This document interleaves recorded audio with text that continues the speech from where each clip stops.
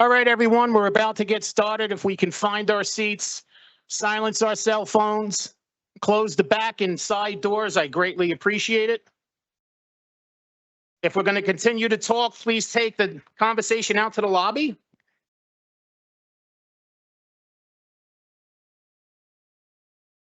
Thank you very much. Good evening, everyone. We are on the record. Today is Wednesday, the 10th day of December in the year 2025. This is a regular meeting of the Jersey City Municipal Council. We had a scheduled 6 p.m. start. The clock on my cell phone is showing 6:09 p.m. May we have a roll call for the commencement of this meeting? Councilperson Ridley. Here. Councilperson Hewlings. Here. Councilperson Baggiano. Councilperson Saleh. Here.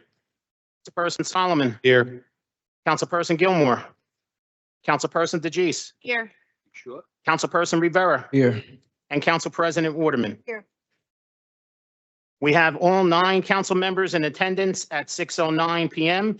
Can we kindly rise for a moment of silence, please?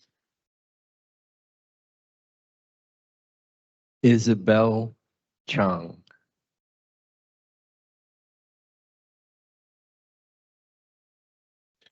Carmine Della Monica. John Wilson from the cemetery on Newark Avenue.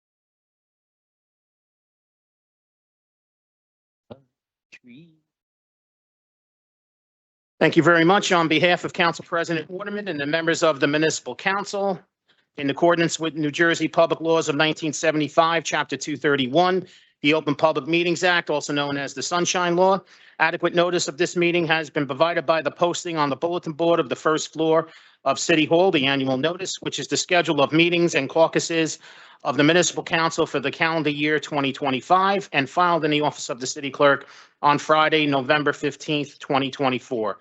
In addition, at its time of its preparation, the agenda of this meeting was similarly disseminated on Friday, December 5th, 2025 at 9:05 p.m. to the mayor, municipal council, business administrator, corporation council, and the newspapers, and posted on the city's website, so I can certify as to our total compliance with the Sunshine Law. Council President, I believe we have a motion, or we're going to have a motion to defer to a resolution that is on the agenda. Motion. Okay, just let me find the resolution first, and I'll take that motion. I know it's Councilperson Rivera that made the motion. Can we do 1051 and 1052? We're going to do both 1051 and 1052. Okay, so it's a motion to defer to items 10.51 and 10.52. Motion was made by Councilperson Rivera. May I have a second? Second. Second by Councilperson Saleh. On the motion to defer to items 10.51 and 10.52, Councilperson Ridley. Aye. Councilperson Hewlings. Aye. Councilperson Baggiano. Aye. Councilperson Saleh. Aye. Councilperson Solomon. Aye. Councilperson Gilmore. Councilperson DeGise. Aye. Councilperson Rivera. Aye. And Council President Waterman. Motion carries 9-0 to defer to items 10.51 and 10.52. Council members, I guess we'll go in the order that they're listed. So we'll start with item 10.51, City Resolution 25-820, which is a resolution recognizing Councilman Baggiano's 50 years of public service with the city of Jersey City and designating the corner of Magnolia and Baldwin Avenue as Richard Baggiano Junction.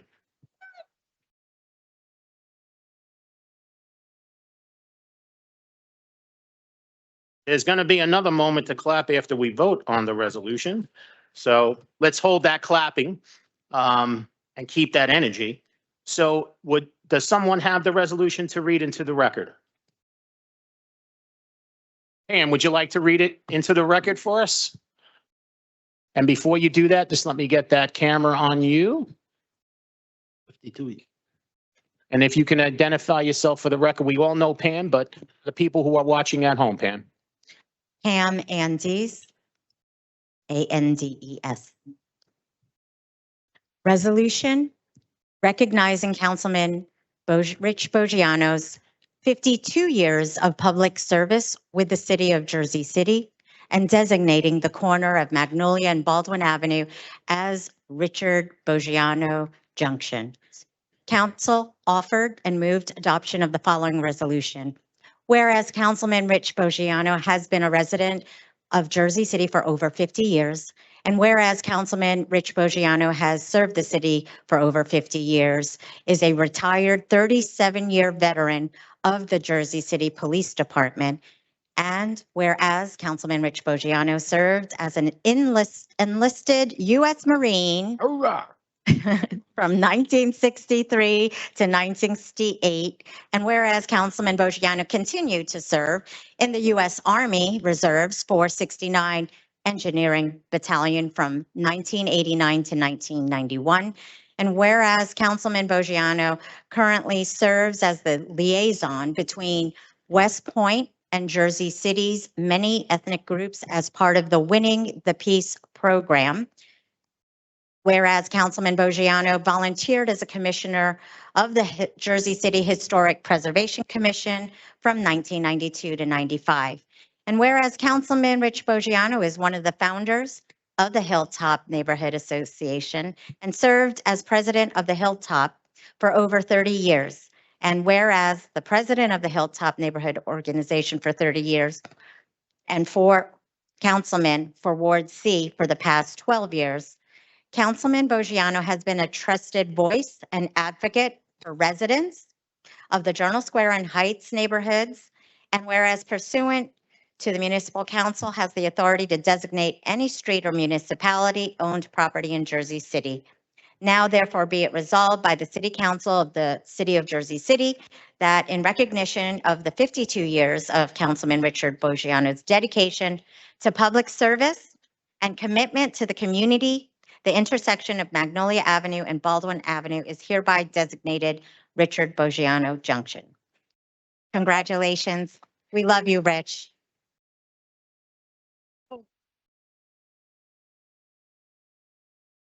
Hey, that was just to read it into the record again. There's going to be another opportunity. All right. I don't know if we should take a vote on this. What do you think? You think we I should agree. table it? I agree. You're going to make a motion to table it? Okay. We need more public input. We need more public input. We need more public meetings, I think.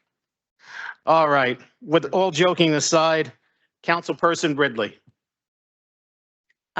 Rich, I just want to say that it has been a pleasure serving on the council with you. We thank you for your dedication and your love for Jersey City. 52 years of service is a very long time. You will be truly missed, but we know that though you're gone from the council, you'll still be a voice in Jersey City. So we'll still see you around, and we are sure that you will still be contacting us and making sure that we're doing what we need to do for Jersey City. We appreciate you. We love you. Thank you for your service. I vote yes. Thank you, Councilperson Hewlings. In my short time here, I was very honored to sit next to my good friend, Rich Bogiano. I vote aye.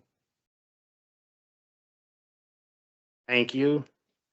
Should we make him recuse himself from this vote?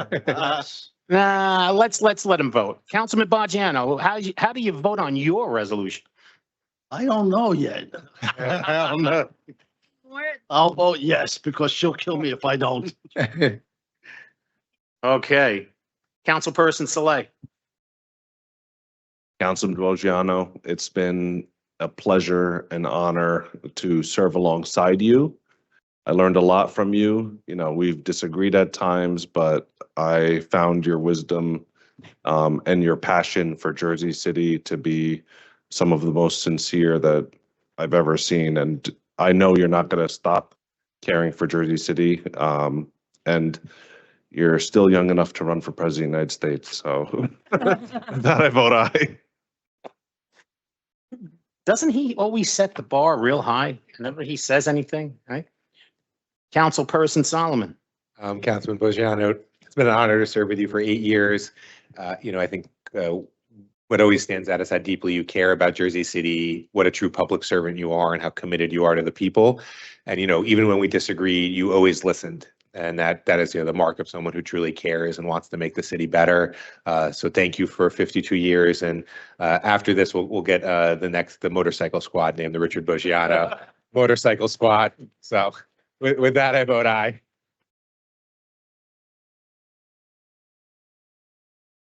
Horses. Yeah, exactly. Oh, God, don't get him started on the horse. Councilman, what about the horses? Yeah. Anyway, Councilperson Gilmore. I just want to say this place is a joke. No, in all honesty, Rich, it was such an honor working with you. Even like outside of the business on the council, 50 years to contribute to anything is something, worth recognizing. I just thank you for your tenacity, your care, your passion. And I see a lot of me in you. When you get upset sometimes it's because you're really passionate about something that you really believe in. It was an honor working with you. You're one of my favorite colleagues up here, man, and I proudly vote aye. Thank you. Councilperson DeGise. My buddy Rich, thank you so, so much, not just for the past 52 years of being a fighter for Jersey City, but being for my buddy here, shaking my chair, grunting. I think it's a missed opportunity that there was not video footage of myself, Maureen, and even when Mira was here controlling the microphone and phone at times. But the comments, stayed with me. But you always showed me different perspectives of things. You showed me how to work with people. You were an immense help in every step of the way here and personally too. I cannot thank you enough for your service, and I will make it my mission to watch and make sure that no smoke shops open up in the vicinity. And there will be no pot city near the Richard Bojano Junction. Proudly vote aye. Councilperson Rivera. And Rich, there's a lot to say here, man. We've been attached to the hip for 12 years. You, Joyce, myself, and I tell you, it's been great. Today you're making Michael Youn smile from heaven. And yeah, man, it's been great working with you. Thank you for the 52 years you gave the city. Thank you for being a United States Marine. I was the one who said hoorah. And I just want to confess, a lot of times it was me that called your phone while we were in the council meeting to make it ring. I always used to blame everybody else, but it was 100% me. I proudly vote aye, Rich. Proud of you. Thank you. And Council President Waterman. Well, Councilman Rich, it's a pleasure to work with you. I worked with you for 12 years. And one thing I know about Rich is compassionate. Even when we come off the dais and we go into the office, he's still going on about what he agreed with or what he disagreed with. And to me, that's showing a sign of leadership and a person who really cares about their community. Even when people didn't agree with you, he always stood his voice. And that's saying something about a person who have conviction about their neighborhood. I know you love the Hilltop. I've heard a lot about it. I've learned about it by you sitting here. You're just a champion more than you can imagine.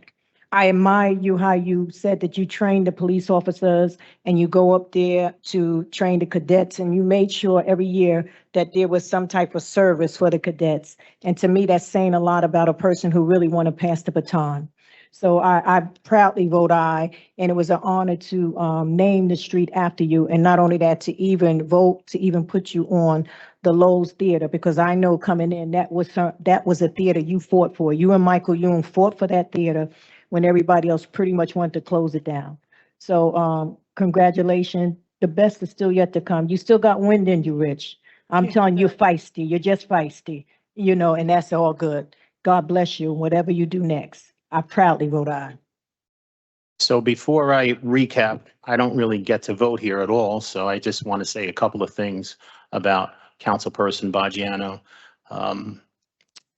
I know Councilman Baggiano since I've been in the clerk's office, that's over 20 years. And I will say, I'm going to miss his tenacity, his lack of putting his mic on during council meetings, having his mic on mute when we did the Teams meetings when we were in the pandemic.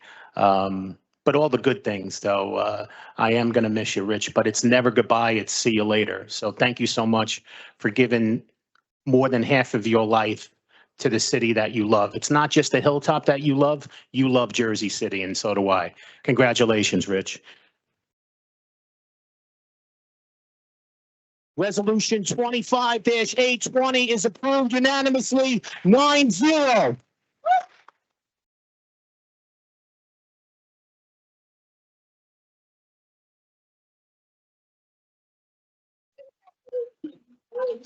You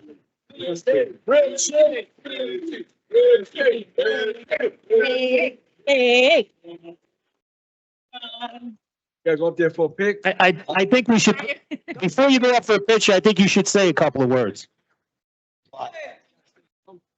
Oh, yeah. And don't say anything ridiculous or absurd. I won't. Your family is here too. Ridiculous. She wants me to say what I really think. I don't think so. I don't. think Wait, so. do I have a mute button? I may be leaving tonight, but I'm still gonna be around. I'm still here for the people of Jersey City, and I always will be. I love this city. And want to see it progress in many ways. And I want to thank this council. I've enjoyed working with everybody here. And I'll tell you the truth, you mentioned Michael Young. And I miss Michael Young, and I looked at his picture tonight hanging on my wall, and I know he's looking down from heaven right now. And so I just want to say thank you to all the people of Jersey City, and you especially. Yeah, I love you. Yeah, I love you. And thank you very much, and I'm proud to have served Jersey City. And as I said, I'm not going anywhere. I'm still going to be around. And if I can help anybody, I'm more than glad to. Thank you very much.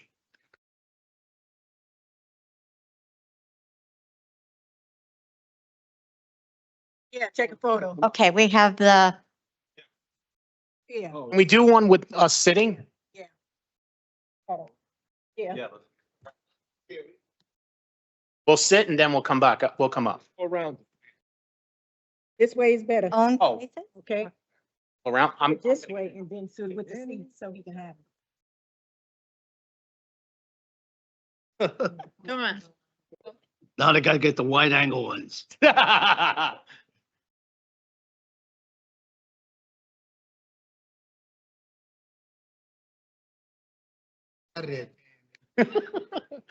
No one knows where to look.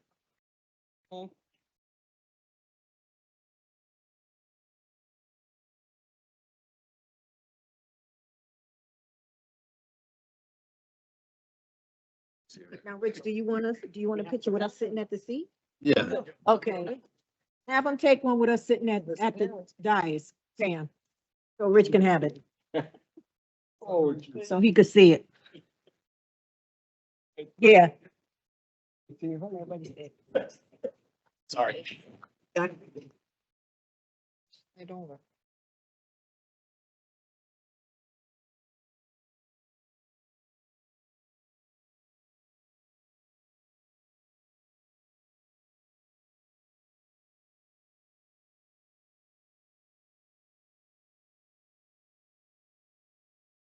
Once again, thank you to everybody. Excellent.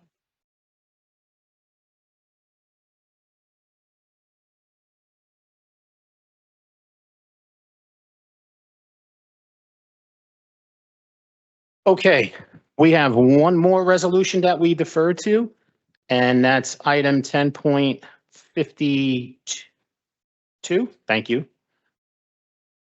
And it's a resolution.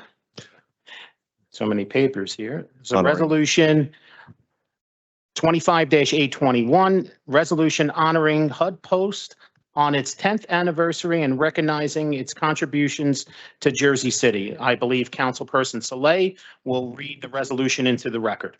Okay. Whereas in 2016, HUD Post was founded by James de los Santos, born in Jersey City with the mission of telling the stories of Hudson County through the eyes of its people. And whereas James de los Santos's personal journey includes early education at Christa McAuliffe School, PS 28, which is in Jersey City Heights, further schooling at Golden Door Charter School in Jersey City, and higher education at New Jersey City University, NJCU in Jersey City. And whereas since its founding, HUD Post has grown into a respected independent media platform built on authenticity, consistency, and a deep connection to the communities of Hudson County, providing residents with local news, cultural narratives, civic engagement, and community reflections. And whereas under the leadership of James de los Santos, HUD Post has become both a news outlet and a community symbol, celebrating the diversity, resiliency, and vibrancy of the region's residents while empowering local voices and storytellers. And whereas through sustained coverage of Jersey City's local businesses, nonprofit organizations, civic matters, community initiatives, and public life, HUD Post has played a valuable role in elevating resident voices, strengthening community awareness, and fostering civic pride. Whereas the publication has earned recognition from outlets such as the New York Times, USA Today, Telemundo, Politico, Metro UK, and Especialito, the latter calling HUD Post a cultural symbol built by and for its people, and noting its efforts to spotlight the best of Hudson County.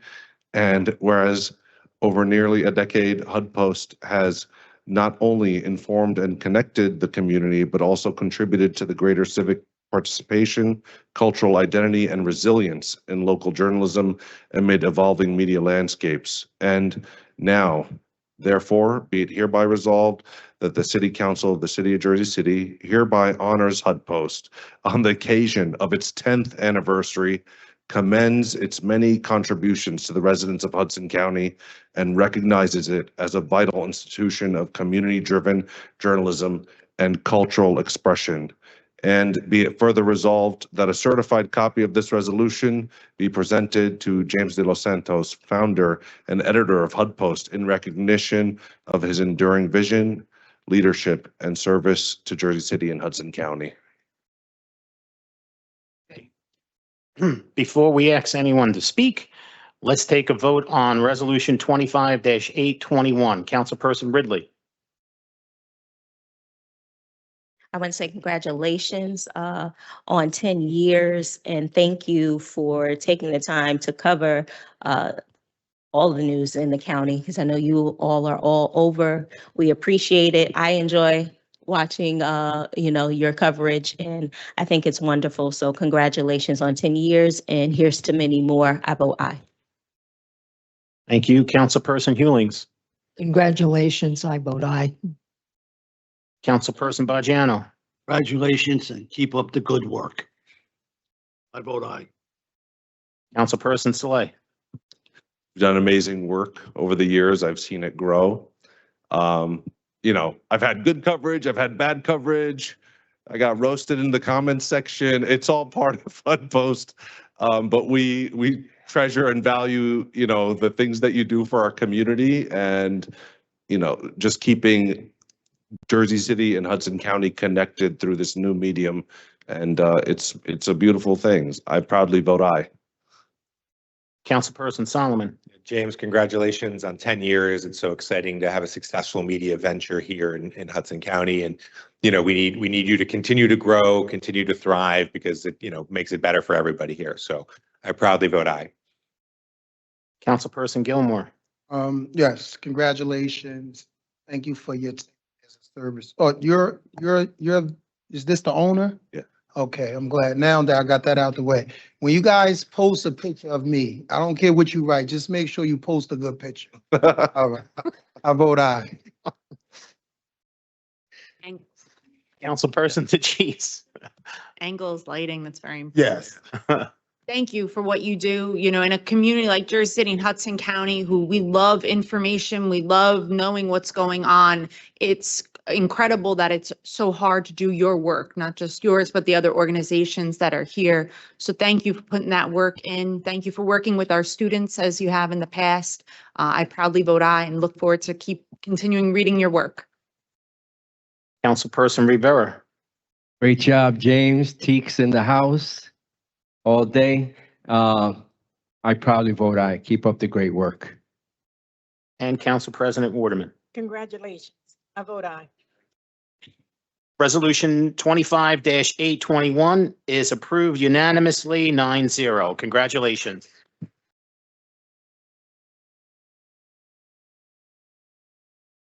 Would you like to say a few words?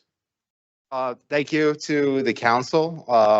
I think that at a time like this where journalism, the business itself is under attack and different forms of government are attacking journalism, I think it's really, really says something about the council to show appreciation for the media, despite some of you may not getting the best coverage and, Frank not getting the best photos up there sometimes. But I really appreciate it, and thank you to the people of Jersey City, because without them, I can't do the coverage I do. It's just you, us, and a few people. So thank you. Before you go, can you just state your name for the record, because for our court? Sure. My name's James De Los Santos. Thank you so much. James, Congratulations. hold on. One second. James, hold on. James. James, hold on. James. Where you Hold going? James. I just had I had one final request, which is when you find a good picture of Frank, you let me know, because I've been waiting 4 years to find one. Thank you. Damn. Wow. Only the mayor-elect can say that, right? Are we going to take a picture with James?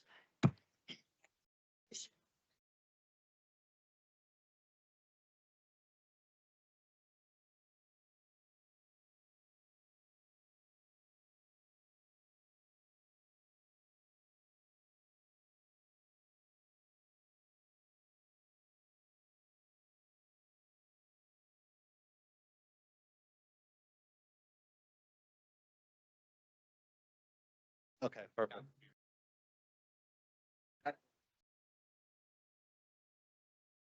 Thank you. Appreciate it. Bye, so nice to meet you. Bye.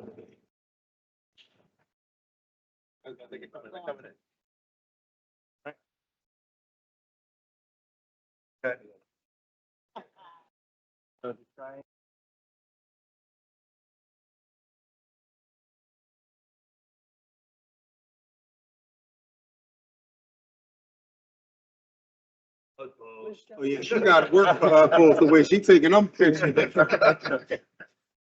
Congratulations, bro. Take care. Good job, man. Thank you. Appreciate it. Thank you.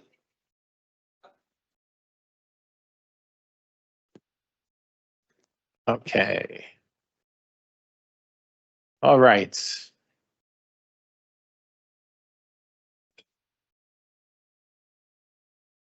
So as we're getting back to our seats, I got a big special birthday shout out to Jordan Cole. Happy birthday, Jordan.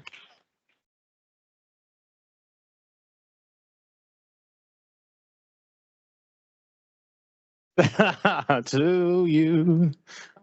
Well, we're not going to sing off key canaries. Since we're talking about birthdays, this is the last meeting before Christmas. So I just want to remind everybody, your clerk is going to be turning a year older on Christmas Day. So not looking for a happy birthday sing along, but just so you know, I share the same kind of month with Jordan. So, and anybody that's born in December, happy birthday to them too. Okay, there are no first reading ordinances. Yay. We're going to move on to our second reading ordinances. First, second reading ordinance is item 4.1, City Ordinance 25-110.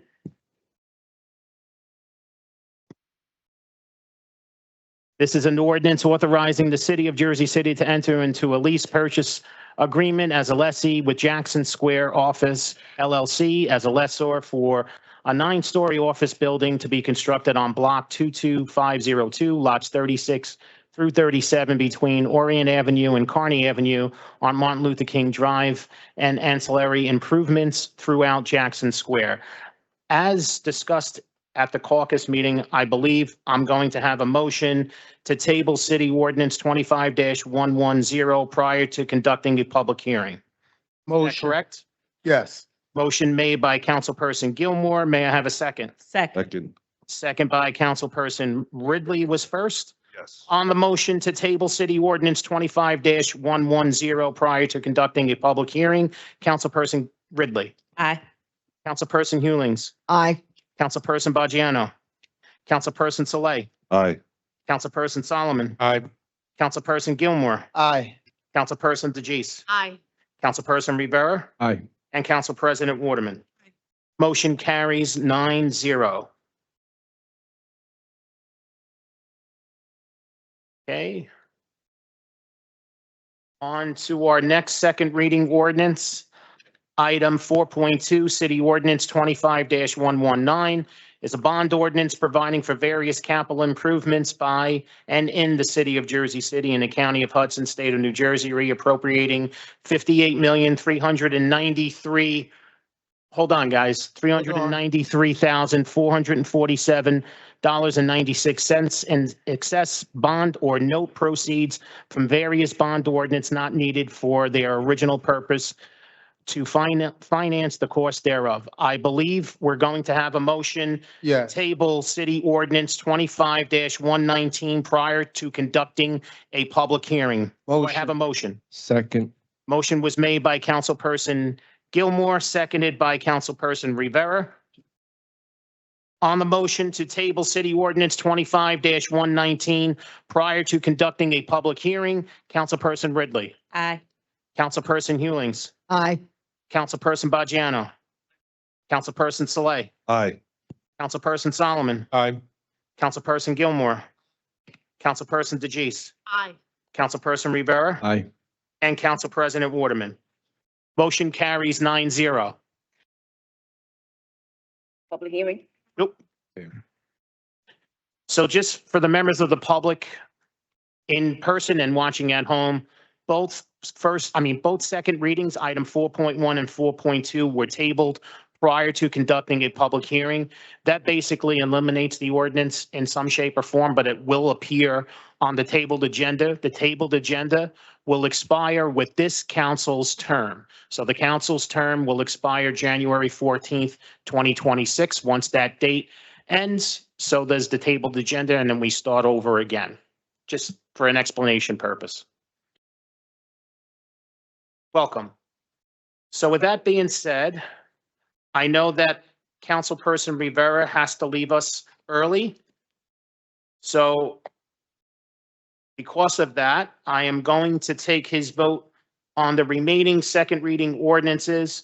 Are we planning on doing anything else with the second reading ordinances that are listed that I shouldn't take his vote on? No, okay, great. All right, so Councilman Rivera, I need your vote on City Ordinance 25-124 Aye. and your vote on City Ordinance 25-127 Aye. and your vote on Ordinance 25-128. Aye.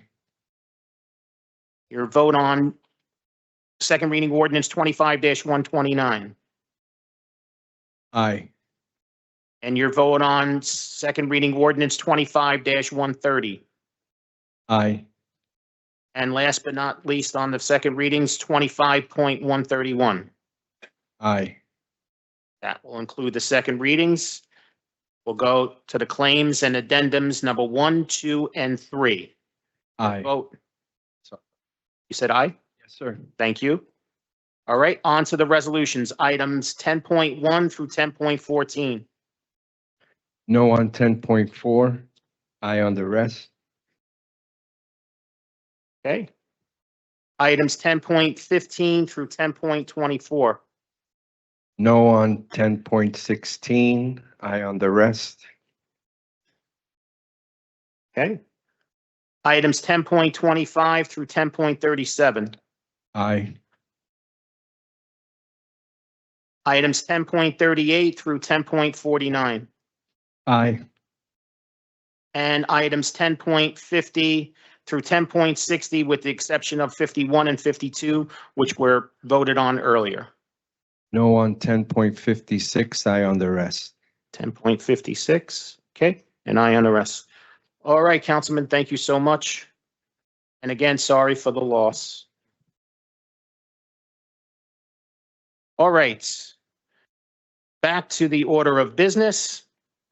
We are now on item 4.3, City Ordinance 25-124. This is a ordinance amending Chapter 345 zoning, Section 52, regarding permitted uses in the medical zone. We have our first speaker. If you can just bear with me 1 second.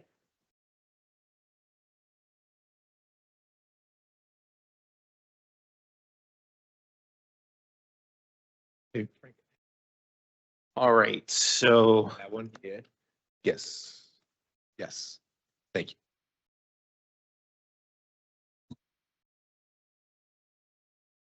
all right. Our first speaker, if you would approach and just state your name for the record. Yes, Edward Perkins. Thank you, Edward. You can start. It's a shame, more than a shame, what has happened to Christ Hospital in our city. Everyone here already knows. How many hospitals do you think we need as a city with the size of the population that we have to survive? I mean, like in a humane fashion, in a just way. This hospital closes down, or even if it decreases its size and its ability to be available as a service for the general public, what will we do? Now, Jersey City Medical Center, what other hospitals do we have? I don't understand how, even understand how we could, how most of this has even happened under his leadership for 12 years. We've been disgusted. We've been reading reports that the staff at the hospital has been lobbying for support. Many members running, many have made it part of the new council. We're there. You've been there for them. This is tragic. This is tragic. We need full support for the hospital, right? The hospital should never, ever be sold to a developer. This land should never be sold to developers to build condos where we can see out across the river and into New York City. It's not a good exchange. A disaster. Find another place where we can build housing, and housing that's affordable for us all, where we don't have to exchange it for a hospital. I'm sick of it. I'm sick of it.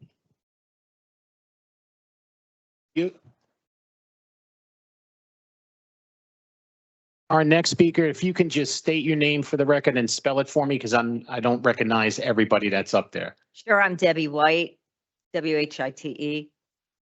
And I am the president of HPAE. Okay, thank you, Debbie. And I have with me a bunch of nurses here, some who used to work at Christ Hospital, some who still do in a limited capacity or a different capacities. We also have petitions signed by, I'm not sure if it's, how many names were on that?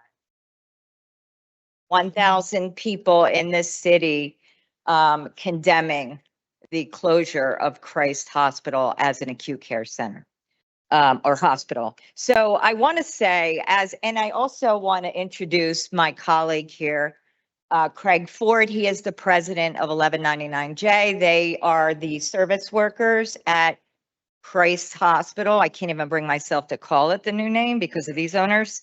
But as I speak to you tonight, hundreds of healthcare workers are without work and the community's without a hospital. The employer did this unilaterally and illegally without the permission of the Department of Health. They did this in violation of contract language, labor law, and yes, we are challenging it on many fronts. They did this in violation of the Warren Act, in violation of ERISA law, in violation of other things as well. And I'm sure the Department of Health is working on this as we speak, but it was done in an impulsive and a very chaotic way, causing a lot of harm to the community. Heights Hospital should remain as an acute care hospital. At the very least, it should have an emergency department, dialysis, mental health beds, addiction treatment, and some inpatient capacity. These units have the highest utilization. After Hudson Regional abruptly shut down the dialysis unit, and this is just a story for you to reflect upon, those dialysis patients had nowhere to go. They showed up in the emergency department. This is how much Hudson Regional, the landowners and the hospital owners care about these patients. These patients showed up in the emergency room without anywhere to get their dialysis done and had to be emergency dialyzed by nurses who had just been laid off. They had to be brought in to dialyze those patients. There were also patients who needed acute care or ICU critical care beds who had to be transferred out, and they continue to do that at this point. Don't let Christ Hospital simply become high-priced condos, please. Force these owners, because they will not do this of their own accord, force them to keep this as an acute care hospital. I urge you, or I appreciate you passing this amendment. Thank you.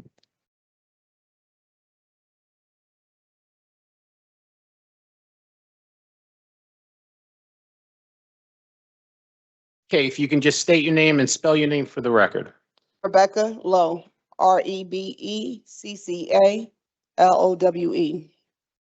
Good evening, Council President Waterman and the members of the Jersey City Council.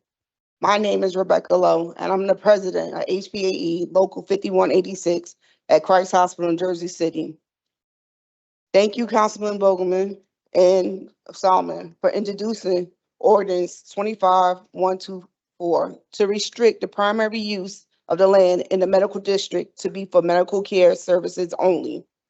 As I speak to you tonight, access to health care for thousands of our fellow Jersey City residents and in the greater community of Hudson County has been greatly compromised because of the crisis created by Hudson Regional Health. After suddenly shutting down all inpatient services at the hospital and just leaving an emergency room, HRH was faced with patients who needed more than just emergency room. That led to the reopening of observation beds, an emergency room, and the dialysis services without adequate staffing. My heart just goes out to the patient and community in general for the hurdles that they now must jump through to receive any care that's in that area. And that's not even saying anything about my colleagues who the rug was callously, unfairly, and illegally pulled out from under them by this employer. I've been providing care to critical care patients at this hospital for over 12 years. When ICU was shut down, I had to make a decision, either leave the hospital and go to another hospital to work at ICU or take a position in Christ ER. I currently work in Christ ER. I stayed to fight for my patients and for the residents of the Heights. So thank you for consideration. I urge you to approve ordinance 25-124 to ensure that the community will continue to have access to medical services in an acute community hospital. Thank you. Do you want the petitions, the signed petitions? Give them.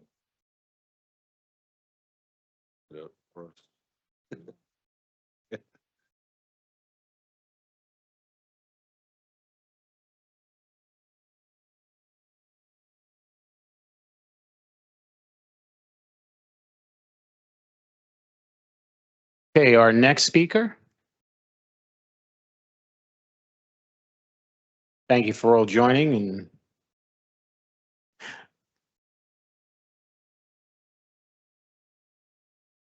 right.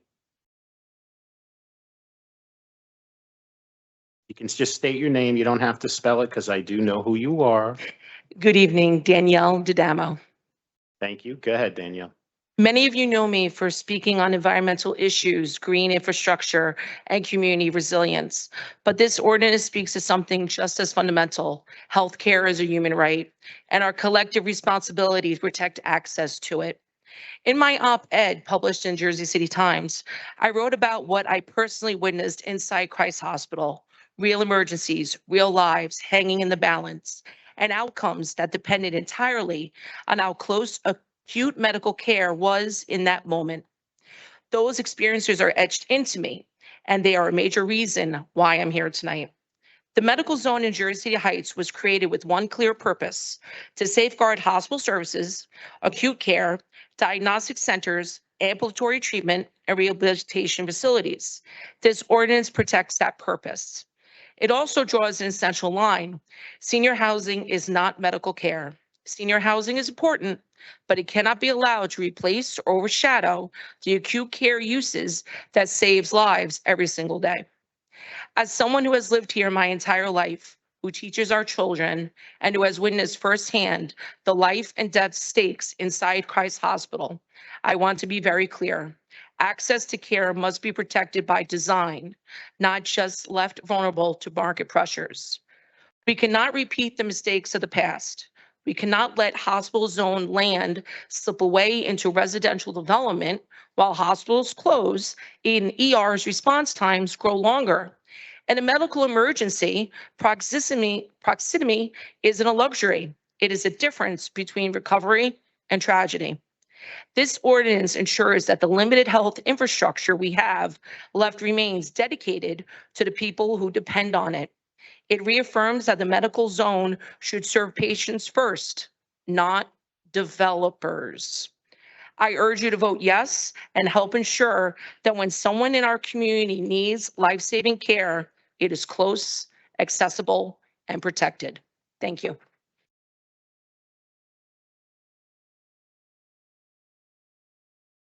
Our next speaker, if you can just state your name and spell your name for the record.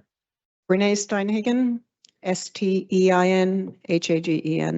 STE. Inhagen. I'm here tonight. I am a Jersey City resident, but I'm speaking in my capacity as Executive Director of New Jersey Appleseed Public Interest Law Center. Over in 2012, we represented in court a group called Save Christ Hospital.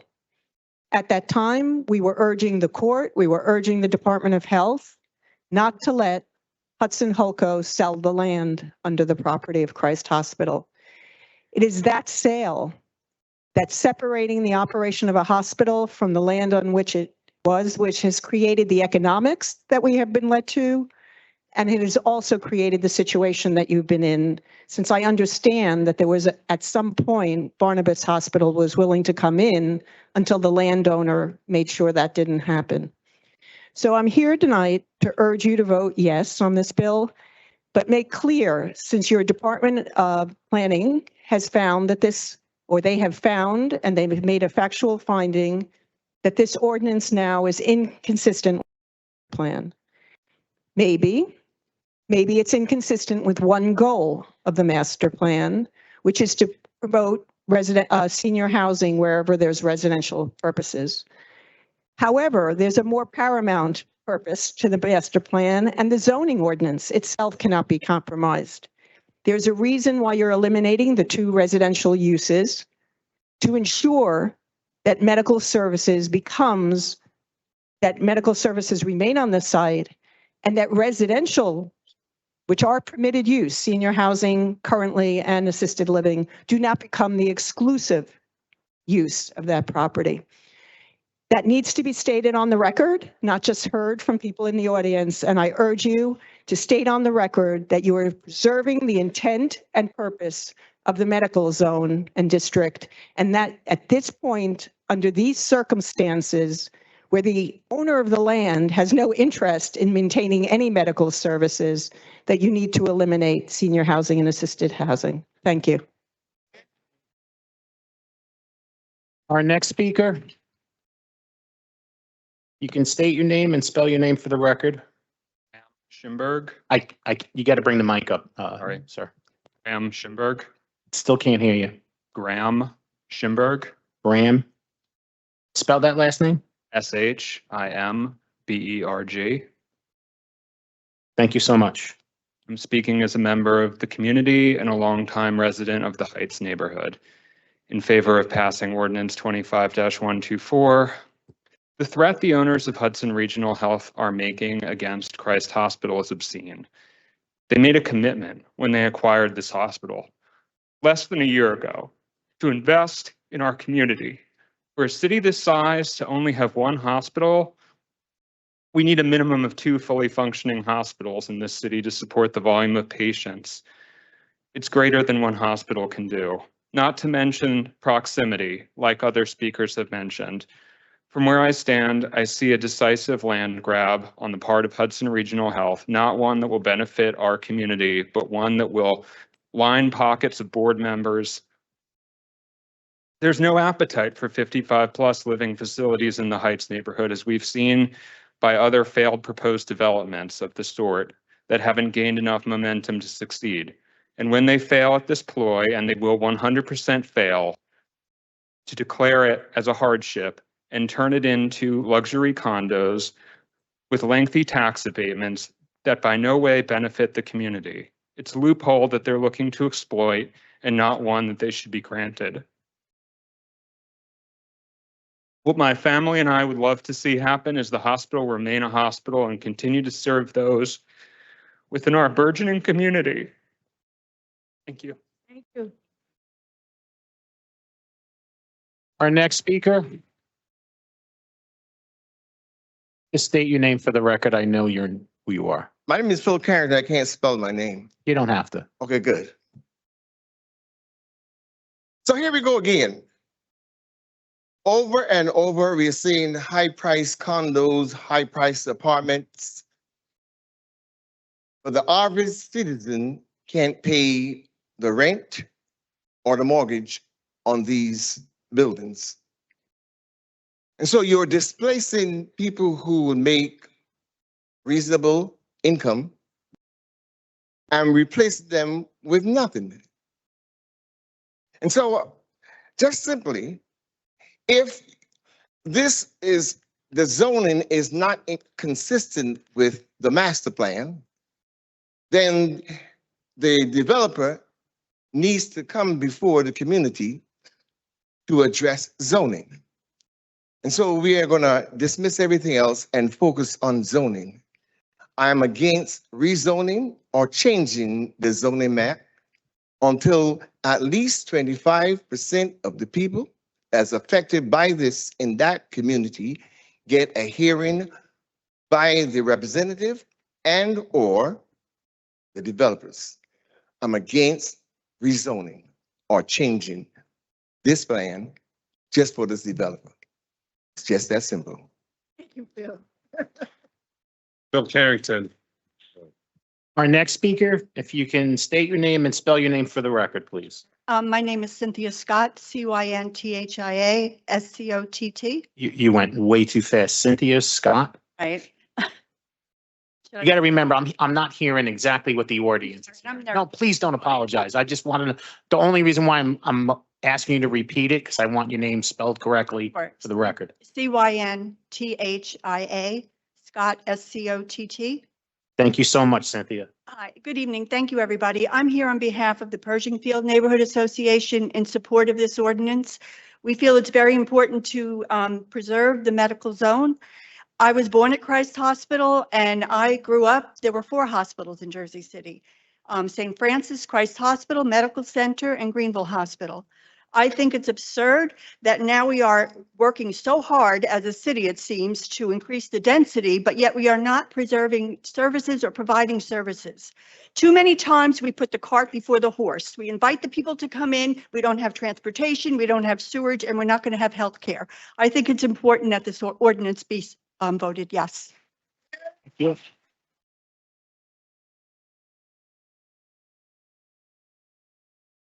If you can just state your name for the record. Hi, yes, my name is Tina Knowles, and yes, I work for Education at Gilmore. I'm just going to say yes. I know they're going to vote yes because we have a new leader that he understands what's going on. I had my son, he's 19 years old. I actually had him at Christ Hospital because Medical Center wouldn't take me because he was breech and he was already 11 pounds. And I remember when I first got out of high school and I was looking for volunteer, Christ Hospital was actually the only hospital that actually reached back to me. So I was able to do my volunteers. I feel like for us to keep continuing to take and make these hospitals apartment is wrong. One of my friends right now live in one of the hospitals, the old medical center. And every day they having problems with that. We already know why they having problems with that because we all know it was a hospital. It wasn't supposed to be an apartment.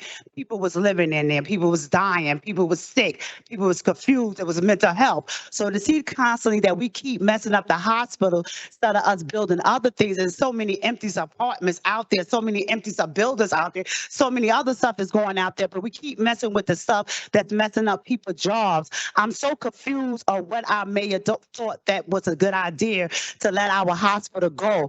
To see that he didn't concern that we only have one hospital in our community and we still haven't even finished with the safety and people still getting shot up. To see that happen, it just show you how he didn't realize we still have homeless going on right now. And y'all making a building that someone can't even afford and stuff like that. My phone call just rung just now. But that's okay, guys, because y'all already know we have new leaders. So meaning by us having new leaders, they're going to understand the mission, meaning that the hospital is not going to close, meaning that's not going to be another apartment, meaning that's going to be a hospital and these people is going to continue to have their job. Thank you, Solomon. Have a good day. Our next speaker. You can state your name for the record. My name's Adrian, Adrian, Ganda, Ghainda. Thank you. So good evening, council members. I'm going to make my comments short and sweet for once. I'm urging every member of the council to vote yes on ordinance 25-124 because we quite frankly need to save Christ Hospital. Christ Hospital was the facility my mom used to remove a tumor from her eye when I was 9 years old. Christ Hospital is where my dad had a procedure to repair a hernia when I was 12 years old. And crazily enough, Christ Hospital is where I went when I shattered my ankle the night before my high school graduation. So Christ Hospital, ironically, is one of two hospitals that Jersey City has. And as we know, Jersey City is the second largest city in the state. And for it to have only two hospitals pretty much shows that we really need to invest more in the healthcare and improving the quality of life of Jersey City's residents. So voting against this ordinance just drastically affects the quality of life any resident would have. And at the very least, we just need to preserve this land to ensure that we have a functioning medical facility to replace what was Christ Hospital. We can't let this land be used for anything otherwise. Thank you. Our next speaker, if you can just state your name for the record. Good evening, Michael Griffin. Thank you, Michael. I come from a community of displacement, but to come here and talk about patients being displaced is ridiculous. My grandmother, her hospital of choice was Christ Hospital. My grandmother passed when she was 92 years old. She lived a long life, and I would like to thank the staff of Christ Hospital for that. And these people, these are our folks, right? And not only are they our folks, the patients are our folks, and we can't turn our backs on them. We can turn our backs on the developer, but we can't turn our backs on them. So please vote yes on this ordinance, and let's get it done.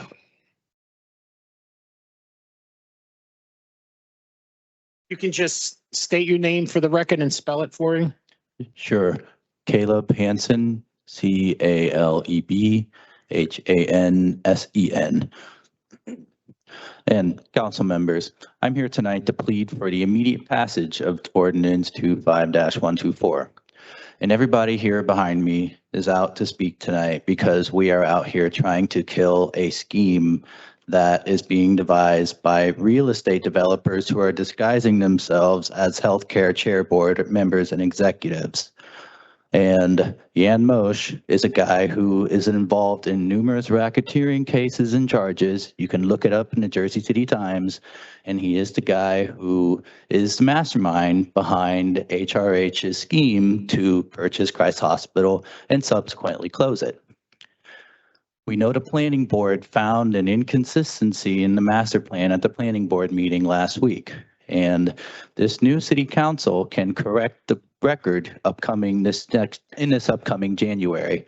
And we cannot leave this site where Christ Hospital rests to be unprotected for even one more month while HRH is currently maneuvering in the shadows, trying to shut down a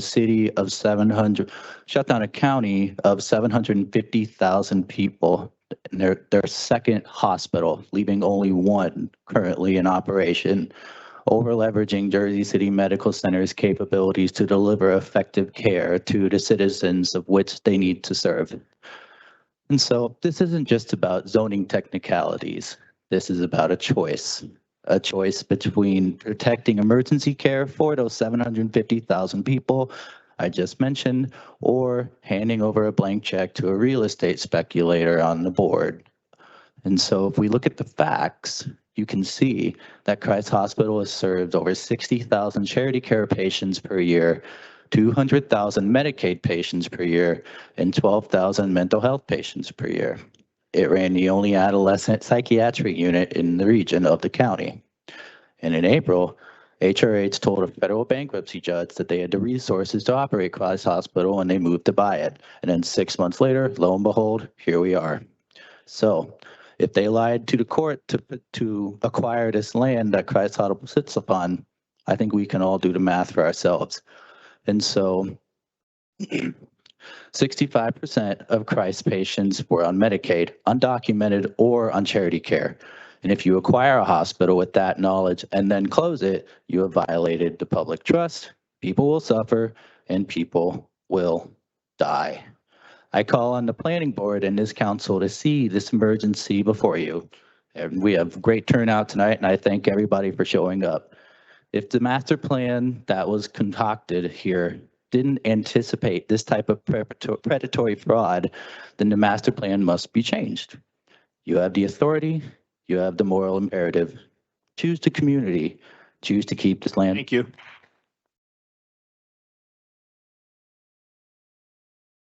You can state your name for the record. Good evening. My name's Shannon Ray. I'm speaking in support of this ordinance. I am a nurse of almost 30 years, a previous Nurse of the Year winner. Being a nurse is such a huge part of my identity, and I've seen firsthand hospitals are an integral, vital part of a community, doing so much more than just providing direct patient care.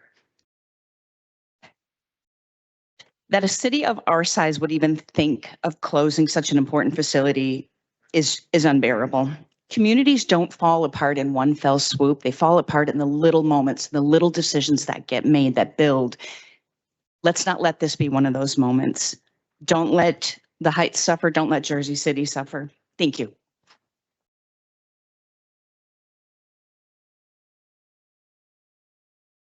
You can just state your name for the record. Essence Kelly speaking. Well, first and foremost, thank you guys for your service. I understand some of y'all was y'all last night. Just wanted to say that. As far as I just want to speak from two different points of views.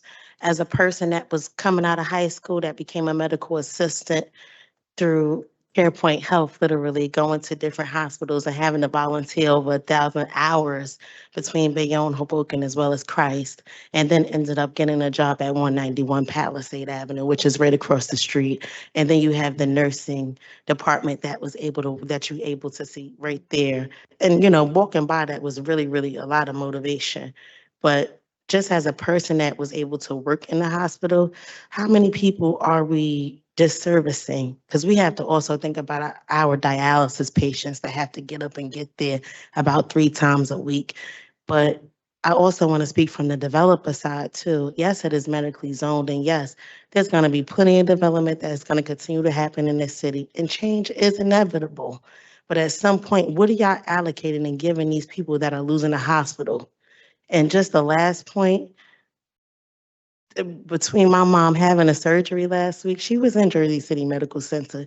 You know where she had to do her recovery at? Right in the emergency room, because it's overstaffed, overworked, underpaid people. So what are you really saying? At least come through with something to give them back, at least an emergency room or something. Make it make sense. Don't just allocate something just for residential. And yes, it is for seniors, but it should allocate everyone. Thank you. Next speaker, if you can state your name and spell your name for the record. Liam, Liam, Paiva, Paiva hyphen ACOSTA.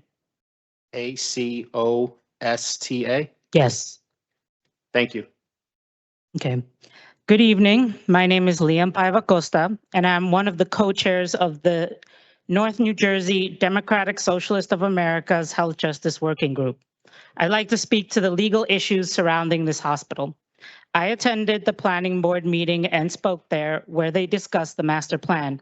They made it very clear that the council has the legal authority to override the master plan as long as you put your reason for doing so on the record, that the intention, the spirit of the master plan was to preserve the medical zone for medical purposes, and redevelopment of the land into 2,200 luxury condos does not serve that purpose, senior housing or not. Additionally, nothing is stopping the council from passing a new ordinance consistent with the master plan in 2026 if there are legal concerns with this ordinance. The most important thing is to stop the redevelopment. Once the hospital is torn down, it will be much harder to rebuild it compared to preserving the hospital we already have. In the future, I envision Christ Hospital as a public hospital under a Hudson County Hospital Authority as a result of the use of eminent domain, something my working group will fight tirelessly to see come to pass. Ladies and gentlemen, people will die if this hospital remains closed. Pass this ordinance and keep the blood of thousands of your constituents off your hands. Thank you. Our next speaker, if you can state your name and spell your name for the record. Sure. Morgane DeLeonardis, Morgaine. Last name DE space capital LEONARDIS.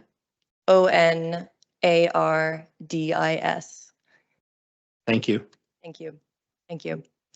Thank you, council, and thank you, everybody here tonight. I was born at Christ Hospital. My mother worked there for 48 years and was forced into retirement this past November when her unit closed overnight. She told me this morning, without a doubt, that as we already know and heard, that if this hospital closes, the people of our city are going to die. We need it to stay the way it is, and we need not only an emergency room, she was telling me today, but specialized units to take care of our people. Somebody has already died because they couldn't make it to Hoboken in time because there was no specialized care in a month. So there's not much more to say. I think you know what the right thing to do is, and we thank you for your service and thank you for your time. Next speaker, you could just state your name for the record. Esther Wintner. Just bring the mic down, Esther. There you go. Esther Wintner. Very good. So I think it goes without saying that this is, just a tragedy, which of what has happened. So with repeating everything that's been said, I feel that we need to talk about the elephant in the room. It is public information and record that our mayor received contributions from people that had financial interest in this building, this development, this hospital. We have Moshe, Garapali, Eisenreich. I don't know what kind of, if there was a quid pro quo, what went on, but Mayor-elect Solomon, I think that once you take office with the force of the city to request an investigation, maybe with the Attorney General, to find out exactly what happened here. Because people, I mean, we've just heard, people, aside from people losing their jobs, they've lost their lives.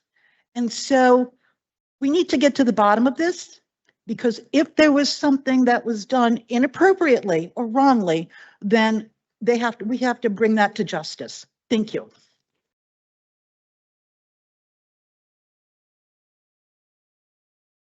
Next speaker, if you can just state your name and spell your name for me. My name is Diana Crowder, Crowder. I am a retired HPAE member. I worked at UMDNJ before it became Rutgers. So having worked in a hospital, to come to this time in my life and to realize that if something happens to me, a stroke, a heart attack, there'll be only one place to go, and hopefully I'll be close to it. So I also want to reiterate, I'm looking forward to the new leadership. I canvassed for the new leadership. I don't want to repeat what's already been said, but I do want to point out, we keep talking about our families and the residents of Jersey City, but I want to look at you. You may need that Christ Hospital. You may be hit by a truck as you walk out of here tonight. Yeah, I'm concerned about your health. We're all in that light, we're all the same, right? We're all equal. That equalizes us. We don't know when a heart attack or a health incident is coming. So please, when you vote, think about us, but think about yourselves and your families. Thank you. Our next speaker. Yvonne Bolser. Thank you. While I am for keeping the hospital, I want to go back to why this happened. In 1986, when Ronald Reagan was president, he passed a law that's saying hospitals that receive Medicare cannot turn away a patient. Now that sounds really good. It sounds really great. But what happened is when you can't turn away patients who can't pay, you still got to pay your staff. And when St. Francis Hospital closed, they wrote a very good article in the New York Times, which I'm sorry I don't have in front of me, but I still remember it. They begged the state of New York for $2 billion because they said, we have these immigrants and they're not paying. We need your help. And the state said no. And they owed $2 billion. They couldn't pay their staff. And so we want, quote, we believe in no borders and things like that. It's consequences to that kind of mentality. I have seen in my lifetime living in Jersey City, the Fairmont Hospital closed, the Jewish Hospital closed, St. Francis closed, which they weren't doing bad. Their land was very valuable. And Christ Hospital closed. So, I want to see that hospital remain open. Family members of my family went there. But there is a reason why hospitals across the United States are closing, or they become pro-profit, like Bayonne Hospital, where you have an emergency, they'll stop the bleeding, but they won't treat the patients. So somewhere along the line of, we accept everyone, we want everyone here, it's a reason why we don't have hospitals. Thank you very much. Yvonne, it's good seeing you back. This is still a public hearing. Any member of the public wishing to be heard, please state your name for the record and spell it for me, please. Kathleen DeLeonardis, DeLeonardis.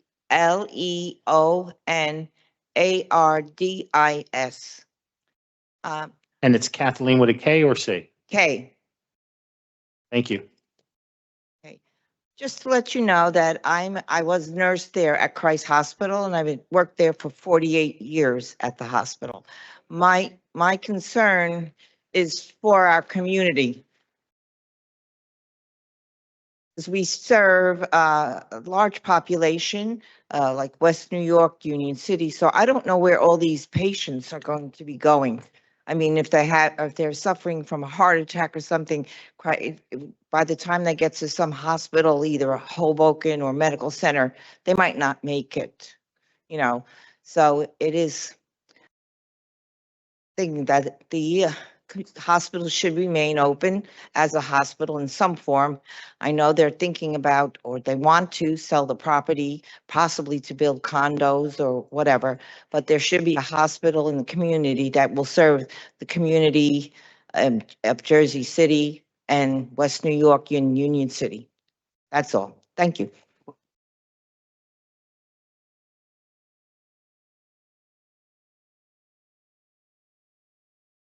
You know what? Shame on us. I'm 77 years old. I was born into Margaret Hay. My sister that passed was one of the first babies born in the medical center at Margaret Hay 93 years ago.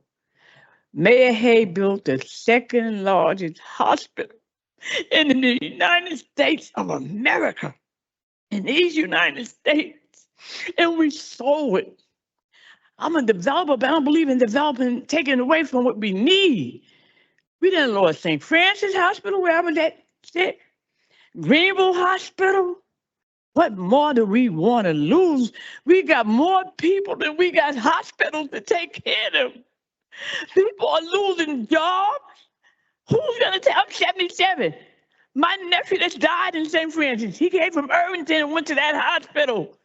Christ Hospital, I mean. And they took good care of him.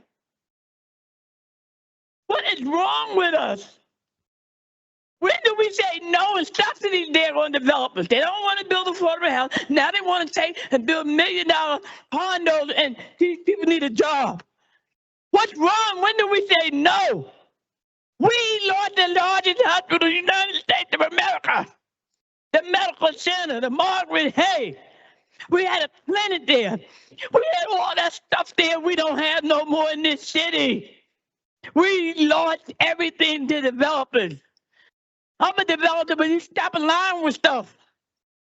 You gotta say no sometimes. This is not right to people in Jersey City. We get sick in here tonight. Where we going? Number emergency room up there? We got nothing downtown no more. We got nothing in Greenville no more. And the medical center can't take care of 10 good people. What's wrong with us? When do we say no? Let's start this new year off right. Tell them to go build on the waterfront. Tell them to take some mud and throw it out there like they did downtown years ago here. Don't let them do that. We need to build that hospital instead of tearing it down. We need to make the developers and whoever up there at Christ Hospital build it back up. Look what they did to the medical center. Look at the medical center, what they took from us and what they put back. We ain't got no place to go no more. We got to go to Bayonne or Hoboken. Come on, y'all. Let's do better. Our next speaker, if you can state your name for the record. Good evening. My name is Karen Bonopan. Do you need it spelled? No. She's right. What's wrong with us? What I can tell you is what's not wrong with us. It's not the immigrants. Immigrants work in the hospital. They're doctors, they're nurses, you can't blame it on immigrants. I just had to get up and talk about this because I wasn't even planning on talking, but that is not what's wrong. What's wrong is that the system is so bad that people cannot pay healthcare, so they have to go without healthcare, whether they're immigrants or not. There's a lot of people, that can't pay healthcare. So yes, please do something about keeping the hospital open, not just for ER, and regarding housing for senior citizens. That's a loophole. I mean, because in about a couple of years, I'm a senior citizen, so You can give it to anybody, so definitely do not do that. I believe it was taken out of the ordinance, so that's a good thing. Thank you. This is still a public hearing on City Ordinance 25-124. Any member of the public still wishing to be heard, please come up to the podium and state your name for the record. I have a motion to close the public hearing. Are Second. you coming up to speak, ma'am? Okay. There's anyone else? My name is Ruth. Hold on, because I did call for a motion to close the public hearing.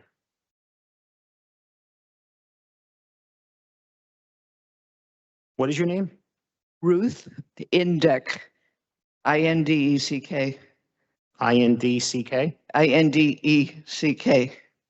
Thank you. I'd like to second what all these other people have been saying about passing the zoning ordinance.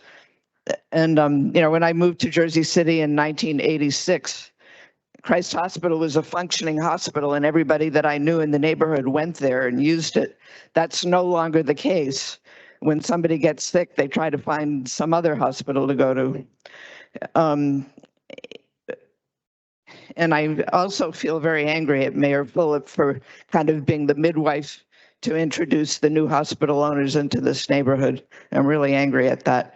And what I would like is a commitment from the new people that are going to be on the council, especially Mayor-elect Solomon, to do something beyond just passing this ordinance, the zoning ordinance. Will you commit yourself to doing something to actually finding a real hospital to take it over? Is that something that you're planning on doing? Thank you.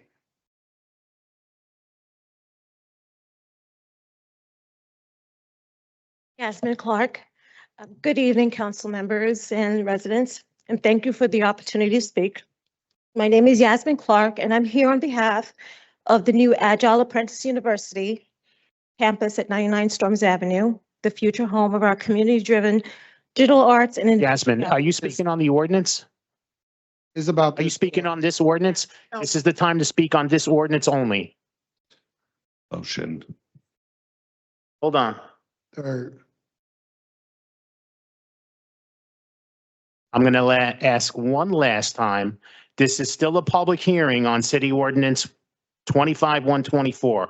Are there any other public speakers wishing to be heard on this ordinance? Motion. Hearing none. Motion to close the public hearing on City Ordinance 25-124 was made by Councilperson. Slay. Are we speaking on the ordinance? Yes, 4.4. I mean, Closed it. I don't understand. It's 4.3. We on 4.3. When I'm in the middle of a motion, I'm taking it. I'm not stopping the motion. From now on, I'm not stopping. So who made that motion? That was Councilperson Saleh? Yeah. Seconded by Council President Waterman. On the motion to close the public hearing on City Ordinance 25-124, Councilperson Ridley. Aye. Councilperson Hewlings. Aye. Councilperson Baggiano. Aye. Councilperson Saleh. Aye. Councilperson Solomon. Aye. Councilperson Gilmore. Aye. Councilperson DeGise. Aye. Councilperson Rivera. I That's think he right. did his. Sorry. I won't mention his name again.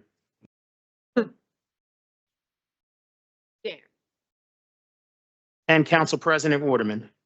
Motion carries 8-0, well, with Councilperson Rivera absent. For final consideration. I thought he voted on it, right? Well, he would not, that's, so before, just as a sponsor, guys, read something into the record. Sure. Okay. Yeah. So I'm one of the co-sponsors of the ordinance with Councilman Boggiano, and I just wanted to read this into the record in response to the planning board. The council understand the planning board and staff's intent in the recommendations and believes the recommendations are in line with the master plan. However, under the current circumstances, the city council must take steps to ensure that the original purpose and intent of the medical district is satisfied and that the zoning ordinance is not compromised.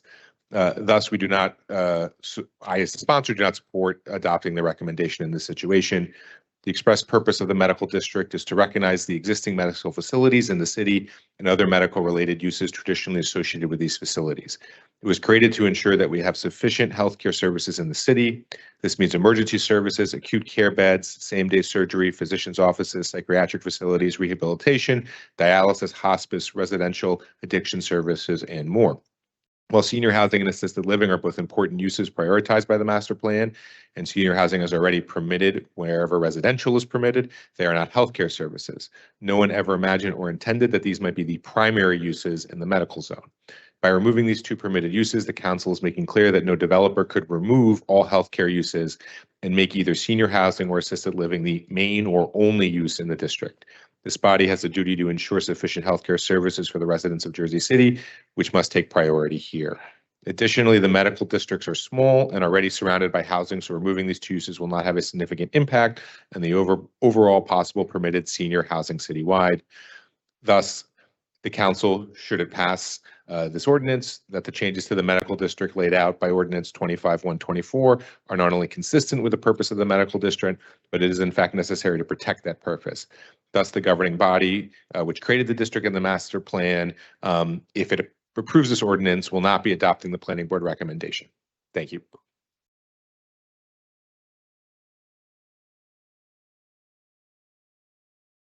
For final consideration and adoption of City Ordinance 25-124, Councilperson Ridley.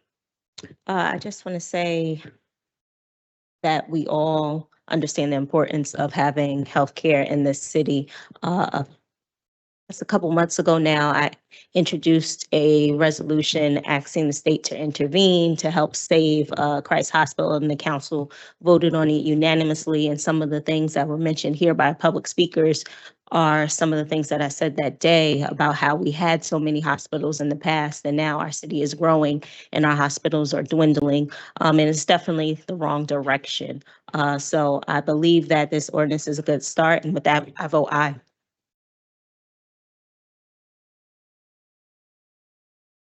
Councilperson Hewlings. Aye. Councilperson Baggiano. I just want to say I've been involved in this issue from the beginning, and I want to thank Linda from the Box Cafe, Norris from the Palisade organization, and others from that organization. The reason I've been so concerned about this is because this hospital saved my life shortly after 9/11. And if it wasn't for the hospital, I probably wouldn't be here today. I just also want to let you know, I spoke to the governor about this, Governor Murphy. I spoke to other people, and I thought surely something would be done, but evidently nothing has been done. And I think it's a damn disgrace that this hospital is closing. We used to have 5 hospitals in Jersey City.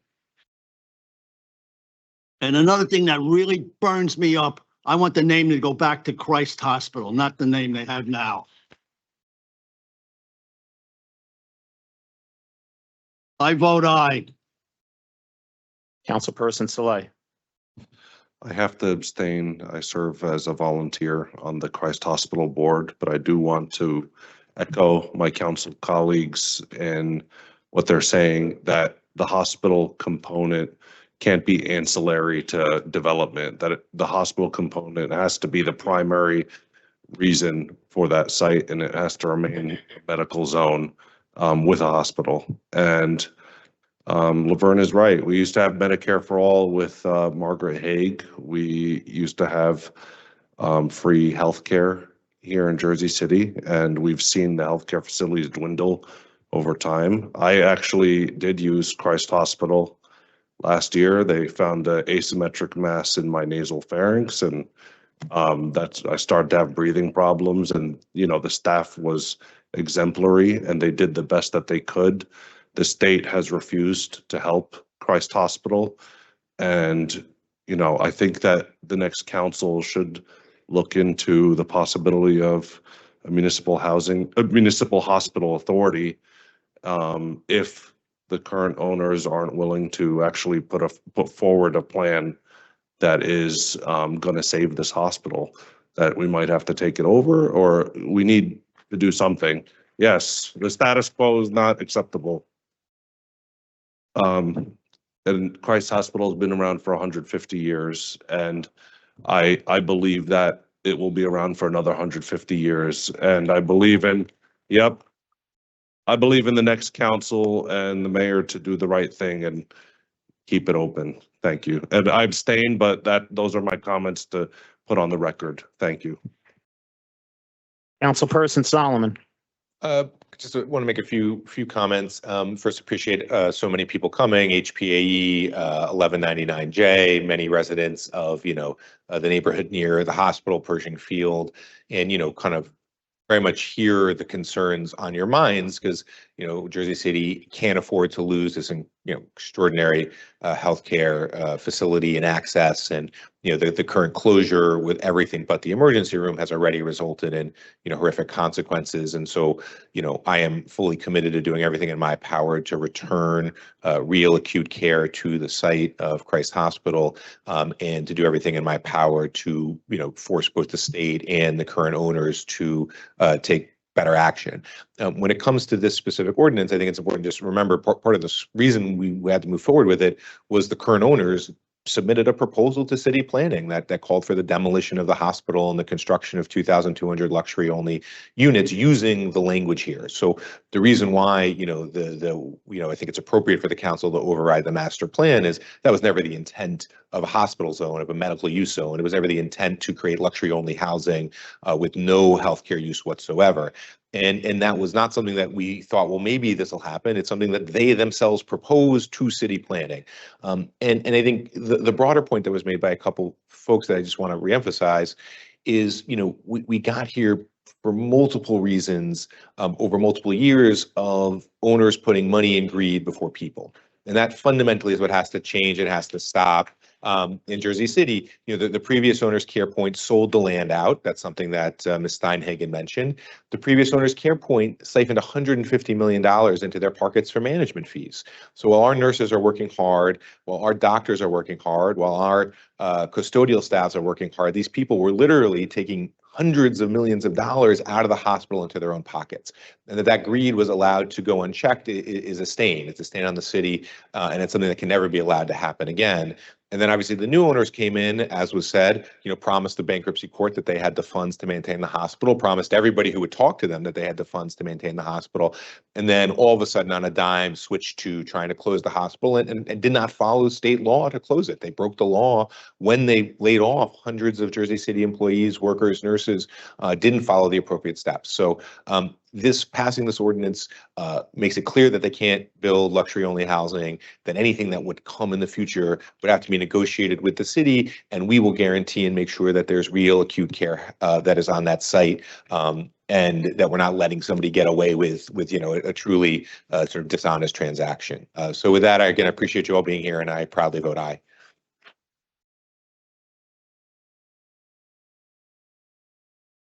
Councilperson Gilmore. I just want to thank everyone for coming out, voicing their concerns, which is extremely problematic for me. And this is essentially what happens when you open up the floodgates. I just can't understand, for the sake of sheer math, why would you think a city that has more people need less medical care facilities? I just don't understand how that works. I vividly recall us advocating some years ago for Greenville to stay open. And I also vividly recall standing on MLK 12:30 in the morning after the individual was wounded by gunfire, and the EMT had to rush to shoot him all the way across town because Greenville was closed down. We need to really look at how we put ourselves at a disadvantage for the almighty dollar. Because like one of the speakers said, think about your own life. What if we're at a meeting in the Heights and something happened to us and we need immediate medical care? You think emergency, your body is gonna say, oh, wait till they get to Hoboken Hospital, or wait till they get to the medical center all the way across town. So I think we need to go beyond the legislation and really work with the state powers to ensure that we're doing literally everything humanly possible to ensure that the city have adequate medical facilities for our residents. So I vote aye, and I thank the bill sponsors as well.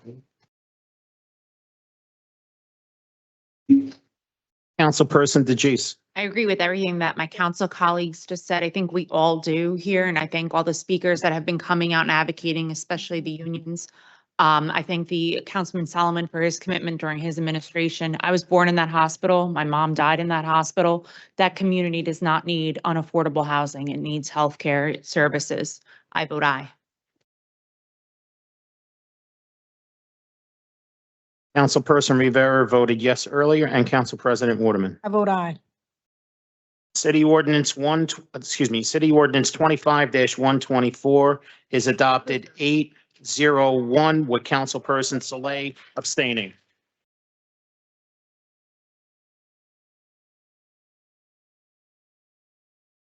Our next second reading ordinance, item 4.4, City Ordinance 25-127, is an ordinance amending Chapter A350 Council Rules of Order. This is a public hearing on this ordinance. Any member of the public wishing to be heard, please come up to the podium and state your name for the record.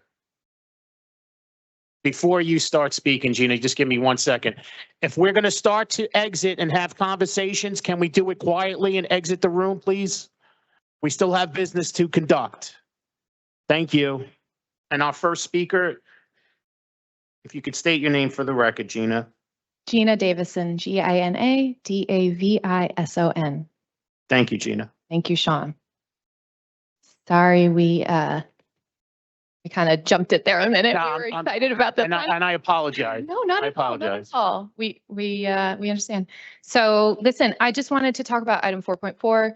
I wanted to make absolute sure that we are continuing to require physical attendance from our council people. Yes. That this is just a digital. Okay, that's wonderful, because So it's very important to us that they still be present to hear public comments. 100%. The electronic thing that we were talking about in the change is the ability to vote electronically. So instead of me calling for a roll call, they would be able to vote all at once.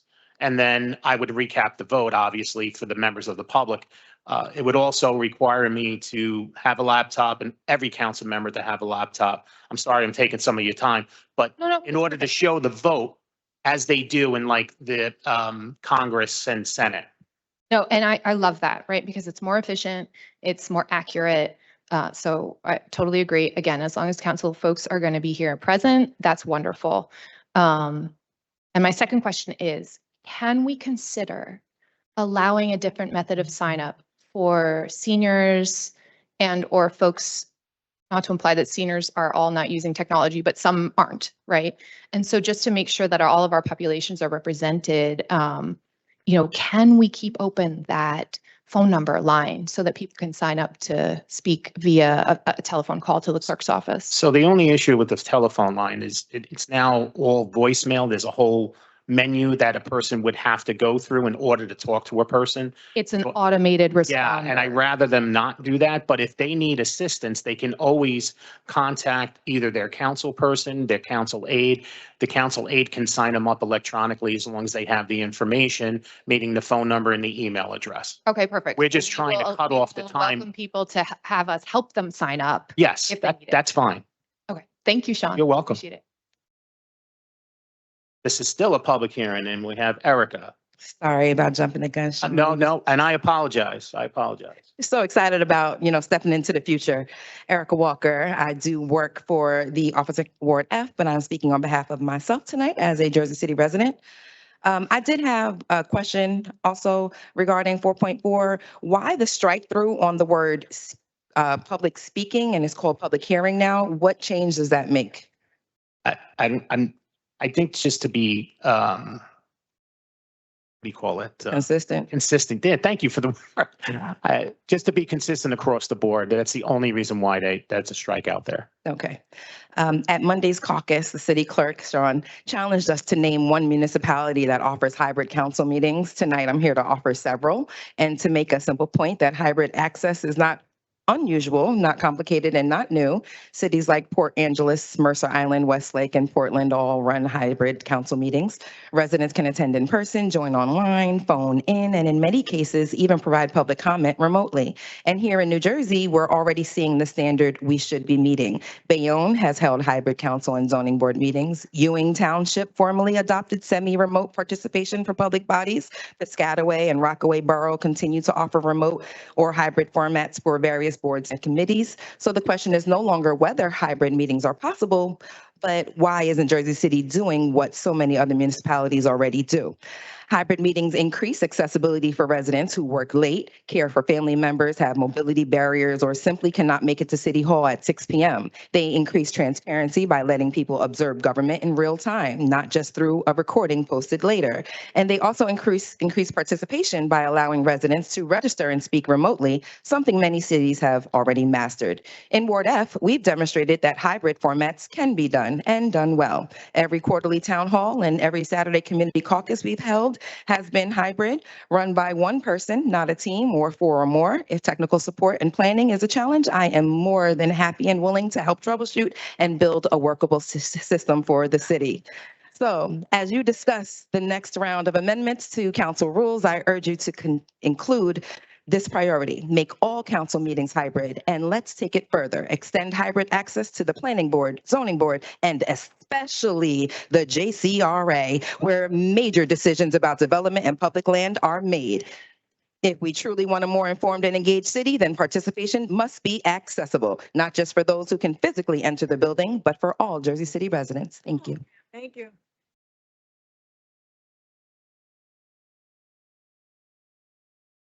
This is still a public hearing on City Ordinance 25-127. Do we have any member of the public wishing to be heard? Motion. Second. We have a motion to close the public hearing on City Ordinance 25-127 by Councilperson Gilmore. Can you help me with the second, please? Second. Councilperson Saleh, thank you. On the motion to close the public hearing on City Ordinance 25-127, Councilperson Ridley. Aye. Councilperson Hewlings. Aye. Councilperson Bajano. Aye. Councilperson Saleh. Aye. Councilperson Solomon. Aye. Councilperson Gilmore. Aye. Councilperson DeJeece. And Council President Waterman. Motion carries 8-0 to close the public hearing on City Ordinance 25-127. For final consideration and adoption of City Ordinance 25-127, Councilperson Ridley. Aye. Councilperson Hewlings. Aye. Councilperson Bajano. Aye. Councilperson Saleh. Sorry, I'm gonna vote aye. I do believe it should be hybrid, but, we'll let the next council figure that out. I vote aye. Councilperson Solomon. Aye. Councilperson Gilmore. Aye. Councilperson DeJeece. Councilperson Rivera voted earlier, and Council President Waterman. City Ordinance 25-127 is adopted unanimously 9-0. On to our next second reading ordinance, item 4.5, City Ordinance 25-128 is an ordinance supplementing Chapter 332, Vehicles and Traffic, Article 3, Parking, Standing, Stopping, amending Section 332-22, Parking Prohibited at all times along Steuben Street between Warren Street and Washington Street. This is a public hearing on this ordinance. Any member of the public wishing to be heard, please come up to the podium, state your name for the record, and spell your name for the record.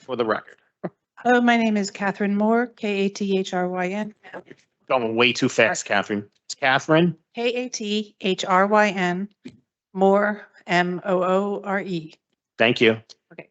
I'm actually the person that asked for this ordinance to be set because a clerical error happened about 2 or 3 months ago, and our parking on Steuben all of a sudden disappeared. Many people in our neighborhood have received violations for parking there, but it was an error. Maybe 20, 30 years ago, it used to be no parking, but when somebody changed some signs on the block, they saw that it was still in the record and put new signs up unbeknownst to anybody. And we're now getting this fixed, which I think is fantastic, but I think the signs should come down immediately. So then our neighborhood can have people parking once again. And when the signs get returned, we would like that to happen as soon as possible. And just put a priority on this because it's a full block of parking downtown and we really need those spots. And I don't know if there's any relief for the people that received tickets at that time when those new signs came up, but it would be nice if there was an excuse that they could bring to court to have relief from signs that should not have been up. Anyway, that's it. Thank you. Thank you. This is still a public hearing on City Ordinance 25-128. And your name? Jay Barksdale, Jaybarksdale. B-A-R. KSDALE.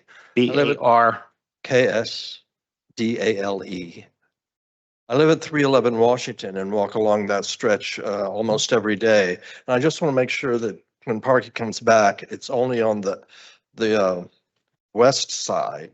Is that the right side? Yeah, not on the east side, which is the empty parking lot, which alas, and that's another issue, but not on both sides of the street. Okay, thanks. This is still a public hearing on City Ordinance 25-128.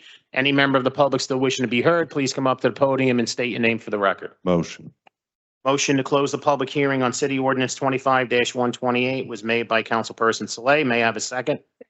Second by Council President Waterman. On the motion to close the public hearing on City Ordinance 25-128, Councilperson Ridley. Aye. Councilperson Hewlings. Aye. Councilperson Baggiano. Aye. Councilperson Saleh. Aye. Councilperson Solomon. Aye. Councilperson Gilmore. Aye. Councilperson DeJeece. And Council President Waterman.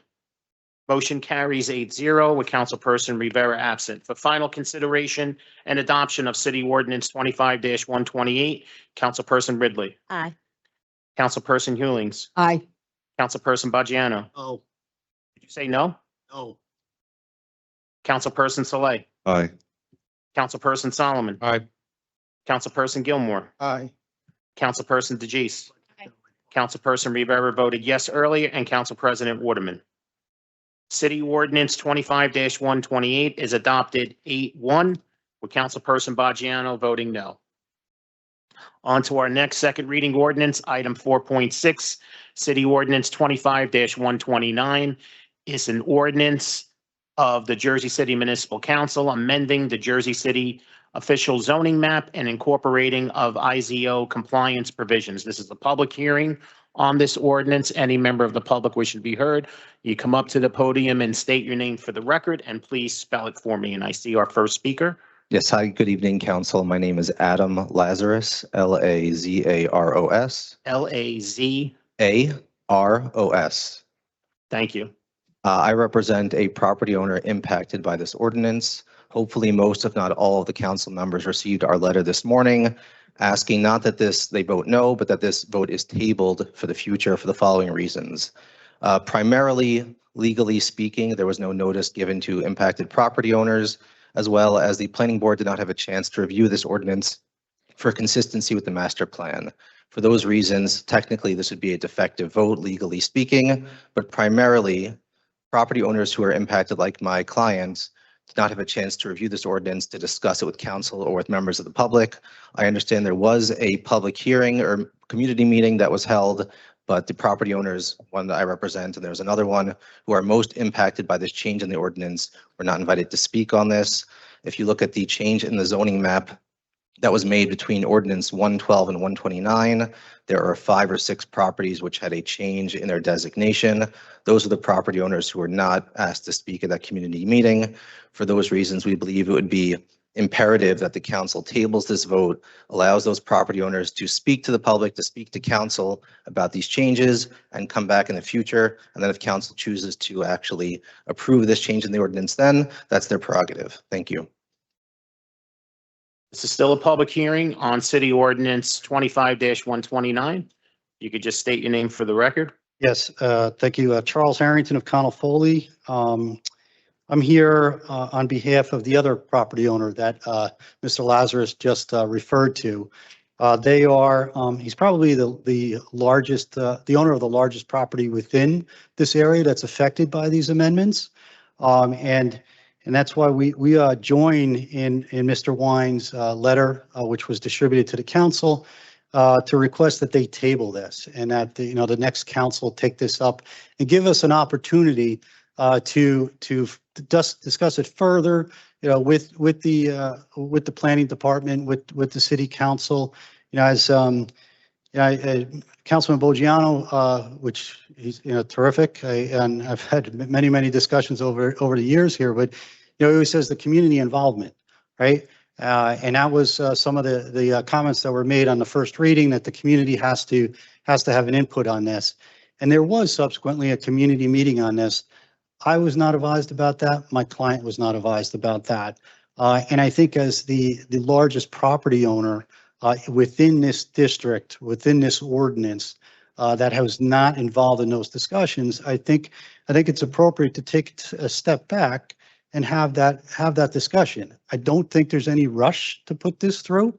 I mean, this is something that went through the ordinary course of business with the planning department, and then it was here before this council. And I don't see, again, I don't see an imminent rush to have this. And I think as a matter of fairness, I really think my clients should, have the opportunity to discuss this further. And as a matter of, community benefits, there may be an opportunity to talk about what other additional community benefits could come as a result of this with my client's property and Mr. Lazarus' client's property, which are both located at the western end of Route 139 and Kennedy Boulevard, right on the corner there. So it is a different type of property there.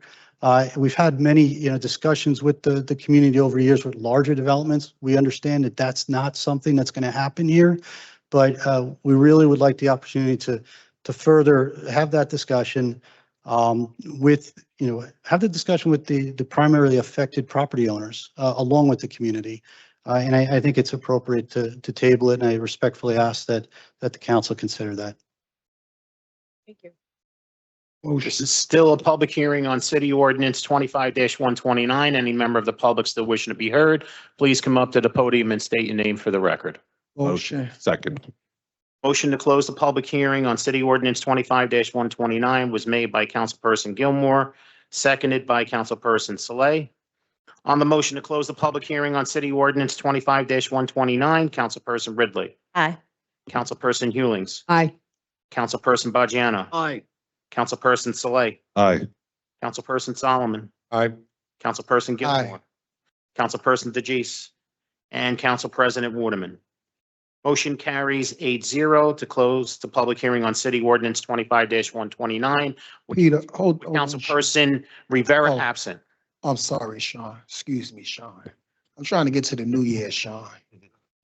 Peter, can you speak to the, I guess, notion that all individuals in the area that this rezone is going to be affected were notified or weren't notified?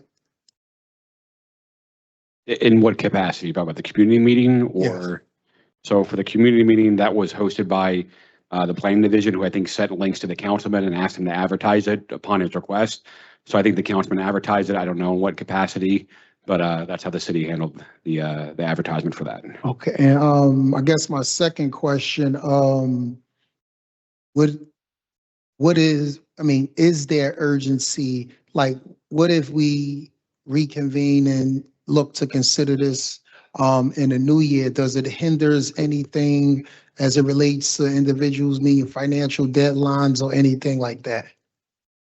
To my knowledge, no, but I don't want to speak on behalf of any of the developers, anyone that's planning development over there. The urgency would be, this came to this council was involved in the community process with it. This council obviously will not be there for the new year, at least not all of you. So if it's a project that this council felt strongly about, this would be the opportunity to have input with it. Otherwise, if you wait to the new year, it'd be the new council that would get to make that decision. Okay, all right. And I just want to say for the record that I love the fact that a developer's attorney is coming here speaking about the importances of a public community meeting. I love it. So Rich, as it relates to the community meeting, are you familiar with if everyone was notified for the public community meeting? No?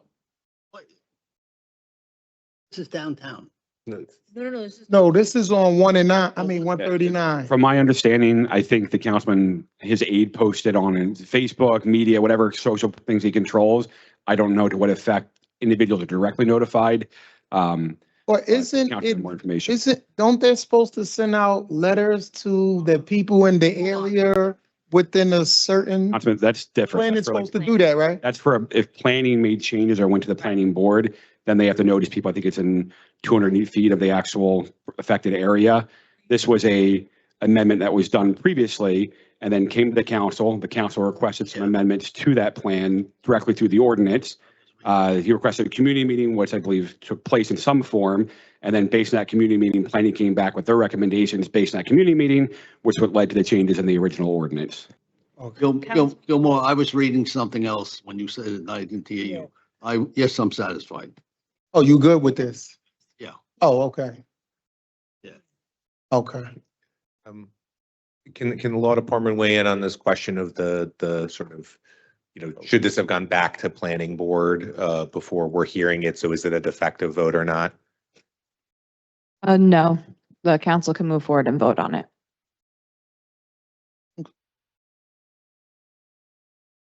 Okay.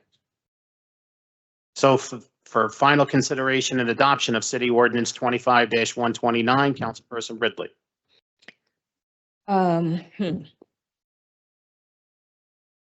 So I understand that there was a community meeting and we just said, I guess it was posted to social media and not everybody received that notice. Some of the bigger property owners there, which can be, I can understand how that can be problematic and not everybody get it. And then you answered my question about whether or not this had to go back to planning and it didn't. On this one, I think I'm going to, I mean, if it doesn't impact anything, then maybe we should wait and make sure that all the property owners are advised and are aware, like formally through a letter.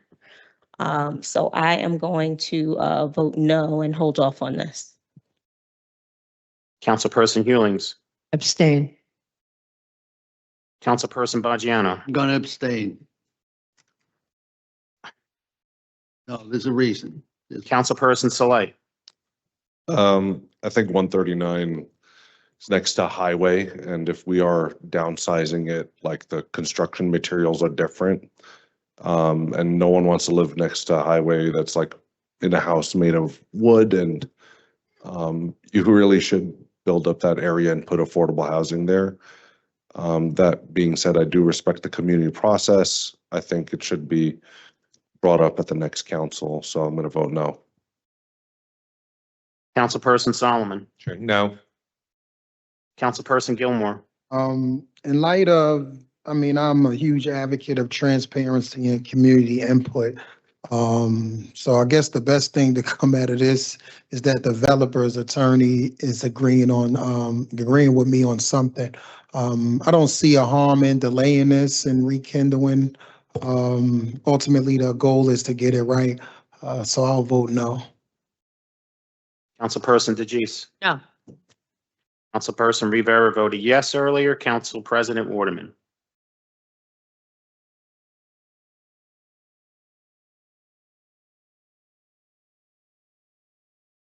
So City Ordinance 25-129 is defeated 1-6-2 with Council Member Rivera voting yes and Council Members Hewlings and Baggiano abstaining. City Ordinance is defeated. Who voted no, Sean?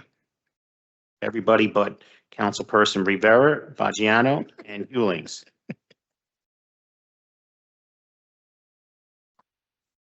Next ordinance, item 4.7, City Ordinance 25-130 is an ordinance of the City of Jersey City authorizing this City of Jersey City to enter into a lease agreement with the Exchange Place Alliance District Management Corporation for space at 335 Washington Street. This is a public hearing on this ordinance. Any member of the public wishing to be heard, please come to the podium and state your name for the record.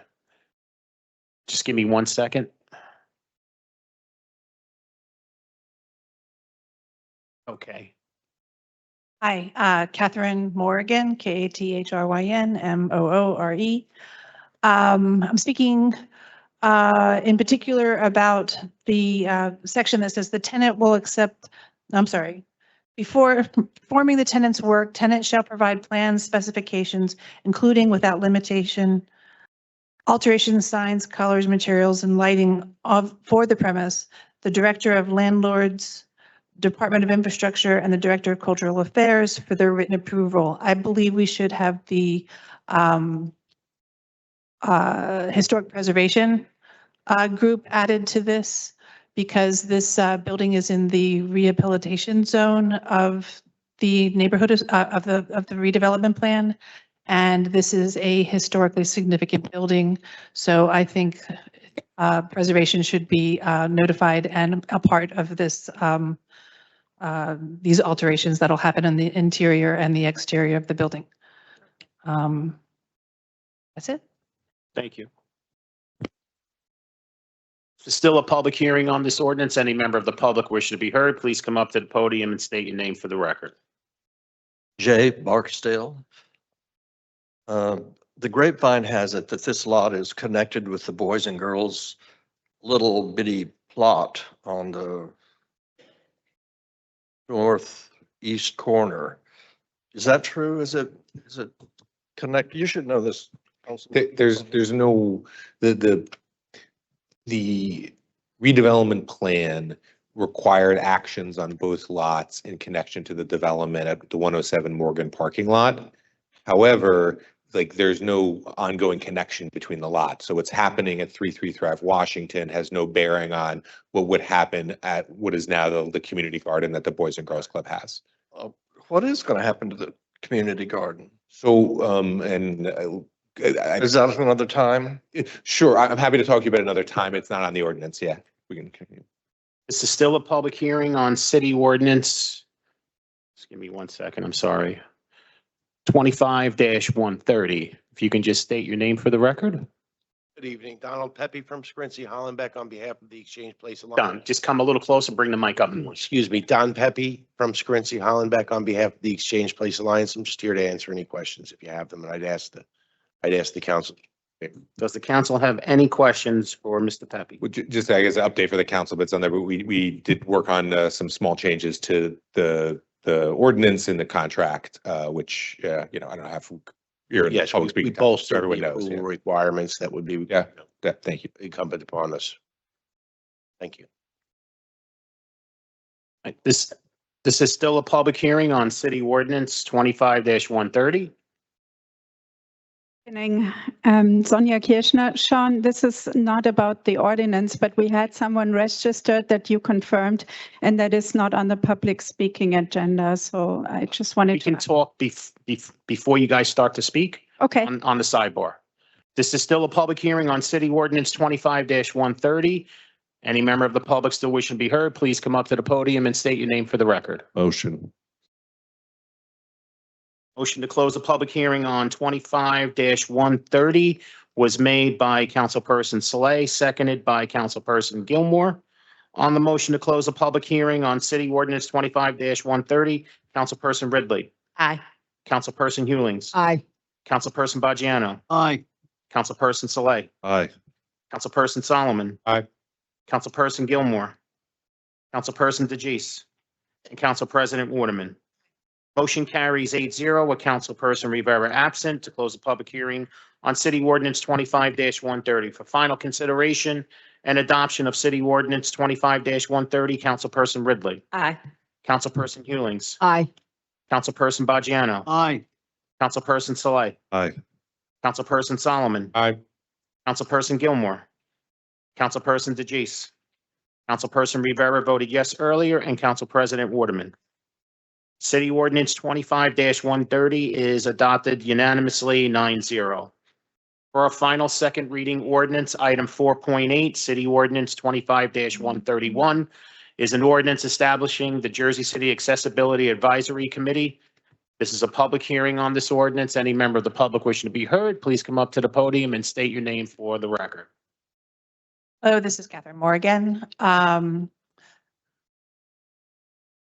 I just wanted to say that this is a fantastic thing to be coming to the city. There's many things, especially in my neighborhood, where accessibility is a very true and difficult thing for people to get around all the elevated platforms and roads that are not very well done and sidewalks that are not really working. And, you know, some of these things are around historic buildings. So there's always better ways to improve to be able to mobilize. I also feel like there's no parking in the area that has anything for people to be able to, you know, park in any handicap spots, public handicap spots in the area. So hopefully this panel and this discussion will start that conversation. And with the project manager being Councilman Saleh, is there someone that's going to follow through on this, or is this said and done and we just move forward?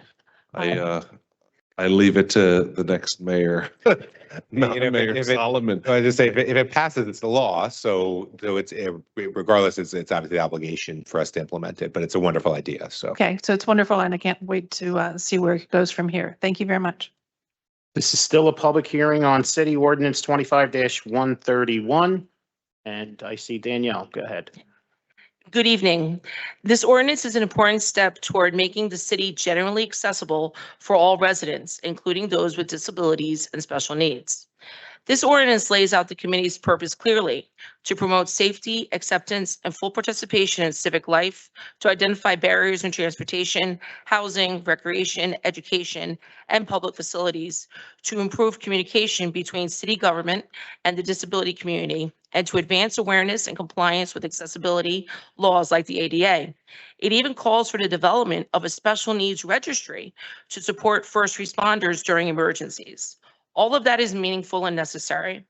But if this committee is going to succeed, then the process by which its 11 members are chosen must be transparent, inclusive, and accountable. Right now, the ordinance states that members will be appointed by the mayor and the council president, and that they will serve 2-year terms without compensation. But the public deserves clarity on how candidates will be identified, what qualifications will be prioritized, who will be allowed to apply, and how residents, especially those with disabilities, can participate in or observe that selection process. An accessibility committee cannot begin with an inaccessible or opaque appointment system. Tonight, as you consider adopting this ordinance, I ask you to pair it with a commitment to full transparency. Make the application process public, ensure representation from people with lived experience of disability, including the person that stands to speaking to you right now, and given the community confidence that this committee reflects the diversity and reality of residents who face accessibility barriers every day. If we want the committee to have legitimacy, trust, and impact, it must start with openness. Thank you.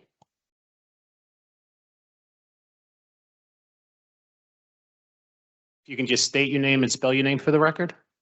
Sherry Singh, Sherry.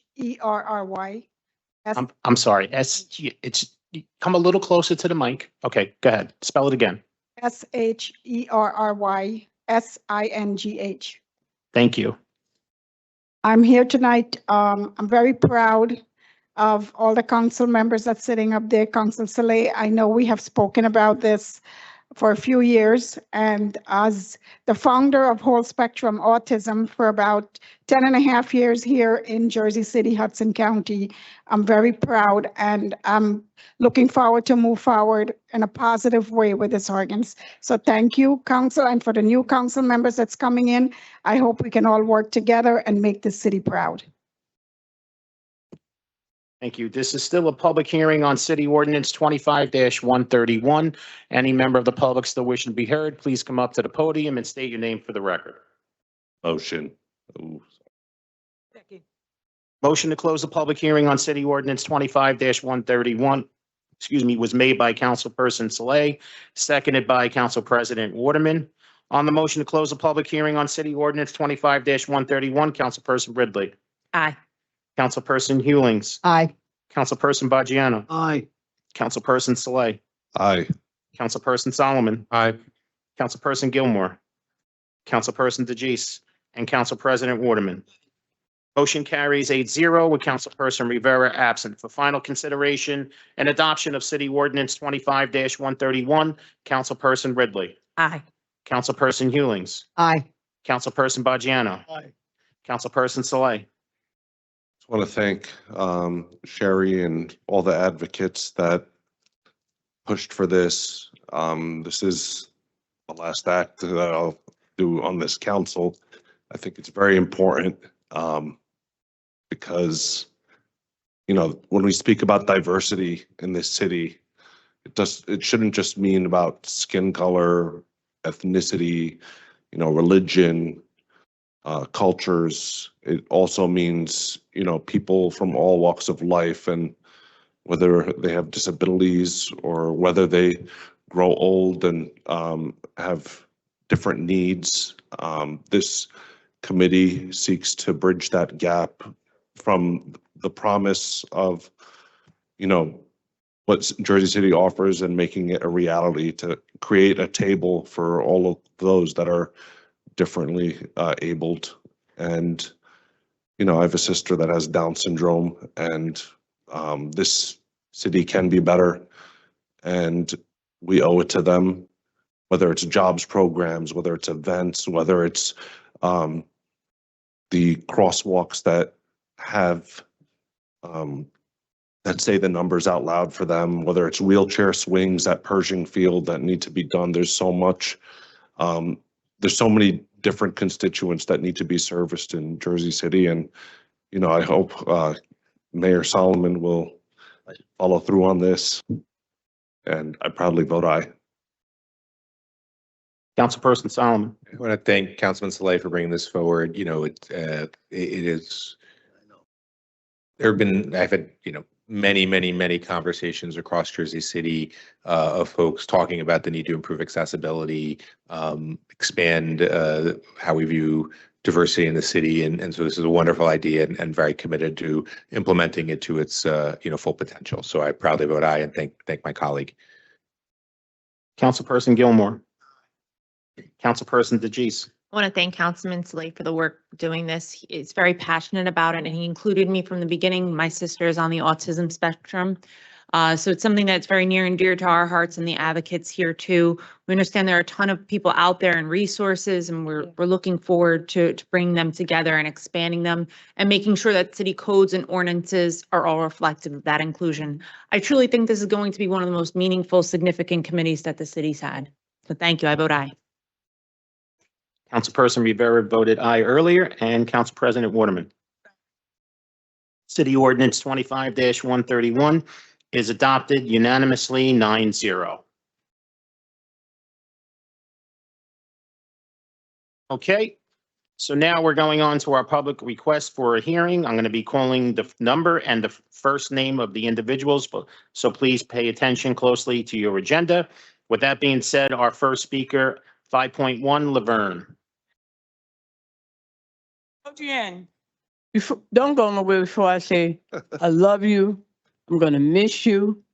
And me and you go back so many years together, and God bless you and may he keep you and keep you covered. Right? I love you. Thank you for being here for us. You saved my life 60 years ago when you first got on with Blazak, Chopper, Gordon Gang. Then was the day we had real cops in the street that took care of the neighborhoods. I never forget you. I never. And I love you. And may God keep you. I love you, man. Anyway, to the council that's leaving, may God keep you too. You guys did a good job, and praying that you will still keep your eyes on the prize, which is our city. and help us, because like this year here was not an easy year for us.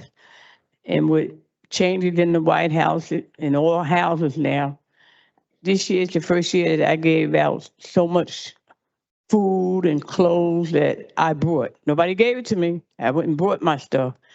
And to God be the glory. But to you all, keep on, and walk straight and not backwards. And may God love you, keep you.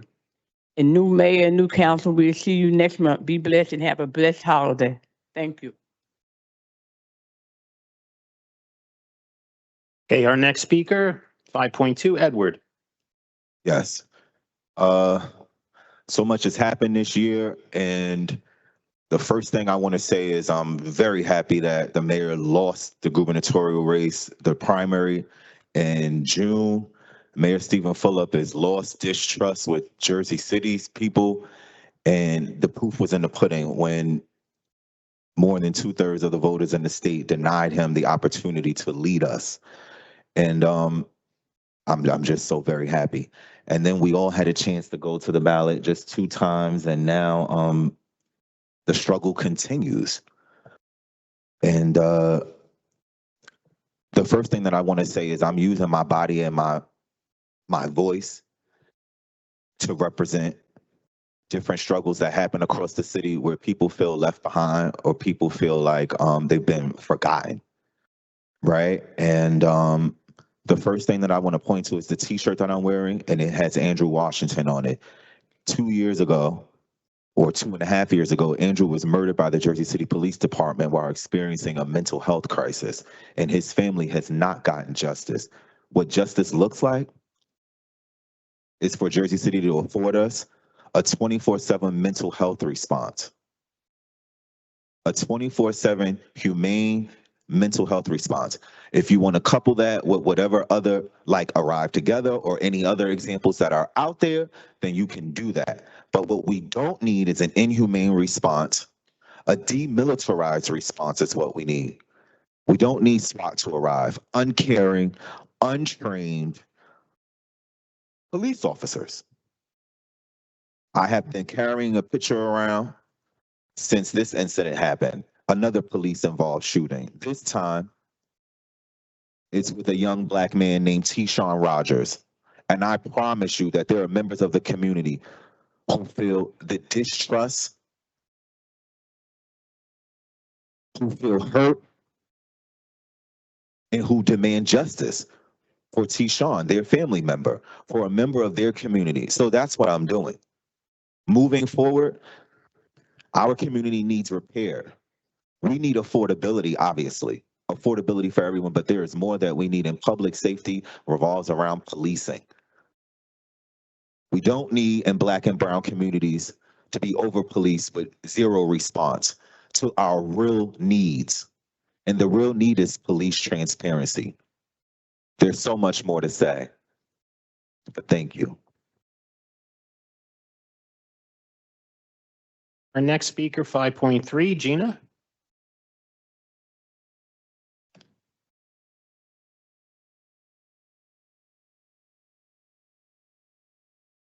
Good evening. Gina Davison, Ward B, aide to Councilman Gilmore, but I'm speaking on my own behalf as a resident of Jersey City tonight. Justice for Drew. Justice for T-Shawn Rogers. Councilman Boggiano, I want to thank you for your 52 years and counting. You set an example of how to stick with the people to the end. It is possible. Thank you. I'm here tonight to get some things on the record. Last week, y'all voted unanimously to require bird-friendly construction, something that Chicago, New York, and many other cities are way ahead of us on. We saw 30+ people come and advocate for local wildlife, local birds, people who go out regularly to do inventory on their free time of how many birds die in this city on a monthly basis.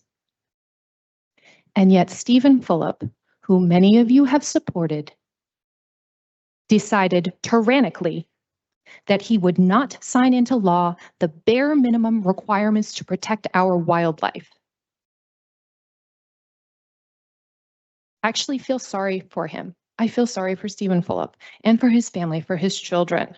I cannot imagine having a father who would put profits over reducing harm, profits over protecting some of the smallest creatures that we share space with, profits over the health and wellness of the birds that live in our city and the millions of birds that pass through our city on one of the world's critical bird migration routes. Yes, we are part of the Atlantic Flyway, a great global migration pattern, and how hypocritical of us, Jersey City, to talk about our bird sanctuary in Liberty State Park as a tourist attraction, while a literal gauntlet of buildings lies less than a mile north of it.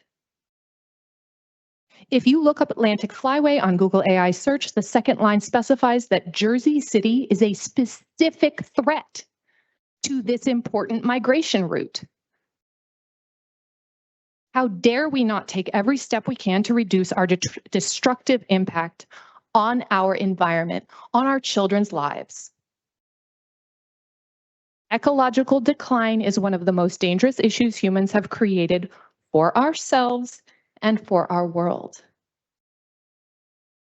So as usual, I will say to those of you who supported and continue to support Mayor Stephen Trump, shame on you. This is who he is.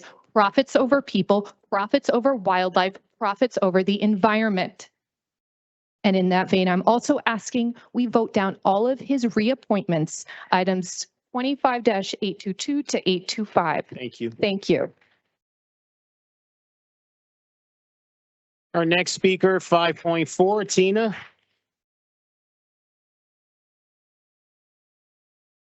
Hi, yes, my name is Tina Knowles, and yes, I'm speaking upon myself, and yes, I do work for Education at Gilmore. Justice for Drew.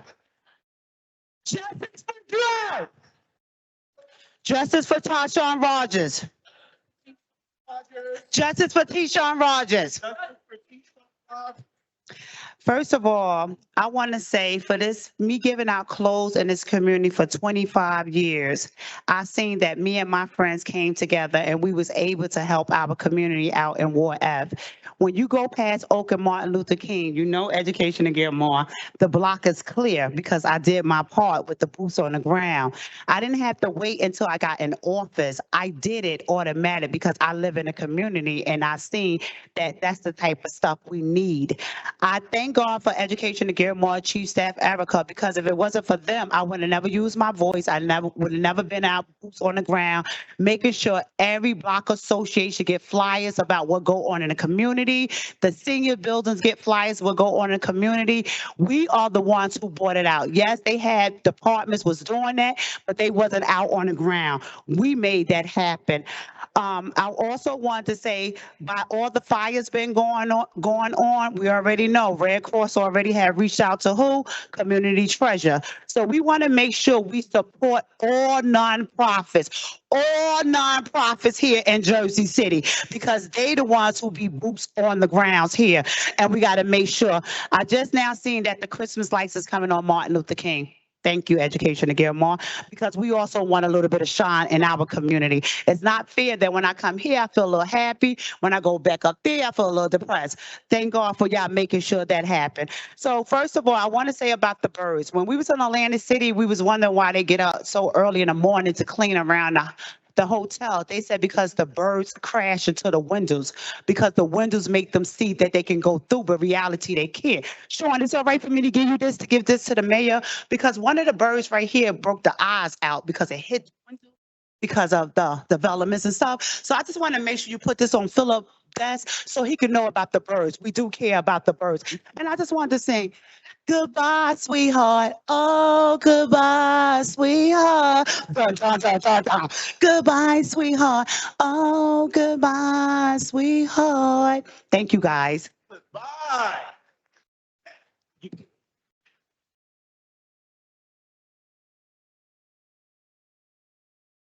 Our next speaker, 5.5, Donna. Donna's not here. Okay, next speaker, 5.6, Esther.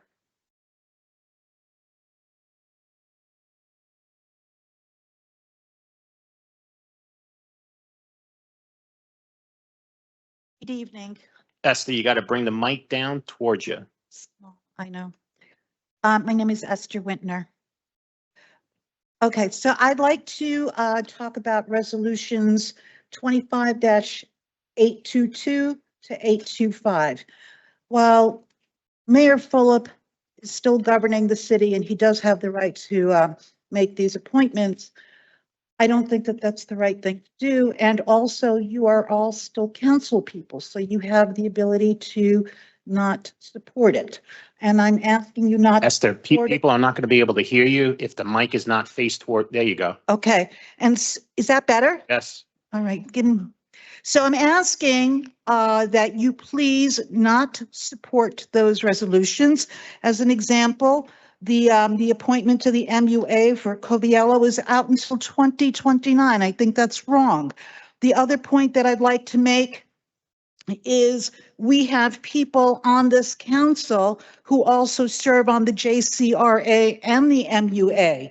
For example, Rivera and Ridley serve on the JCRA. Rivera cast his vote. He even voted for himself to be reappointed to the board, which is wrong. And for the MUA, Councilwoman Hewlings, you also sit on the MUA. So I am asking that you all who sit on those boards recuse yourself, because to me, it seems like there's a conflict of interest when you're voting on a board that you sit on. So, and I ask all of you to vote no on these appointments, because I think the incoming mayor should be able to have that, the pleasure of doing that and, supporting the will of the people that has obviously changed everything in the city. I'd also like to say on the last note, congratulations, Mayor-elect Solomon, and to those that will not be returning, Councilwoman Hewlings and Boggiano and Waterman and Saleh, wherever you are. Thank you for your service. It's much appreciated. I know it's not an easy job. And happy birthday, Sean, and Merry Christmas to everyone. Thank you. Thank you. Our next speaker, 5.7, Philip. Good evening, council members. My name is Phil Carrington. Of course, this is a public statement, but an open letter to Mayor-elect Solomon. The reason for this is that the Steve Phillip administration has been stringing this matter along, telling a series of lies. And this lie, or these lies, I have a transcript. I don't say things unless I have facts to back it up. Let me give you the lie. They've been saying for the last 3 years that 450 Martin Luther King Drive is a senior citizen handicap building. That's not a mistake. That is an outright lie. It is important for them to say that. And of course, we have a tenant that lives in that building. She's here, Tina Knowles. She's not a senior citizen, and she's not a handicapped person, and her family's there. We have babies in there and children in there who tell a lie. William O'Donnell make that statement as a lie to cover up his tracks, and he make that statement on the oath. So that's a lie on the oath. The director of Christine support that lie. Council President Wadman wrote a letter, I would say, covering up that lie. But the law department has been saying for the last 3 years in court that that is a fact. They've been so good at that that the judge said, again, this is in the transcript. It's not he say, she say. And it's not one time, they say it repeatedly. That's lie number one. Lie number two, and these things are extremely important for them. They have a copy, I have a copy. This is a Jersey City license was issued to us in 2022. This is the permit. What the lie they say repeatedly that my application to get these licenses that they have was denied, which means I don't have it. I mean, the lie was so pervasive that in July the 19th, 2024, last year, I told the judge, look, they're lying. The judge told the law department to meet with me, and me and Erica, the lawyer, downstairs on August the 22nd at 2:02 p.m. and give them the license in their hands Today, they're still saying that the application to get these licenses were denied, never issued. It's not a mistake. This is a bold-faced lie. Repeated. They need, and this lie is not being said. You want to say operating in bad faith? You want to say dishonest? Whatever you want to say. I'm a black man. We say it like it is. You're lying like hell.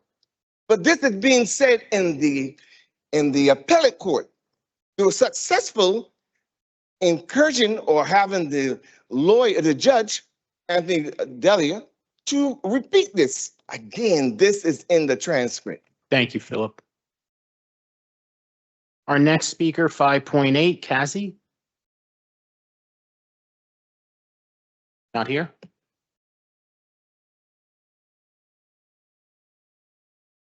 She left? Okay. 5.9, Charlene. Oh, I'm sorry. I'm sorry. Oh, I live in Booker T projects, and I'm telling y'all, I've been living for 8 months in hell because they got some gas coming from I live on the first floor, and they putting gas and that liquid stuff. I've been breathing that shit for 2 years now. They've been putting that stuff in my apartment. And I can't go to the bathroom. For 8 months, I've been in Booker T, in Booker T, trying to get somebody to help me, and nobody won't help me. I'm tired. I can't even go to the bathroom. I can't go to I have to use a mask to get my clothes out of my room. I've been living like this for 8 months, and I'm tired, and I need help. Those people in Booker T killed my sister. Now they trying to kill me. And the old lady used to live there. They killed her. How many people y'all want to die in Booker T? We need help. Frank, did you talk to him? Frank? She's getting his information. William, somebody will come get your information. Okay, our next speaker, 5.9, Charlene. Good evening, Council. Firstly, I'd like to say congratulations to Mayor-elect Solomon and to Councilwoman Ridley. So I agree with with Esther. I think that the appointments that the current administration is putting forth, I think really should be reserved for the new administration to do. I also hope that, like many of the forums brought out, that we're going to make it a very public process about what jobs are available in the city, and that they're going to be on the website or in some public way that all the residents can know they could apply, especially if they have the talents or the experience for those jobs. Unlike previously, where people were put in because they're in the know or connected or relative or some other connection, that we have people who actually are passionate about the jobs and actually want to do a better job for Jersey City and the residents that exist here. So I'm really hoping that that's a new direction we take. And with that, all of the boards as well. We have many talented people in this city that have a wealth of knowledge that could make those boards so robust and actually have dialogues that take place instead of just a wall of people that do not respond to the public in any way. And I'm really looking forward to this kind of change coming forward, because that's certainly what we have spoken about during the whole election. Lastly, I want to ask about that bond ordinance that was tabled. Is that possibly going to rear its head in January? Cannot. Okay. It cannot. It cannot. No. Okay. Because I want to make sure that as we move forward, that perhaps in revisiting those kind of monies that are excess or what those listed as, that we could work especially with the parks or even public safety. I'm sure those dollars are needed in those various categories, but parks especially have been underfunded for a long time. You know, when even certain parks were favorites, others were denied. So I really hope that we can even that out going forward, that all parks are considered with their problems and their maintenance and their futures. So thank you. Charlene, just one more thing. The only way that ordinance would ever see the light of day again is if the new administration and new council would introduce it as it was. Okay, thank you. I didn't know that. Next, 5.10, Earl Johnson.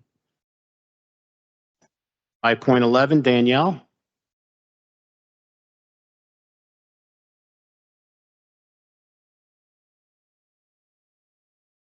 Good evening again.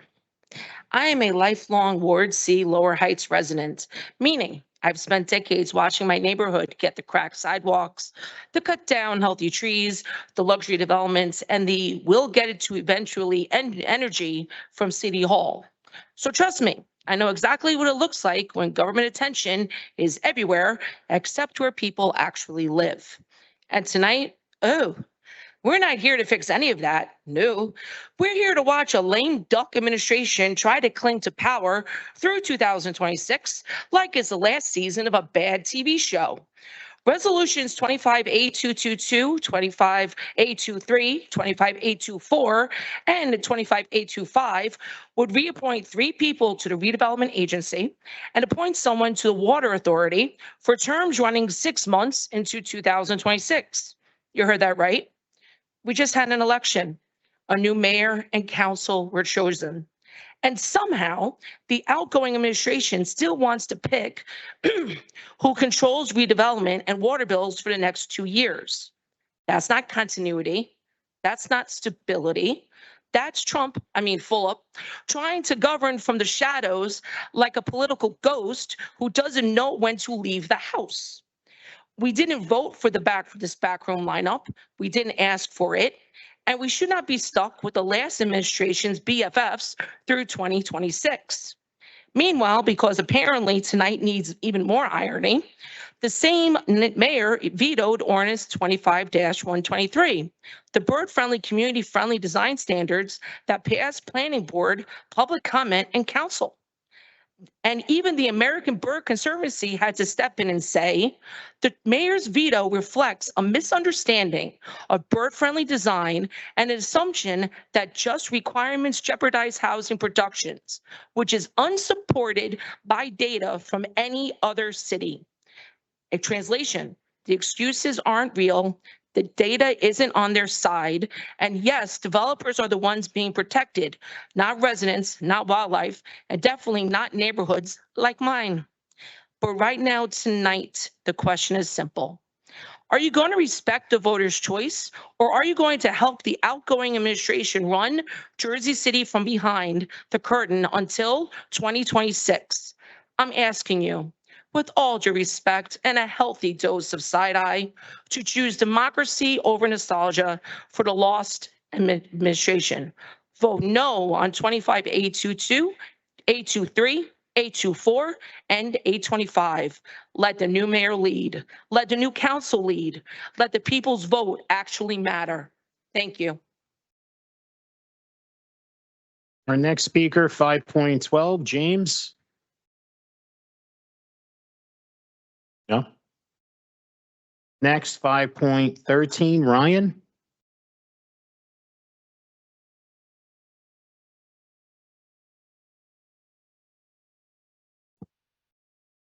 Good evening, Council. For the record, this is Ryan Spain speaking. It's been a little while. I know that when people come up here, they typically focus their comments on one specific policy or one particular initiative. However, what I'd like to do today is offer up a broad set of ideas, and the hope here is that each of you as lawmakers, or whatever capacity you operate in after last week's election, the hope is that each of you keep this stuff in the back of your mind when you're thinking about what laws you will and will not pass. And to that end, my main point here is very simple. Any action taken, any law passed should prioritize three main groups of people: middle-class residents, working-class residents, and small business owners. And that is so critically important because all the data is showing us that each of these groups are struggling more now than they have at any point in recent history. As a matter of fact, when you look at the past 50 years, the past half century, you see that with each passing decade, the financial well-being of our middle class has gotten worse and worse as time has gone on. And what is equally problematic is that you can look at several other advanced economies around the world, Britain, France, Canada, and you see that their middle classes are actually better off than ours, and that is in spite of us being the wealthiest country on the planet. So clearly something there isn't adding up.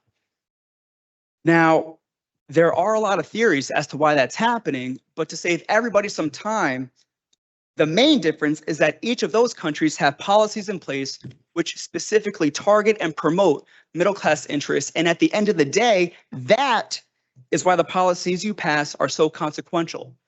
Ultimately, they have the potential to provide real, tangible help to the members of our middle class. So getting these policies right is of the utmost importance. And to be fair to this body, that is not easy because getting and passing good policy is difficult.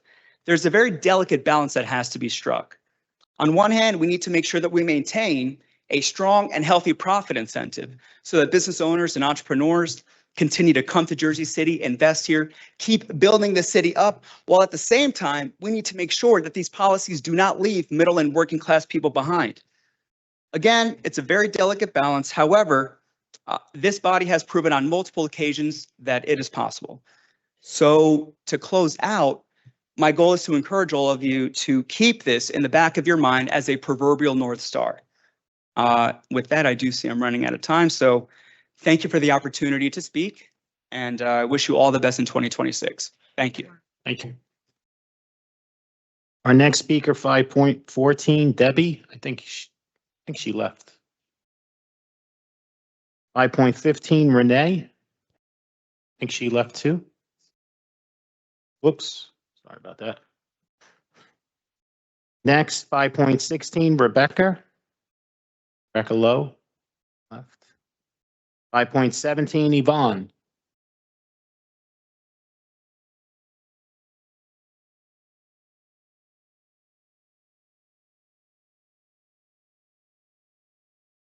First, I want to wish Councilman Bogiano best of luck because he's worked very hard. I've known him for many years. But I am concerned about one thing. I read in the paper, or social media, I should say, that we have two Democratic socialists that will be coming on the council. But actually, it's more than that. According to what I have discovered, there are many members in this administration and the coming administration who are part of the Workers' Families Party, which was endorsed by the Young Communist League, which is a communist organization, which, I'm not very fond of, to be very honest. The Workers' Family believes in wealth redistribution. I mean, taking my, whatever I have, like, we do not have a city income tax. We have people receive a property bill. That's it. So if you raise taxes to take from them to give to others, you're stealing their property, what it's all about. And if I think about how much debt the city is in, such as at the start of this administration, you were spending $850 million in debt, paying $59 million in the budget on that debt. Now it is $1.5 billion in debt, paying $72 million from the budget to pay that debt. So we're already poor. 3,000 people were in the tax lien according to the record. But what really concerns me is who these people endorse. According to their information I got online, the workers' parties endorse them along with the Communist League. Let me get this correct. Denise Riley, Joel Brooks, Jake Ethros, Elena Little, Frank Gilmore, James Solomon, Katie Brennan, Rafi Bali, plus some others. Now, if I look at the whole list, which is a national list, it's basically all of Jersey City, not Mercer County, not Bergen County, but here is a city in which we are sucking out the property from people, forgetting about them. Not one of you people who, when you ran for office, talked about the problem that people face when they went into tax lien. And I watch all of them. In fact, I watched the debate on Solomon when you were on WPIX, and your first comment, well, one of your comments was, you're going to raise taxes, as though taxes are not high enough as it is. You want to raise taxes, and yet during the debates, you brag how you didn't vote for a tax increase, but you're going to raise taxes as a mayor. So, I am very much concerned about this. I don't think Thank you, Yvonne. people should be losing their homes for ideology. Our next speaker, 5.18, Eve. Is Eve Taylor here? He's gone? Okay, next, 5.19, Manya.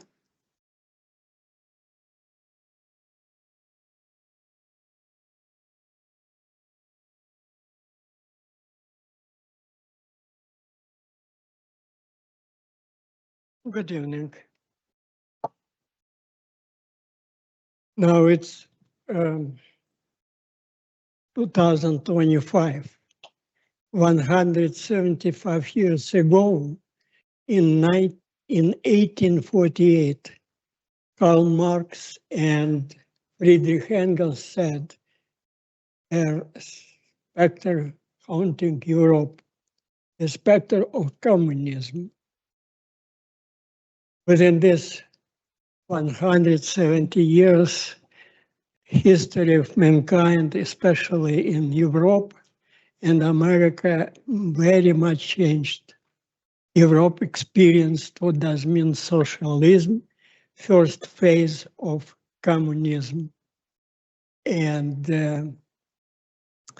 as recently, President Trump said in Europe, he do not recognize Europe.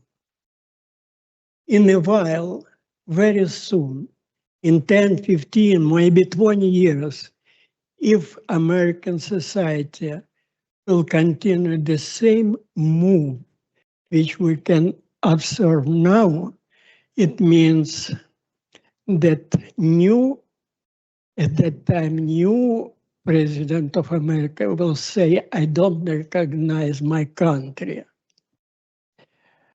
Why I said it? Because despite of democracy, something very, very profound changes in our society. And we can see it very easily in New York City, in Jersey City. I received a message from Mr. Ali. He offering me to follow Mamdani. Recently, Solomon accept his assistance and attract young people. Only a few thousand participate in this voting, and they elect Solomon. But with all responsibility, I'm saying to all council members, he is very, very open liar, despite of his will. I can provide exact dates and numbers and documents, but I will skip it. Most important to me, that people have to recognize these profound changes in the society. I don't accept strange statement from Solomon. Thank you.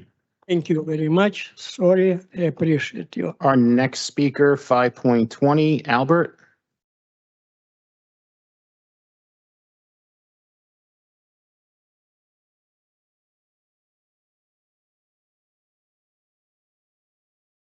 Evening. Evening. Rough night 2 weeks before Christmas. Anyway, I just want to take a moment to extend sincere thank you to our city council for your service over the past few years. Public service is demanding work, and it often happens without recognition. Yet each of you showed up meeting after meeting, decision after decision, with a commitment to doing what you believed was best for our community. We've seen meaningful progress through your help, improvements in our neighborhoods, support for local businesses, investments in public safety, infrastructure, and programs to strengthen the quality of life for residents across the city. Some of these achievements are visible every day. Others happen quietly behind the scenes. But all of them reflect your dedication and your willingness to put in the time and the effort that good governance requires. You've navigated challenges, balanced competing priorities, and listened to the voices of residents who care deeply about this city. And even when debates were tough and opinions differed, you demonstrated that working through complex issues is part of what makes our local government strong. Most importantly, you chose to serve. It's a decision that takes patience, resilience, and a genuine sense of responsibility to your neighbors. That choice matters, and the impact of your work will be felt long after this term ends. So tonight, on behalf of the community, I thank you. I thank you for your leadership, your hard work, your commitment to making our city better. We appreciate what you've done, and I appreciate each of you, and I wish you the best moving forward. Thank you all for your help. Thank you. Our next speaker, Jay, 5.21. Oh, you good? Oh, thank you, Jay. Our next speaker, 5.22, Lauren.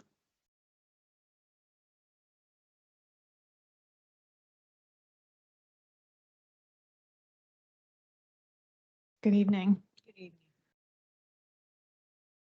When you're ready. All right. I'm reading this letter on behalf of Dr. Christine Shepard from the American Birds Conservancy. She writes to thank the council for their ongoing leadership in the city on sustainable development.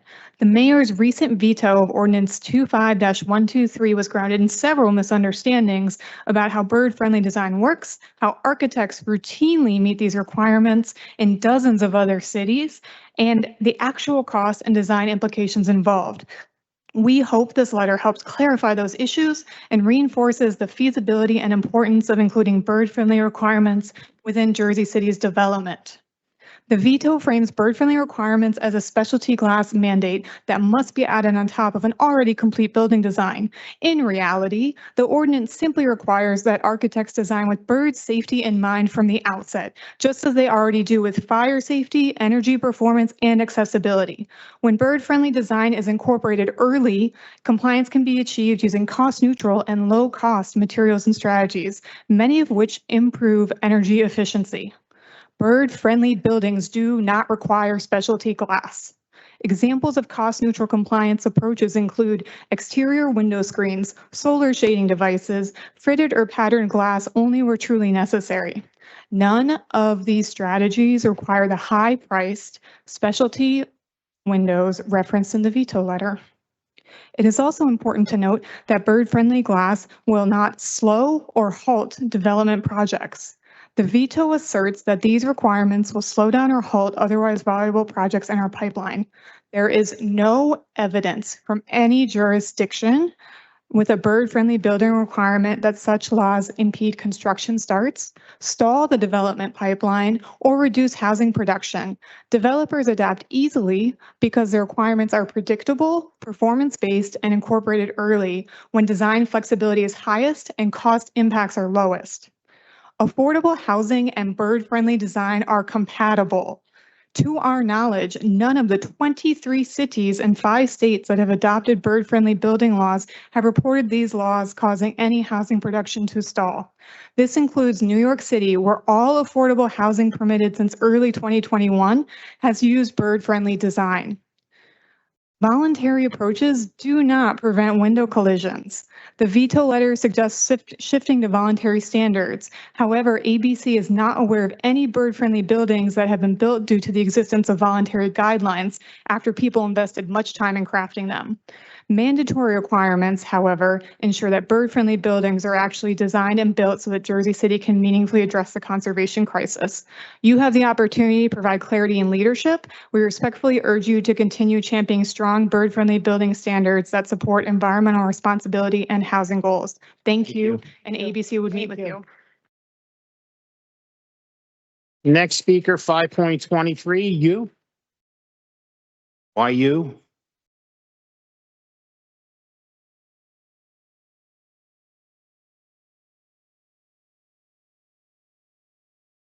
Hi, good evening. Can I start? Yes. Okay. Just want to start by thanking everyone who voted to pass the bird-friendly requirement.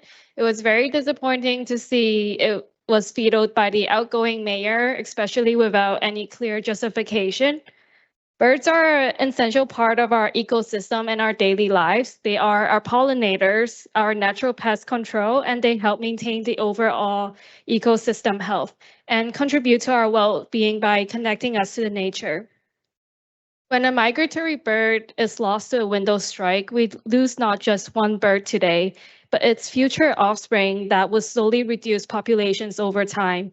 We've seen the ecological consequences of these declines in other species, so why aren't we taking any actions today when we still can?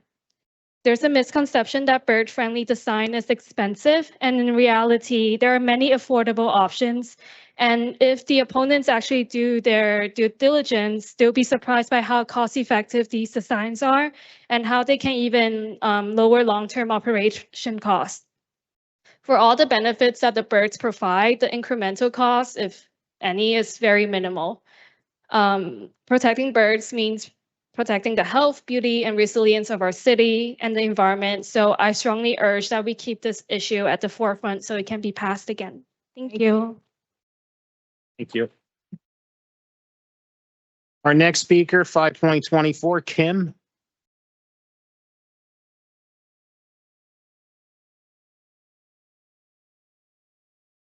Hi. Kim Correro, Correro. Okay.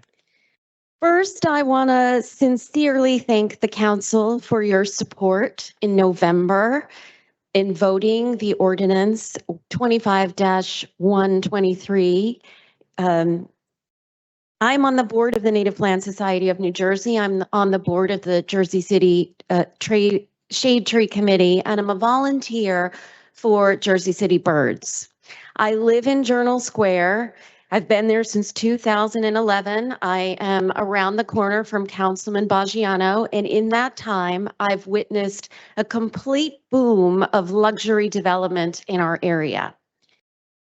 This week, Mayor Fulop vetoed Ordinance 25-123, citing that bird-safe design would raise construction costs and conflict with affordability goals.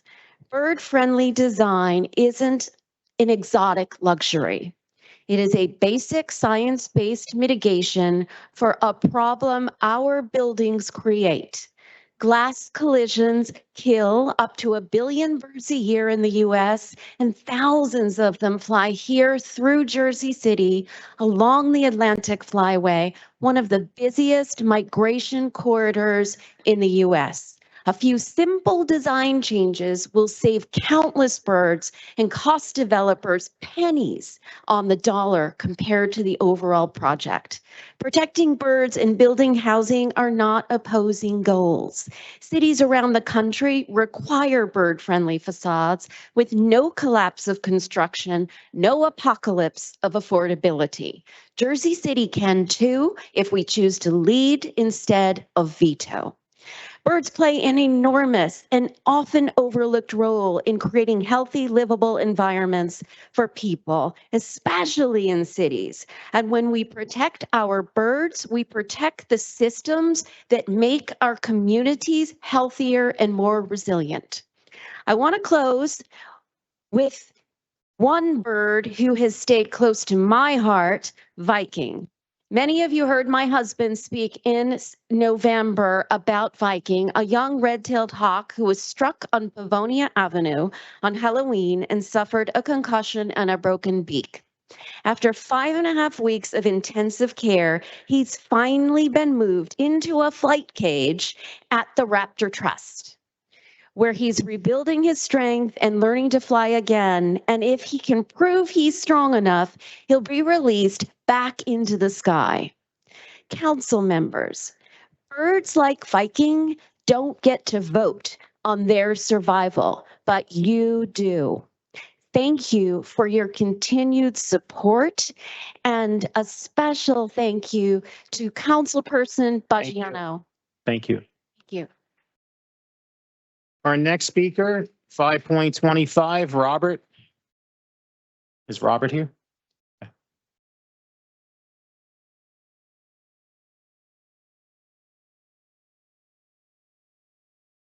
I am Robert Pu.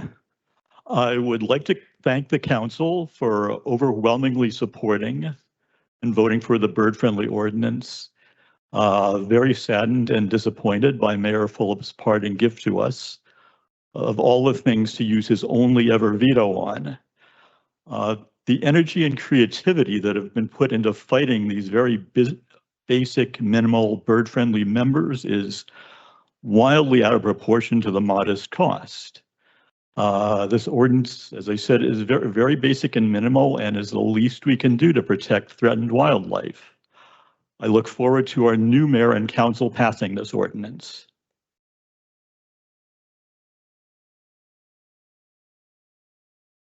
Our next speaker, 5.26, Tom. Not here. Next, 5.27, Kevin.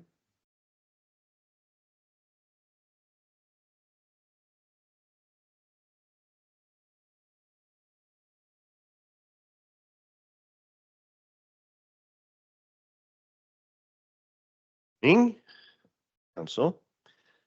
I'm Kevin Weller from the Forever Rent-Controlled Portside Towers East in Ward F. First, I want to congratulate Councilwoman Ridley and Councilman Gilmore on their reelection in Wards A and F. And I want to congratulate Mayor-elect Solomon, is your name right? Who will be the next mayor of Jersey City. I find myself feeling anxious as this council ends its term with just one more meeting after tonight. This is our 68th time before you speaking as a group. Every problem we have brought before you remains. That's sad. But the anxiety comes because in part of me has held hope that this council would yet take some action to stop the lawlessness that we've documented over 1,000 times in our buildings and in many others throughout Jersey City.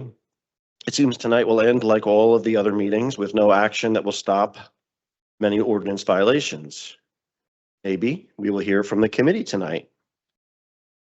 In any case, I will still hope something happens by the next meeting, our last time together with this current council. In some ways, for your sake as well as ours. More about that at the next meeting. I'm anxious because I anticipate being disappointed, but I still have hope. As a councilman, James Solomon has sponsored, and this council has unanimously passed, some of the best tenant protection laws in this country. Ban on algorithmic rent price fixing, mandatory disclosures when landlords use that software, mandatory minimum fines for housing violations, and clarifications on the limits of exemptions to rent control so transparency happens whether or not a building has an exemption. I've never been to a Jersey City Council meeting when our current mayor has been present. Tonight, I'm glad we have a mayor-elect in the room who is sure to enforce the laws he himself sponsored. That has to be true, right? We'll make it through the next council meeting, the last meeting on January 5th under the current administration. And then we will see what Councilman Gilmore, Councilwoman Ridley, and our new council will do under the new leadership of the new Enforcer in Chief, Mayor James Solomon. Mayor-elect, be brave, be bold, and please do what it takes for us to change our signs from enforced 260 to 260 enforced.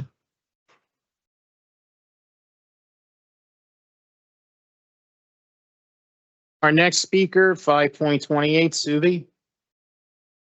Next speaker, 5.29, Daniel. So with this being the last city council meeting of the calendar year, I was feeling a bit reflective. So this is my 20th city council meeting at which I've given a speech in 2025. I've given a speech at all the city council meetings this year, except for one when I was traveling.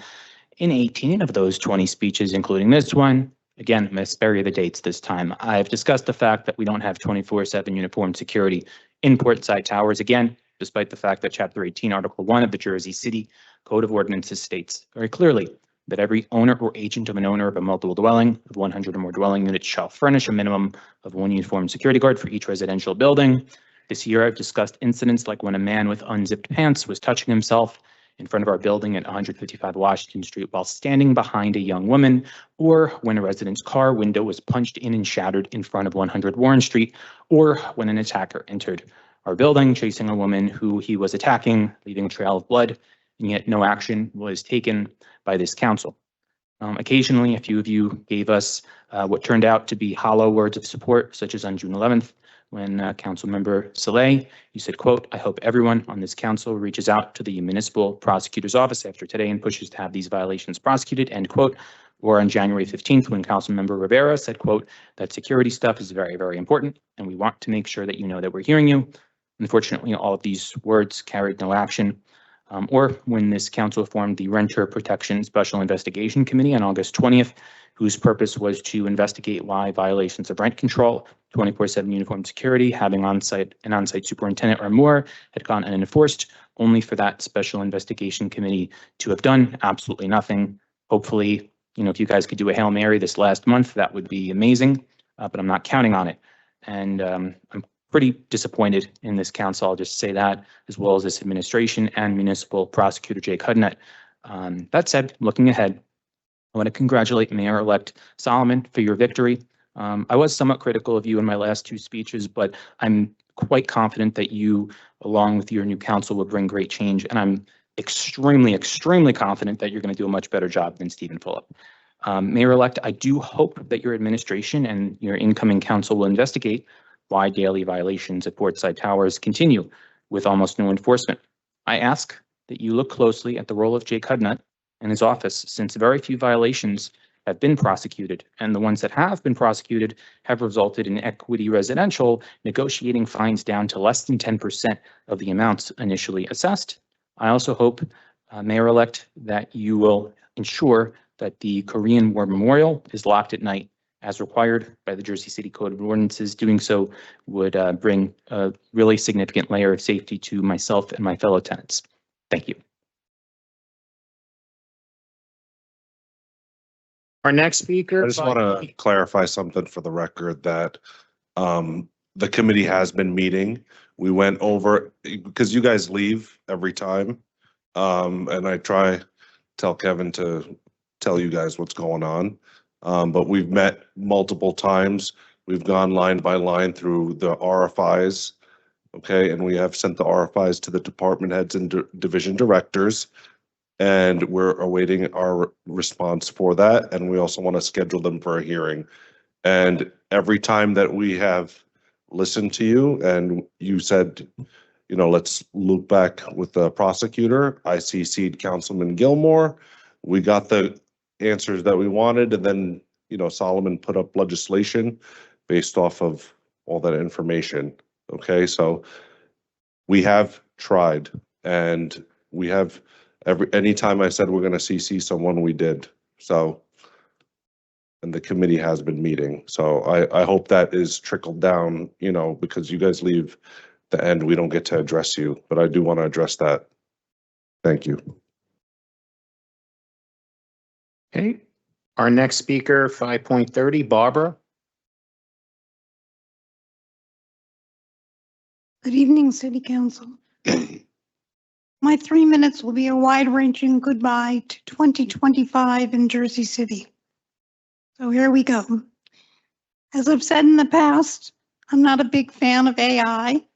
However, I suddenly have a shred of new respect for AI's ability to size up some people.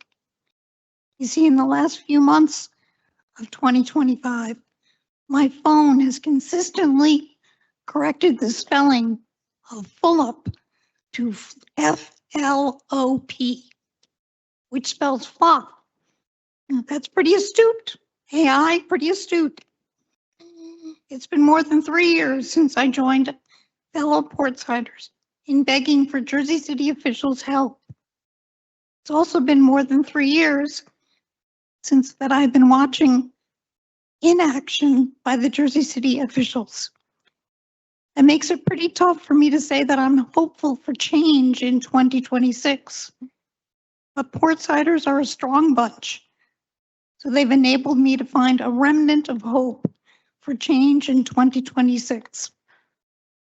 This cynicism may come from a 4-decade journalism career reporting on a lot of crime, including corruption, across the United States. In that news job, I lived in New York City, in other parts of New Jersey, and in several New England cities and towns. And I can honestly tell you that Jersey City seems to be the windiest and most corrupt place where I have ever lived. But I'm an optimist. Looking ahead to 2026, I'm relieved to bid farewell to Jersey City's current administration. In the interest of maintaining a family-friendly atmosphere at this City Council meeting, I've used a red editing pencil to completely strike out my heartfelt goodbye message. It is definitely not G-rated, and it wouldn't pass the censors. Instead, I'll say this, let 2026 be a year of positive change and action in Jersey City. Thank you. Our next speaker, 5.31, Drew.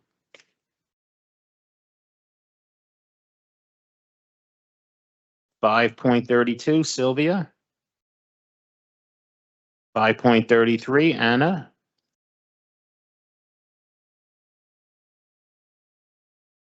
MED.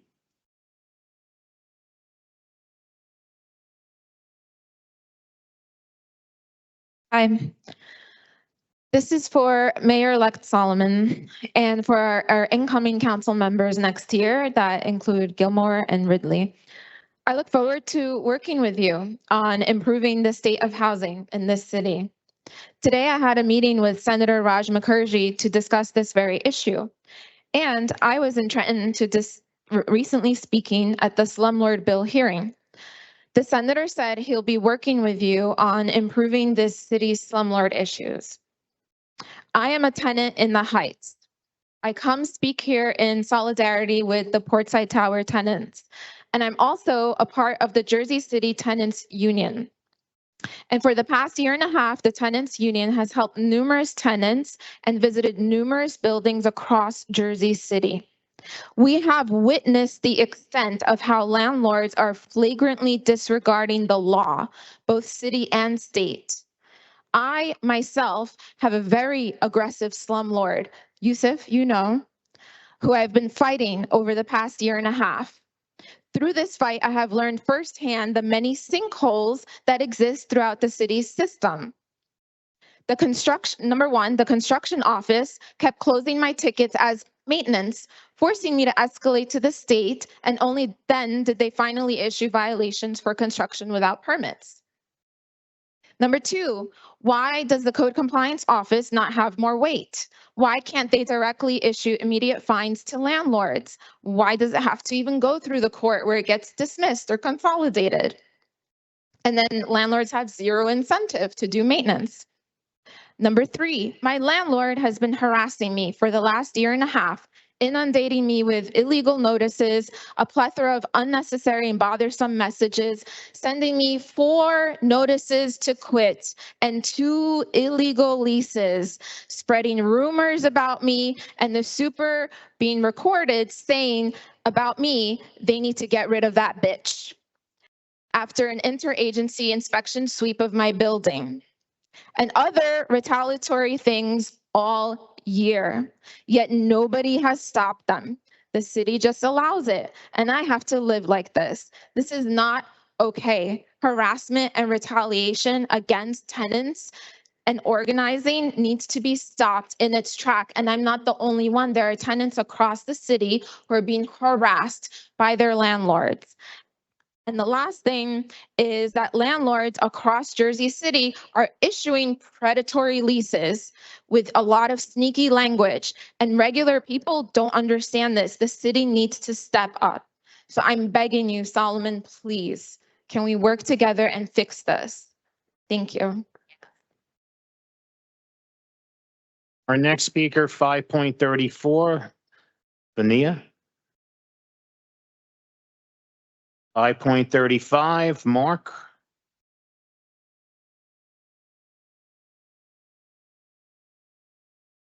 Good evening, City Council.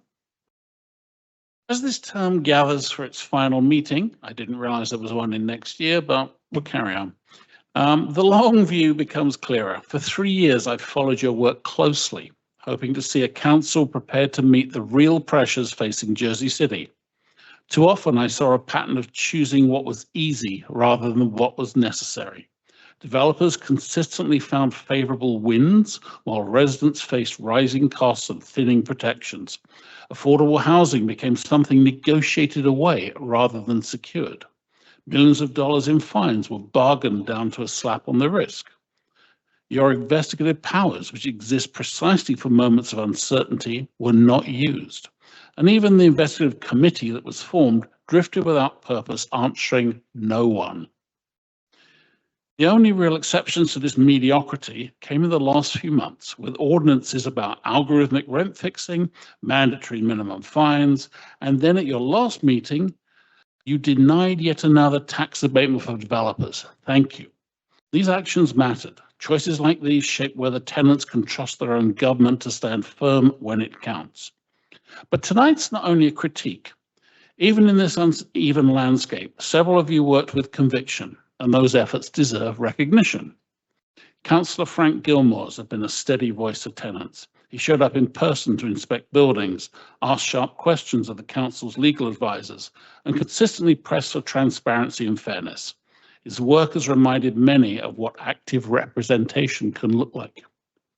Mayor-elect James Solomon played a crucial role in guiding the rent control legislation, keeping it alive when it could easily have been stalled, and coming to support tenants even when they were not from his ward.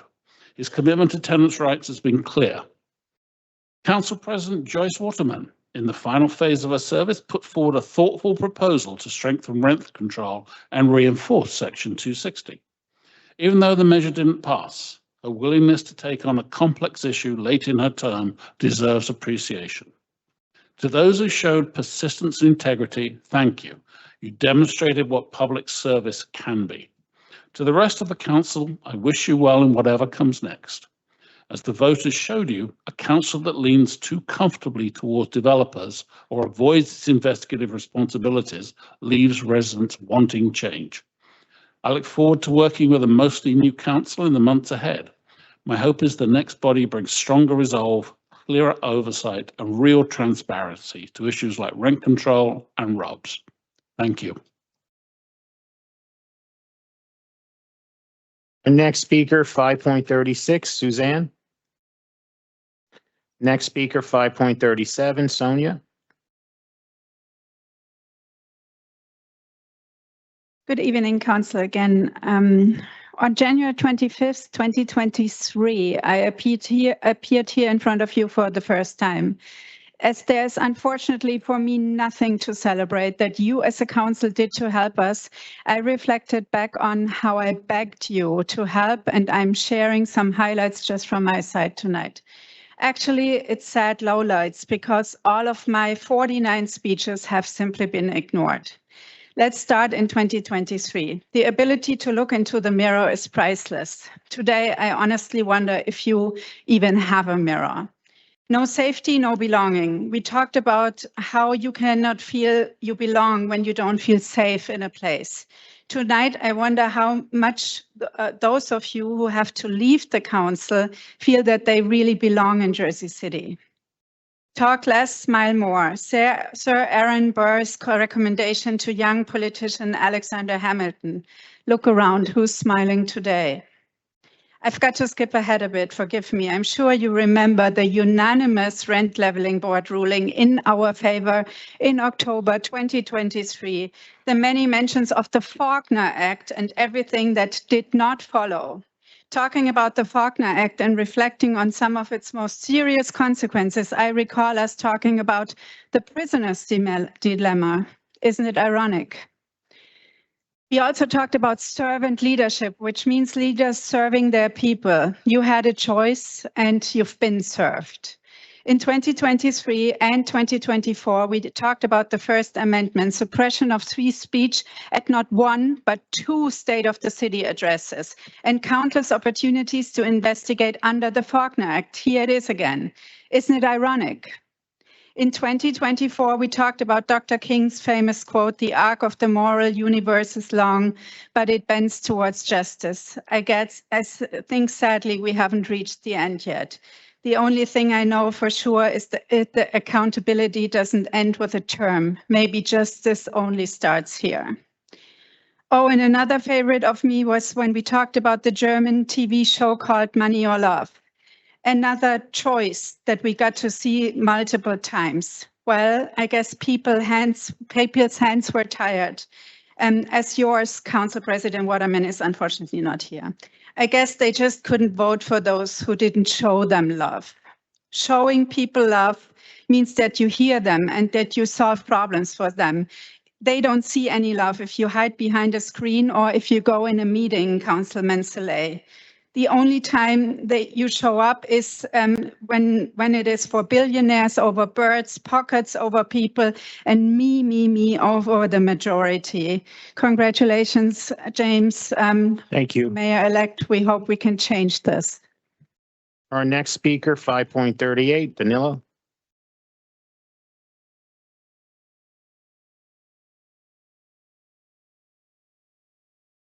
Good evening.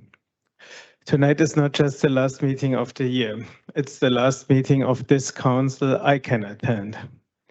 First, I want to address the members who will not be returning.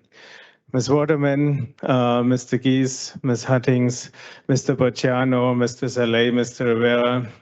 For the last 3 years, we stood here meeting after meeting telling you that people were being evicted. We showed you the cases, the violations, the illegal rent increases. We pleaded for action. We asked for enforcement. We asked to protect the residents who trusted you. You watched families pushed out of buildings you knew were violating the law. You saw complaints. You heard the testimony. You were made fully aware. But you chose not to act. You ignored the renters of the city. You ignored the very laws this council passed. Some of you chose to not run again, so this is forever part of your legacy. For the others, the voters did not ignore us. And in November, the voters issued their own eviction notices. And now, as the council transitions, we turn toward the future with hope. Because next year begins a new chapter in Jersey City. During the campaign season, all of the elected made a clear commitment. Housing, affordability, tenants' rights, enforcement would be priorities. So tonight I want to focus on what we hope for in 26. We hope for a year in which the laws that protect residents are fully implemented and enforced. We hope for a year when renters, more than 70% of the city, are not treated as an afterthought, but as the backbone of this community. A year when inspections are thorough, rent rolls are complete, fines are applied fairly, and enforcement becomes normal. A year in which evictions decrease and residents feel secure in their homes because the city keeps communities whole. But with the hope comes responsibility for us and for the new leadership. This next administration has an opportunity, a historic one, to reset how Jersey City treats its tenants and enforces its laws. You inherit not just a city, but a mandate to fix what has been broken and to restore trust where trust was lost. We are ready to work with you. We are ready to support you, but we are ready to hold you accountable for every promise you made. Let 26 be the year where Jersey City finally becomes a city where renters are protected, laws are enforced, and no one is above accountability. And my congratulations, Mayor-elect. Our next speaker, 5.39, Brendan.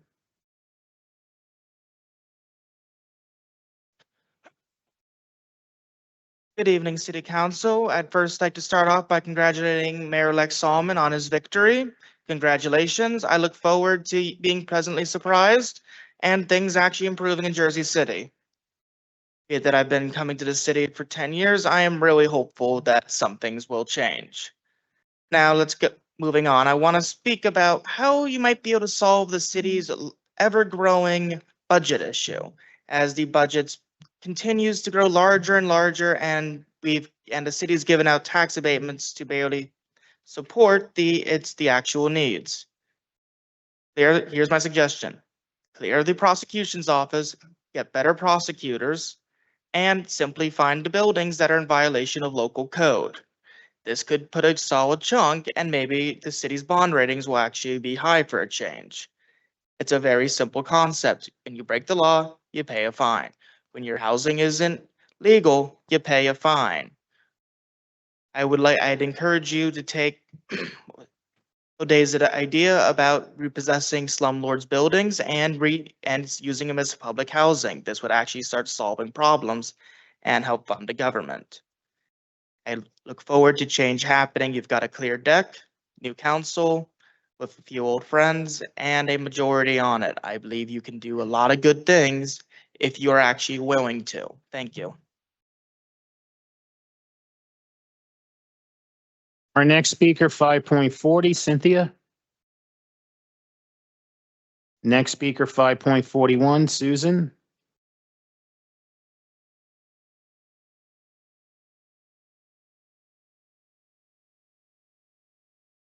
Good evening, council members. Since this is the last meeting of the year, I thought I'd bring a little seasonal spirit to a very unseasonable problem. So tonight I brought a letter, not to the mayor-elect, congratulations, Councilman Solomon, not to the outgoing council, but to Santa. Dear Santa, all I want for Christmas is for Portside Towers to finally receive the services that New Jersey law already promised us. Santa, my Portside neighbors and I have tried very hard to stay on the nice list. We've come to meeting after meeting. We've spoken respectfully, even when the council sometimes prefers to look down at their phones. We've asked specifically for enforcement of laws that are mandated by Jersey City. We stand together as the Portside Tenant Association and work with our neighbors to follow every official process. And yet, despite all of that, what we received this year feels a lot less like presents and a lot more like a lump of coal. Because all of this time and all of these speeches, it would be nice to end the year knowing that our efforts to be active and vocal Jersey City citizens are rewarded with recognizing that laws need to be enforced. But Santa, has the council really been on the nice list? Have they done everything they could to ensure that Equity Residential is held accountable?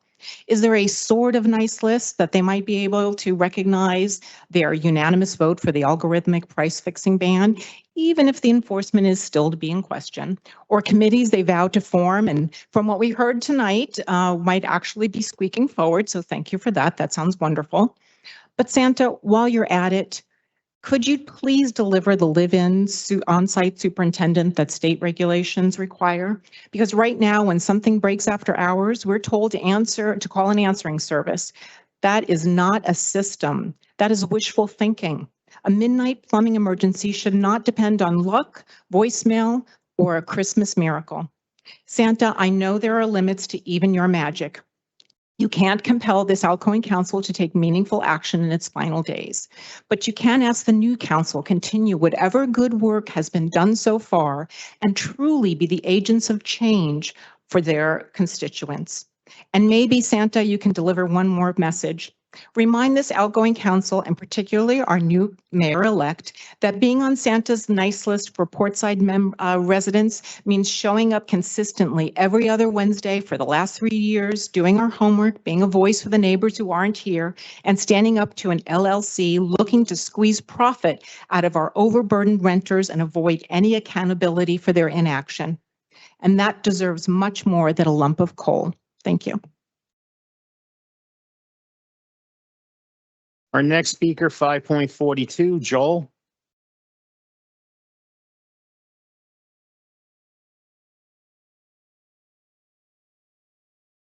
Madam President and council members, it's now time to close the books on your tenure. What is the record of this body? At best, it's mixed. At worst, it's absent. At all times, apparently tethered to a lame duck mayor, Steve Fulop, only after his defeat in the gubernatorial primary did this body act with any visible independence. Too little, too late. You did clarify and improve security ordinances for multiple dwellings. Thank you. Unfortunately, the administration failed to enforce this. Mayor-elect Solomon, we look forward to your administration's enforcement activities. You did, under Councilmember Solomon's leadership, enact new ordinances relating to security, rent-setting algorithms, and enforcement enhancements. We look forward to strong and effective enforcement of these by Mayor-elect Solomon's administration. This council's record on meeting your oversight obligations under the Faulkner Act is more dubious. Notwithstanding our repeated and respectful pleas for independent council investigations, beginning in 2023, this body failed to act until August 20th. Tonight is the penultimate meeting for 2 of the members of this subcommittee. While some work has apparently been done, the work will not be completed by the end of this term.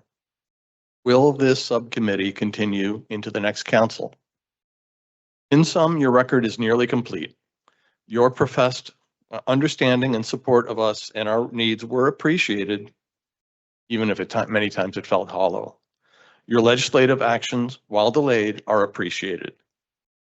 Mayor-elect Solomon and council members-elect Ridley, Brooks, Zupa, Efros, Little, Gilmore, Griffin, Singh, and Lavaro. We look forward to working with you to improve the security of Jersey City renters. And as a following note, I agree with many of the previous speakers. Vote no on resolution items 1053 to 1056. Let the new administration elect who's going to run the city in various councils going forward. Thank you. Our next speaker, 5.43, Shannon.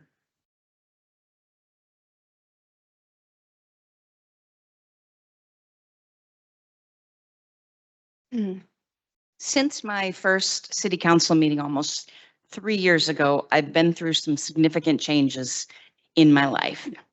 In this room, I have talked about a lot of personal things. I announced a job loss, a name change, and frankly, I will never forget that night. Several of you were very supportive, and that has never been forgotten. I announced a major health issue, and for the first time ever, I spoke publicly about being the victim of domestic violence. It was very difficult to do, but I found strength in this room to do those things. I've made friends that will last a lifetime, and I have worked as hard as I know how to work to fight for justice for myself and my neighbors. The fight against a bad actor landlord is not an easy one. The landlord has every advantage at their disposal in terms of resources, money, time, and influence. It's hard to think about what other kind of contractual relationship is so unevenly matched as that between an individual renter and a multi-billion-dollar company. Still, I've never given up, and I won't, and I know the people here with me won't either. I didn't know much about city level politics when I first started coming here, but I believed that when right is on one's side, justice can't help but prevail, even if it takes a long, long time and stubborn determination. I do stand terribly disappointed that more hasn't been done and that I am paying over 30% more in rent than I was 3 years ago, despite the fact that this is illegal. I'm disappointed that though the very city council body that I stand before is responsible for many of the ordinances, those ordinances have not been enforced. It's chilling, frightening, and maddening. But once again, I will not stop.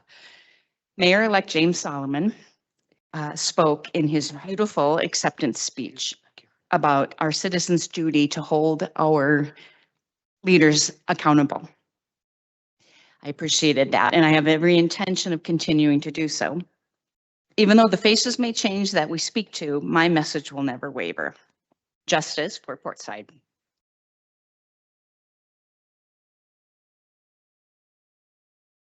Next speaker, 5.44, Jessica.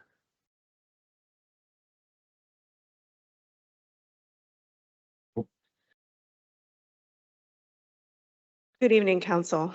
You know my name. I'm Jessica Brand, and I'm speaking tonight as a constituent again, a community member, and a tenant whose family, like thousands of others, has been fighting for justice. A family that includes the last speaker, Shannon. For 3 years, month after month during council sessions like this, we've stood here presenting undeniable facts, demanding the enforcement of established laws and asking for fair treatment. We have shared our stories of being systematically overcharged, and I was reflecting that I'm still paying a substantial amount over. Actually, it's double what I was paying in 2021 at this stage.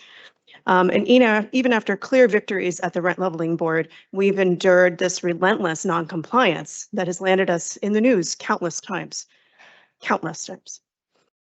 As this council prepares to leave office, I offer a part one of two-part farewell. And our community is, I would say, not just disappointed. I thought about that and what does disappointment means. It means you have a belief in something and it didn't come to pass.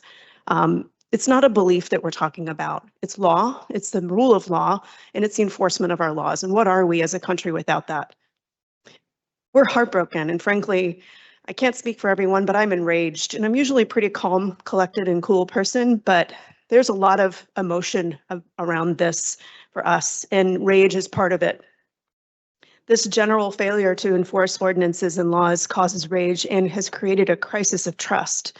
And the consequences, the sheer enormity of it, the financial and emotional toll on us and other vulnerable families is overwhelming. And so when a governing body appears to look the other way, one's left to wonder who's paying the price for this indifference and who's benefiting it. But I had to stop and tell myself, this is not a moment of defeat. This is a moment of change that you did not stop. To the 1,000 or more tenants of this city, and especially to my partner Kevin and to Michelle and Joel, who so fiercely and tirelessly led this charge, please listen. We organized a movement that reached every corner of this city. We elevated tenant rights and local governance to the forefront of political discourse here. Tenants aligned and changed the outcome of local mayoral elections, plural. The gubernatorial primary was a decisive ousting of the current mayor, under whose administration this profound wrongdoing was allowed to fester. And most immediately, our collective work has helped elect a new slate of city council members and a new mayor-elect who will take office in January. And we have together changed the future of this city. To the incoming council and Mayor-elect Solomon, we will prevail because we've won the future. I believe in you. The community believes in you. And we will not stop fighting until every ordinance is enforced. Thank you. Our next speaker, 5.45, Tara.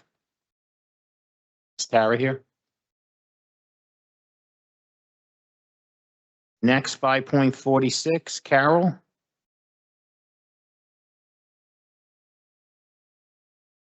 Carol's here.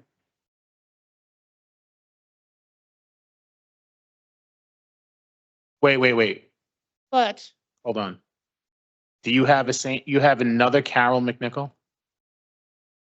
That's who's next. Go ahead, Carol. please don't kick me out. No. Hi, Carol McNichol, Jersey City homeowner resident, 30 years. I just had, off the top of my head, I just want to say my colleague Lorraine Freeney and I have worked on the bird ordinance for over a year and a half. We did our due diligence, we did our research. We crossed all the T's, dotted the I's. We had a unanimous vote at the planning board, which I almost felt like they were going to get up and applaud at the end. The council passed it. Thank you very much. So needless to say, we were very disappointed with the veto. But we're very relieved that this can also come up next year in January and be reintroduced with the new council. And then from there, we have so much work to do after that to help these birds and these bird collisions. And to Stephen, I do this always, James Solomon, I want to say, that's a Freudian slip of some kind. I want to say thank you for your support on the ordinance, and we wish you all the best. We're so over the moon that you won the election, that the council that has come together for the new year is everything we would ever wanted. So you have a big fan in us, and we look forward to working with you guys. Thank you. Our next speaker, 5.47, Gracie.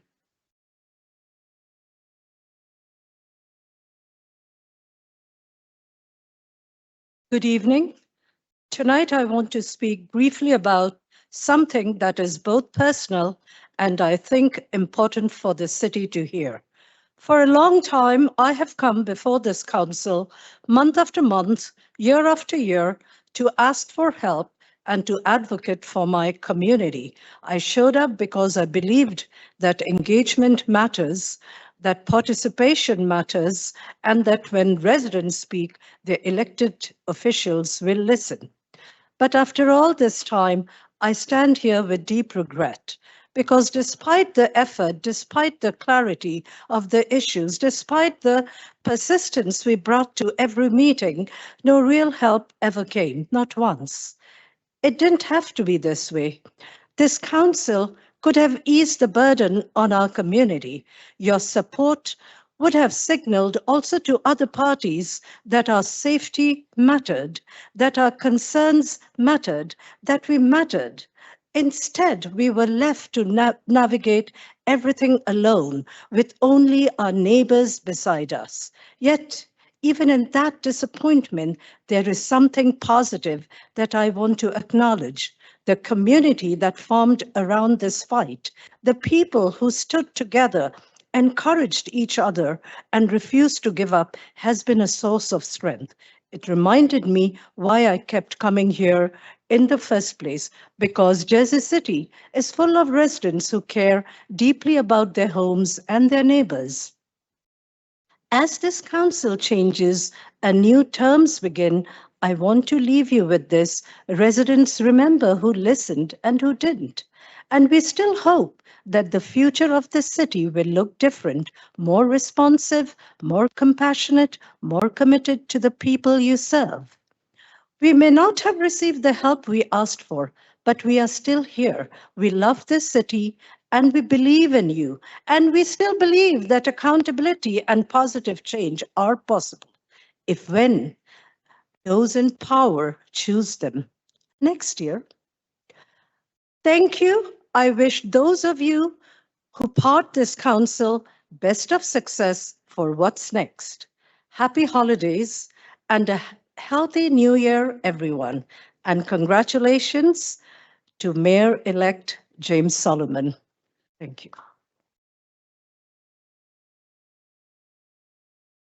Our next speaker, 5.48, Michelle.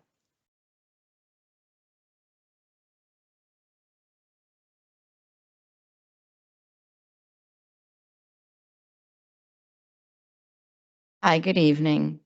3 years ago, I stood before you with 2 words of the day, corrupt and obfuscate. Tonight, as you prepare to exit this chamber for the last time or the second to last time, confusing because the website has contradictory information, I have one final word, complicit, defined as involved with others in an activity that is unlawful or morally wrong. In January 2023, I reminded you of bid rig. July 23rd, 2009, when the FBI arrested 44 New Jersey operatives, political operatives, including mayors and assemblymen. In Operation Bid Rig, developers paid politicians to cash to ignore building codes and steer approvals their way. Today, developers and landlords don't need cash in envelopes. They have campaign contributions, lobbying relationships, and the implicit understanding that if you don't enforce the laws against them, they'll support your political future. And so here we are.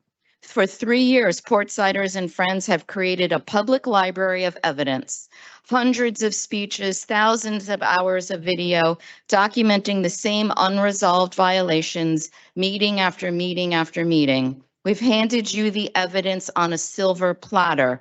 You've chosen to look the other way. Why? To give a departing mayor cover, to protect political futures, to avoid the discomfort of doing what you know is right. You had the power to act. The Faulkner Act gave you authority. You created an investigative committee on August 20th, a quarter of a year ago, that has yet to yield any change for us. You refused to enforce tenant protections. You surrendered your power willingly, and in doing so, you became complicit. Let the record reflect the people of the city have been fighting for themselves by themselves. Your administration didn't just fail to help, it put up roadblocks. It slow-walked processes. It buried requests. It endangered lives with willful noncompliance, and you watched it happen. And to Mayor Fulop directly, what you have allowed to happen to the people is a shanda, the kind of deep, lasting disgrace that follows a person. You failed the tenants you swore to protect, and you did it knowingly. The shame is yours to carry. History doesn't forget, and neither do we. Congratulations to Mayor-elect Solomon and the incoming council.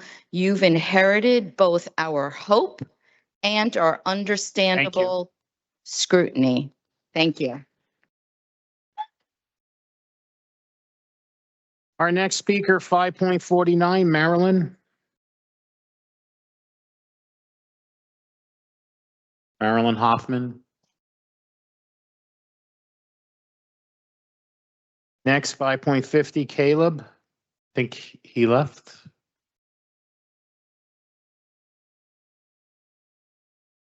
Next, 5.51, Rachel.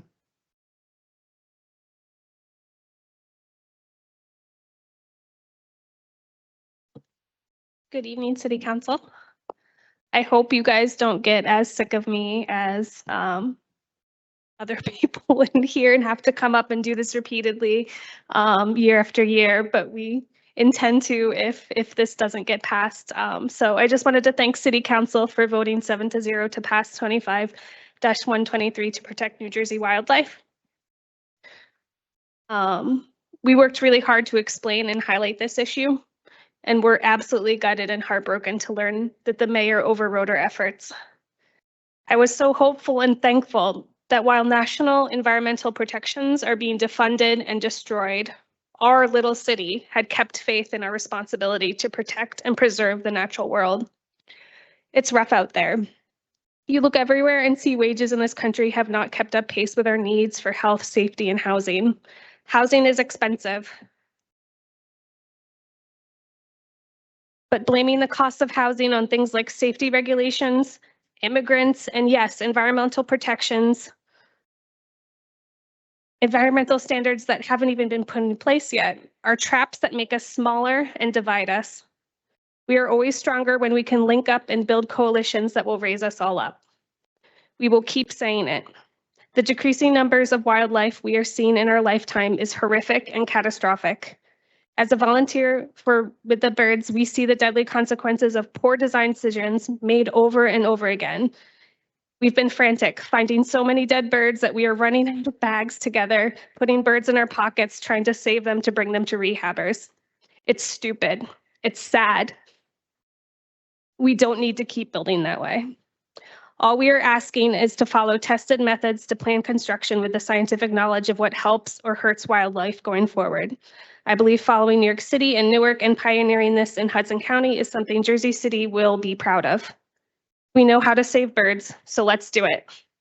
We can't wait. We'll keep fighting, and we'll see you in the new year. Thank you. Our next speaker, 5.52, Bess. Not here. 5.53, Jeff.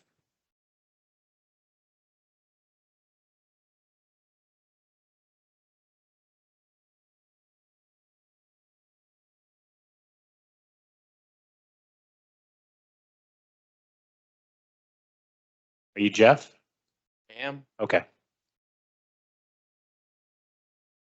A lame duck mayor strikes down a bill protecting birds.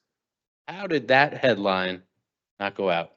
I'll never know. It kind of seems unfair. But I'm not angry. I am a patient person.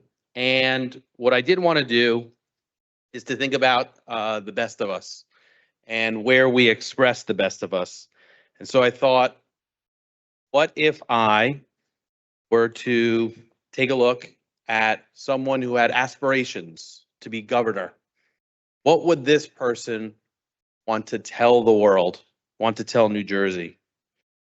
And so the mayor of Jersey City recently did not win the governor's race, but he did put out there his aspirations. And in his aspirations, he mentioned first that he is a leader in sustainability, and he is proud as one of the top 15 sustainable cities in America.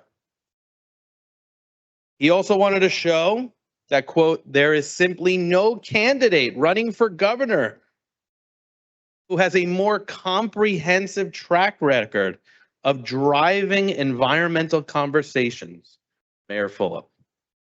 He wanted to show New Jerseyans that he is a leader in the environment and sustainability. Why?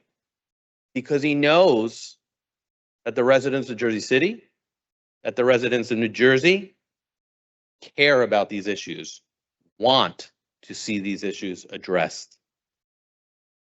He also mentions that since 2013, under his leadership, JC has been a leader in the fight to protect our environment. He touts that his actions against climate change have been by far the most aggressive action plan of any municipality in New Jersey. He mentions words like adopting ambitious policies, being on the cutting edge of sustainability. Why? This is what we want. We want ambition. We want cutting edge. He also points out that he has spent $70 million on protecting parks and nearly $1 billion to upgrade utilities. He wants to spend money because that's what we want. Don't be fooled by the tired affordability argument. It's the same thing that would have kept sprinklers out of apartments. We look forward to 2026 and doing the right thing. Thank you. Our next speaker, 5.54, let's see.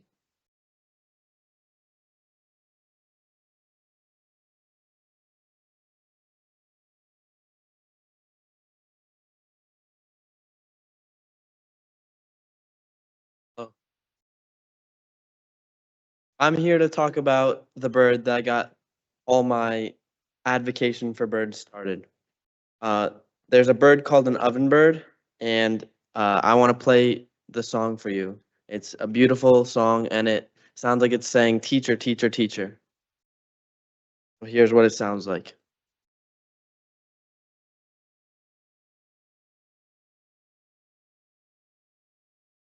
One afternoon, I was walking along the Hudson River, and I heard that sound. And this is a bird that migrates through Hudson County maybe 2 weeks out of the year. And I heard it, and I turned the corner to try to find it. And this was just after I started getting into birds. And I turned the corner, and I see it on the ground, but it's not alive. It's next to the window, and it's dead. And seeing this really impacted me.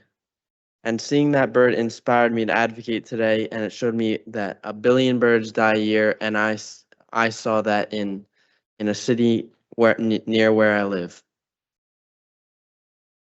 My generation is watching, and we're learning from you. And if you teach us to do the right thing, to protect nature, and to live sustainably, you'll be providing us with a beautiful world. As important, you will be teaching us to be stewards of nature.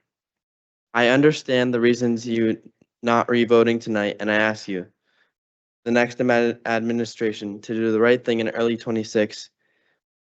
I'll be back here to help protect the birds I love.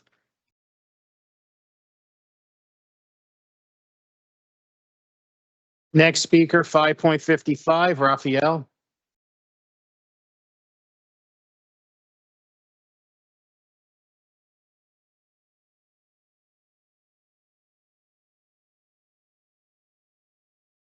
Good evening, Council President and members of the City Council.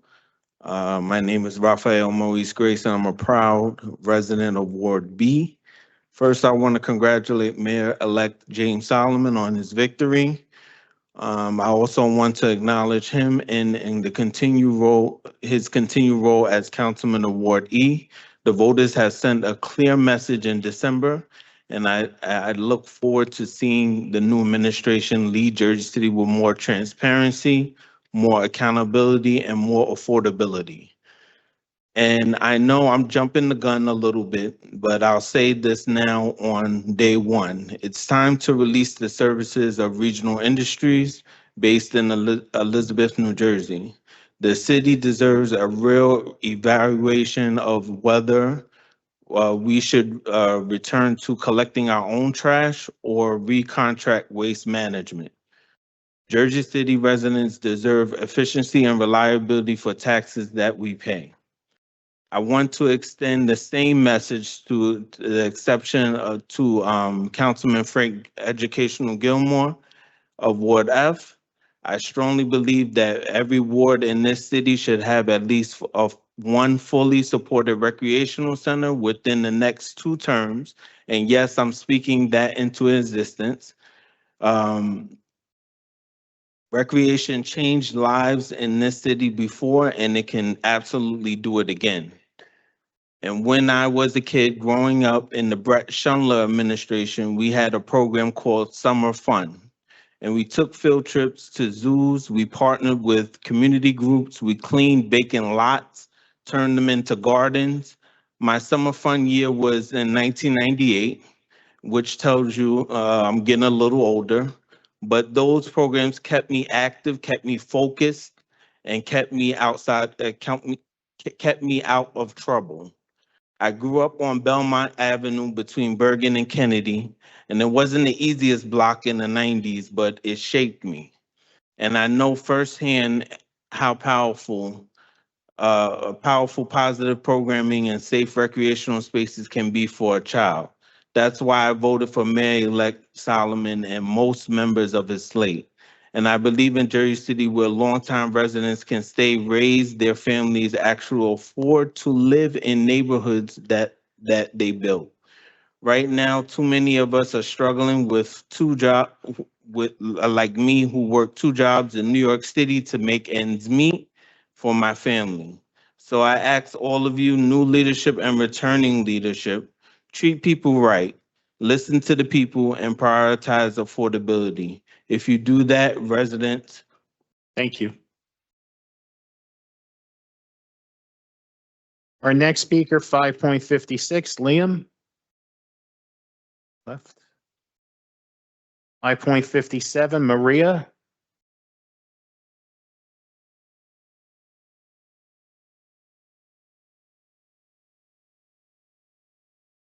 Hello? Okay, hi.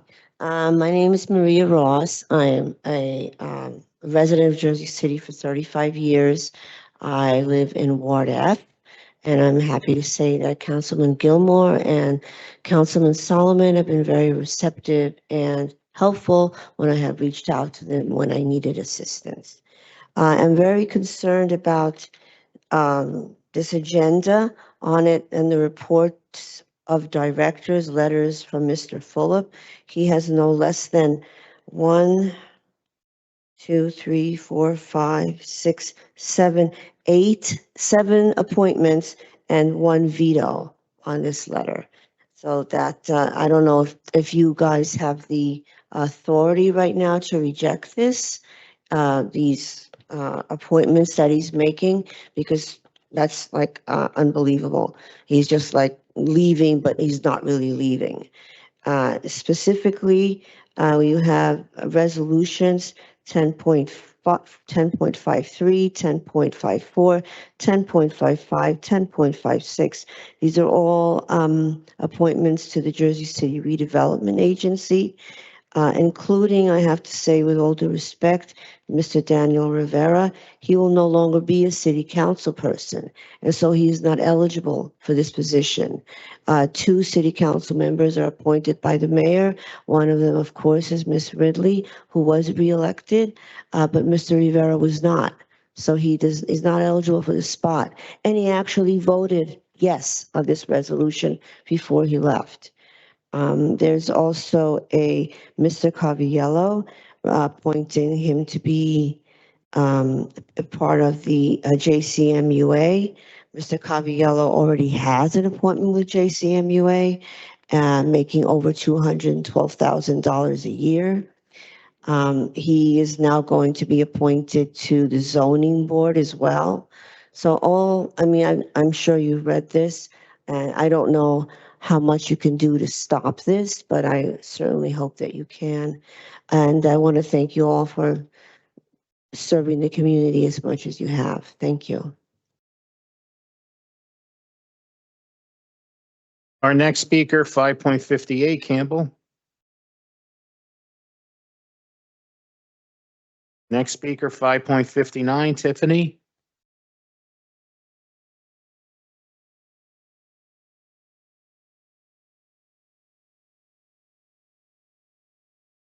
Hi, everyone. My name is Tiffany Fisher. I'm a councilwoman in Hoboken. Congratulations to Denise, to Mayor-elect Solomon, to Councilman Gilmore on your re-elections, and wishing you all the best. And to everyone who I know, Amy, et cetera, just wishing you the best. Being a council person is hard, and there's a lot of tough issues here. That we heard tonight. And I imagine some of you are leaving feeling like you don't have the ability to continue supporting it or as easily. So thank you to everyone who serves. So I am here to support my colleagues and neighbors and on the bird ordinance. I'm not necessarily speaking to Jersey City specifically, but just holistically. We often in Hoboken will work with Councilman Solomon, Councilman Solomon and Youssef, just because the Heights and Ward E are just so close to Hoboken, and we'll often maybe do an ordinance in Hoboken that will then, talk with our colleagues in Jersey City, and you guys will adopt, or more likely you will have adopted an ordinance that we'll take on in Hoboken. And this is actually one of them. I've worked with, you heard Jeff Train up here earlier and his son Otis. They live in Hoboken. They're very active around wildlife. I am the council person. Every time there's a hurt bird, I get the call, whether it's a pigeon, freezing cold and a snowy night, or it's a bird that, hit a window that hasn't yet died, or a bird that's hit a window that has died. I get calls probably every other week. I've instructed a lot of neighbors how to care for them, to take them to the Wild Bird Fund, Raptor Trust, et cetera. This to me is something I was really excited to hear that your council supported it unanimously, that you learned a lot about what a small change to a developer's budget can do to just be so beneficial to the wildlife in our area. You know, I think I can speak for both cities because I see it, that we love wildlife. We love, you know, being able to see the migratory birds, you know, they're all over social media. You know, this is something that has a small impact on the profit of developers that make a lot of money in your city and in my city. It was unfortunate and disappointing to see Mayor Fulop veto this. Wasn't a surprise. You know, he did receive a lot of donations from the development community for pretty much all his campaigns. So this is something that he gave back on his way out the door. But I'm happy to hear that I believe this is going to come back in January. And I hope that the new council will support it. And then we will be able to leverage all the work you guys have done and replicate it in Hoboken. So thank you. And just want to give my support for that. Take care. Our next speaker, 5.60, Elna.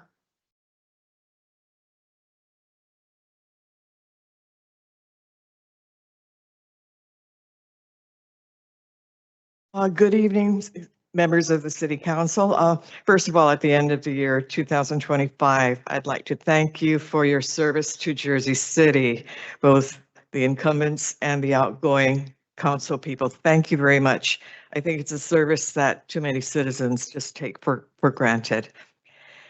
Well, full disclosure, I am a member of the Hamilton Park Neighborhood Association Board of Directors, but I am speaking as a constituent tonight. Against my better judgment, I'd like to let you know that what I'm talking about involves pee and poop. I want to call to your attention that, to my extreme disappointment, the HPN was not awarded a grant from the Open Space Trust Fund. Our application was for $500,000 funding for Portland Loo for Hamilton Park, one of the most well-used parks in the city. We were enheartened by the one in Hoboken and had been researching the Portland Loo for many years now. We have 7 schools in our neighborhood which use the park for their breaks from the classroom. There are 2 tennis courts, a basketball court, which are also used for recreation department clinics. These courts are used constantly, even on warmer winter days. People from other neighborhoods drive to Hamilton Park to use the courts and to picnic there. The HPNA has been paying just under $200 per month to rent a porta potty from May through December for the duration of our weekly farmers market. Even at twice weekly cleaning, the potty gets pretty full. I personally have cleaned human feces from the gazebo platform and steps to the basement. We've had to warn parents to keep their children from playing in the cluster of holly bushes surrounding the electrical panel box on the south side of the park, as it sometimes is where the unhoused relieve themselves. In our application, we had letters of support from Councilman Solomon, Director of Architecture Brian Weller, Chairman of the Hamilton Park Conservancy Teddy Tsui, Executive Director and Founder of the Scandinavian School of Jersey City, Maria Sharp, and Pat Tvaney from the Recreation Department. Pat conducts the Summer Basketball League. And in 2 hours, we obtained 50 signatures in the neighborhood in support of this proposal or our grant application. I don't know if the City Council has any say in reviewing the grant awards, but I sure hope you will be able to look into this. Hamilton Park is in dire need of a public restroom. Thank you. To help funding to support the Portland Loo. Thank you. Our next speaker, 5.61, Bo.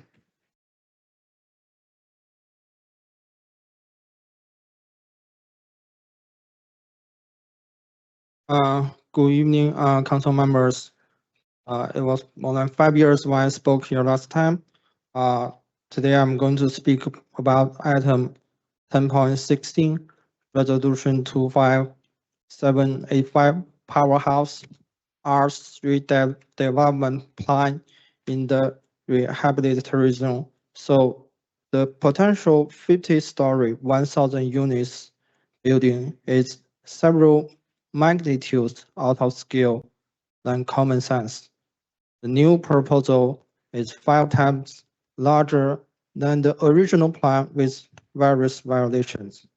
So if we draw a rectangle covering these tall buildings along the Marine Boulevard on the map, it's like 4 blocks north to south, 2 blocks west to east. That will cover the Kushner Building, the Hendricks, the Morgan, the Hilton, the Group Home, the residence in the 7 Columbus, plus the new building. It will be 400,000 people per square mile. It is 6 times larger than the most dense area in Manhattan. It is 23 times more dense than Jersey City, than San Francisco. And it will be the most dense building cluster in the United States. It is 4 times than the current winner, which is the Co-op City in Bronx. It is 3 times more dense than the most dense area in Singapore. Okay, ladies and gentlemen, we are building the most dense building cluster in the world. It's 20 times larger than the current winner in the world. So in Jersey City, we are building a world wonder, a world record, the most dense building cluster in the world. It will be a world-class attraction point. Okay, that's the first point. The second point, I'm not sure what happened to the V store in the building, because in the plan, there will be an elementary school in the building. And also there's a V store. So it will make the headline in the world globally. If here in Jersey City, we have a building, the first floor has a V store and second floor is an elementary school. I'm not sure how that works. Okay, that's second point. The third point is there's no study about the traffic or whatever, the past capacity. I'm not sure it won't work. It simply won't work because a lot of buildings were built in the last few years, and now more and more companies are shifting to mandatory commuting. It simply work. So, Thank you. Our next speaker, 5.62, Bianca. Next speaker, 5.63, Syed.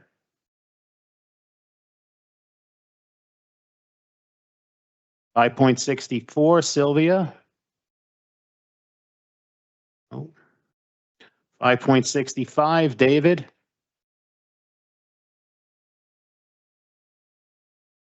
Hello.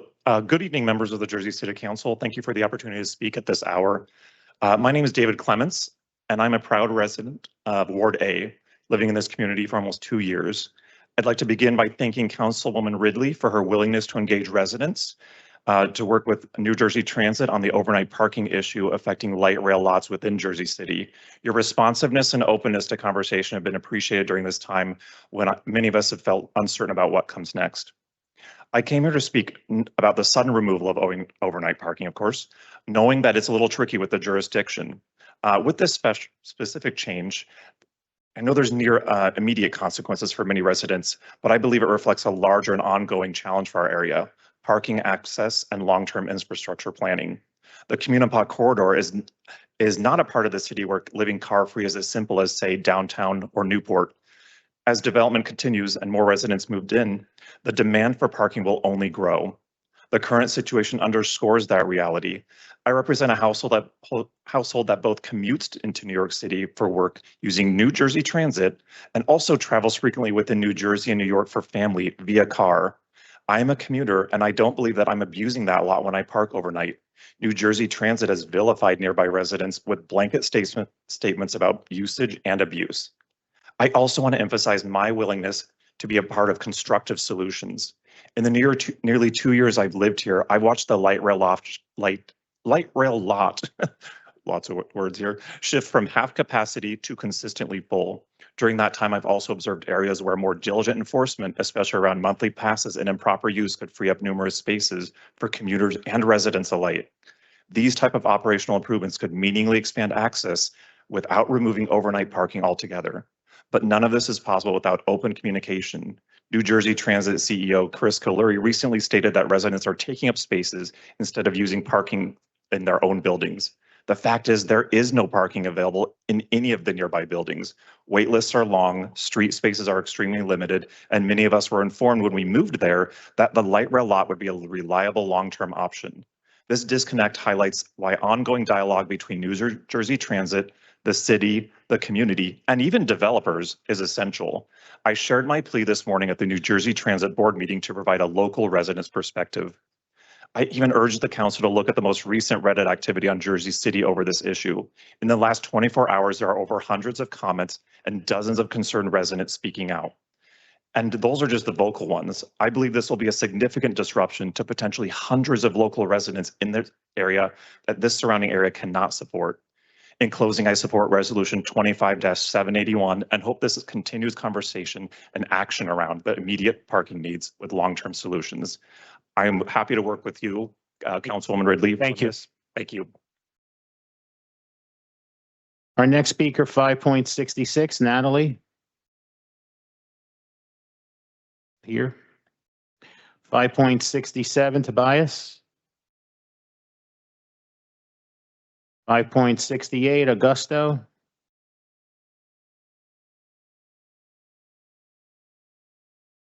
Good evening, City Council members. Thank you for hearing my thoughts tonight.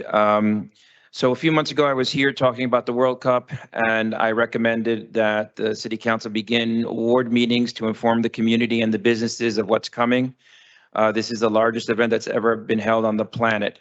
We're a few weeks from the end of 2025, and no such community meetings, to my knowledge, have taken place. So I'm here to strongly recommend that the incoming administration, or even for the next few weeks, community meetings begin in the wards discussing what is coming in 2026 with the World Cup. 1.3 million people are going to go through Jersey City to get to the stadium 8 times between June 11th and July 19th. 50,000 people are going to make their way into Jersey City every single day for 39 days straight. They're not closing.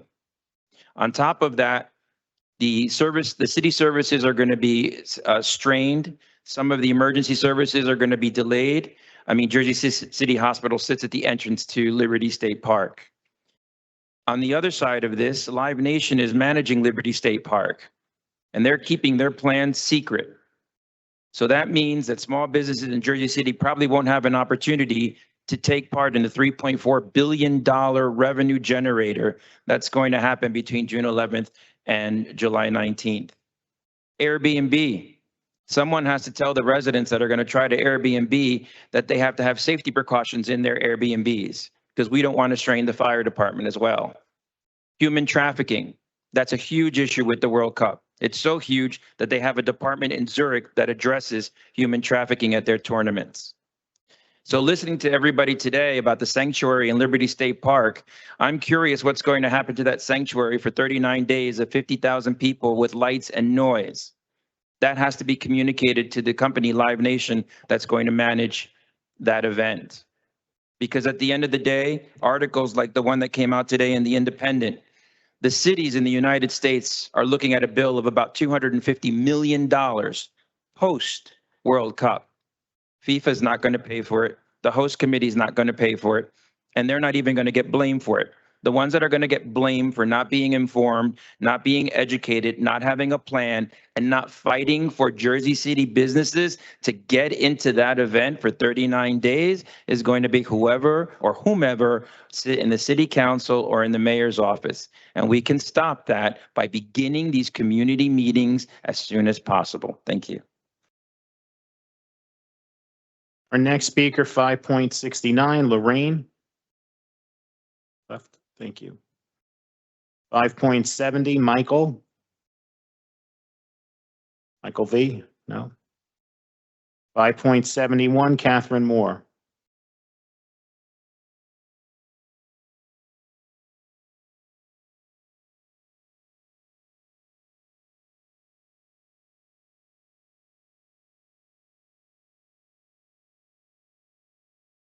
I'm here about the resolution for 225-785. I'm kind of confused why this request is actually on the agenda. The attached amendment is not ready for consideration. There's no solid vision or site of the site and an empty promise of a school inside a National Historic Landmark with complicated restrictions, with no ask from the Board of Ed or the New York SDA.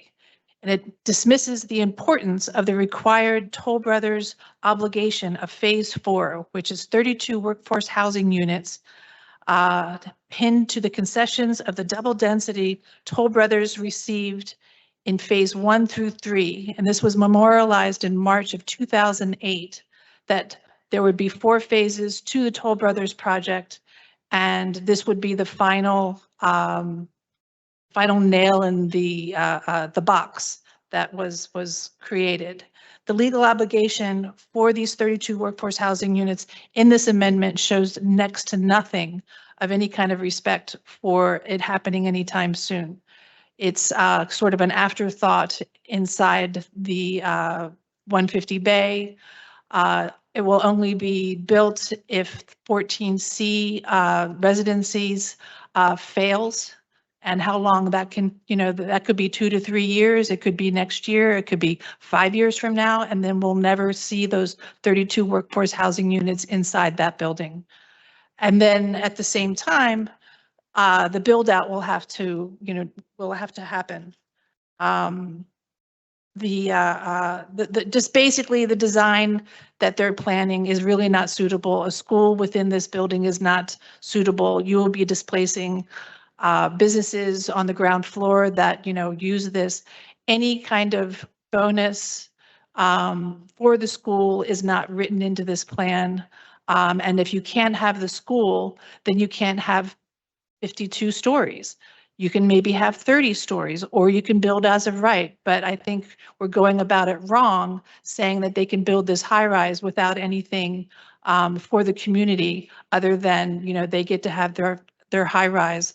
And the 32 workforce housing units are put off to the side. January 13th is going to be the 6th extension for Toll Brothers to finish this project. And I don't think we should give them any more time. I think this should move ahead, and they should work with what they have and build as of right and respect the redevelopment plan. Thank you. Our next speaker, 5.72, Isha. Not here. 5.73, Joseph.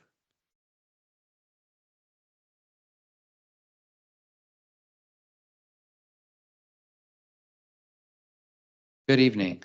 My name is Joseph Daniel.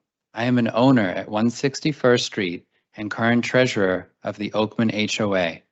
I am going to speak to a few concerns regarding Resolution 25-785. 1. The original development obligations. Toll Brothers, the original developer, was expected to build a modest 5-story structure on this site. Although they later received exceptions to build the 3 existing towers, they were required to include 32 workforce housing units on the lot at 156 Bay Street. We already have approval to build a 5-story structure that would provide the required workforce housing units. This work has not happened, and these units are vital to providing for our nurses, teachers, police, and perhaps even officials in this room. The focus should be on getting this 5-story building to break ground as soon as possible. This is what is needed in our community, not a study centered on a new 50-story building. Legal history. PADNA challenged the city's decision to grant the noted exceptions, but ultimately lost in court. Despite this, the underlying requirement for workforce housing on the lot remains. Current building rights. Toll Brothers retains the legal ability to build up to 12 stories on the site, not 50. As a reminder, PADNA is in support of the original plan. Repeated delays. The building was originally required to be completed by 2016. Since then, Toll Brothers has filed 5 extensions and is now seeking an additional 2-year extension to be heard on January 13th. Homeowners should have received certified letters regarding this extension. We did not. Proposal for workforce housing relocation. Developer Jeff Gural is seeking to move the required workforce housing units into 150 Bay Street, displacing the long-standing 14C Arts community. The proposal includes suspect rationale for this relocation and poses a significant legal and community issue. Questionable school promise. The developers also claim they will build a school at 150 Bay, but this has not been requested by the NJ Schools Development Authority nor the local school board. The building would require substantial renovations and raises concerns as it would sit above a craft brewery and a cannabis business. Historic preservation issues. 150 Bay is a National Historic Landmark, and any modifications must comply with strict preservation requirements. Based on the proposal, it is clear that the motivation for this request is to allow for an attached gymnasium to be built, which currently would violate the building's protections as a historic landmark. The developer's request to remove preservation status and protections is abhorrent and would set a dangerous precedent that puts profits first. I want to thank you for hearing me out, and also congratulations to Mayor-elect Solomon. I look forward to working with you. Thank you. Next speaker, 5.74, Abhishek.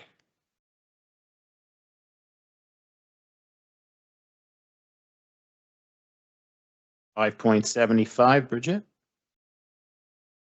Good evening and congratulations, James. Really looking forward to working with you. So my name is Bridget Siegel and I'm the president of the Oakman condominium on 161st Street. And I'm speaking on behalf of the largest group of non-developer homeowners within 200 feet of the proposed site. Our perspective is both deeply invested and directly impacted. The core issue here is the variance breaks the redevelopment plan. Powerhouse Arts District redevelopment plan was created to ensure responsible, predictable, and balanced development that has absolutely been violated. A 50-story tower on this lot is a massive departure from the plan and from the expectations under which every current homeowner purchased their property. Granting yet another exception undermines public trust and sets a precedent that the plan no longer has meaning. Let's just throw it out the window. Everything else seems to be, all the developers have had an opportunity to make a lot of money. Development history matters. Original obligations, as Catherine has said, is the Toll brothers were required to build a 12 to 15-story building, not towers. They've had variances, and such. They were asked to have 32 units for our workforce across Jersey City. The pattern of delays and avoidances. The project was supposed to be completed by 2016. It's almost 10 years ago when they made that promise. And now they're asking for another variance. So finally, the real risk here is that if the promises regarding the school or relocating housing fall through, as many expect, the developer may end up with a nearly completed 50-story building. I mean, the birds have no chance with that one either, without delivering the public benefits being used to justify the variance. And in closing, I urge the board to uphold the integrity of the redevelopment plan, protect the character and the livability of our neighborhood, and deny the request for a 50-story variance at 156 Bay Street. Thank you very much. Next speaker, 5.76, Abhai. 5.77, Victoria. 5.78, Siddharth. 5.79, Massa. 5.80, Max.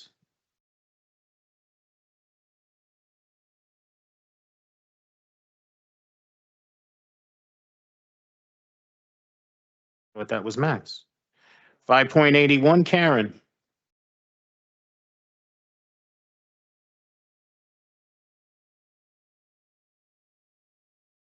Good evening. that one quickly. I'm here to please ask if anybody could tell me how I can get the children's garden from a month-to-month lease back on the yearly lease like everybody else, or the other gardens in the program. We were put on a month-to-month because there were some issues with plans that Mayor Fulop had, but that's not happening. For me, it's not political. We started under Mayor Healy. We're gonna be under Mayor Solomon soon, hopefully. So I just want to know, because I kind of feel it's gonna be in the, fall through the cracks somewhere. I will email everybody, so maybe that's gonna be easier. I would also like to thank everybody who is on the council that I won't see here anymore and that has listened to me, or at least pretended to listen. I do see the difference. And congratulations, Frank and Denise, and of course also James. I hope that we, not just the garden, but can work with each other in a good way. And happy holidays for everybody. Thank you. And Corinne, we'll figure out what the status is, because I haven't gotten an update on the City Hall Park in a long time. So it should be, if it's not going, it should be year to year. Apparently it's not happening, because I saw this in this long list of things we don't need money anymore. Got it. Okay. That's why I'm here. We'll figure it out. Okay. We'll get you Thank back. Thanks. Next speaker, 5.82, Kevin.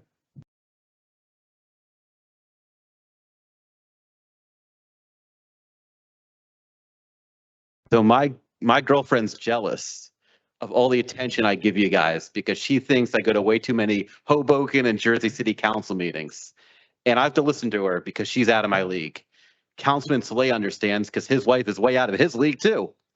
So the other day, joke's on her because now she understands why it's important. We went to Liberty State Park. She drove, she has a driver's license, unlike me.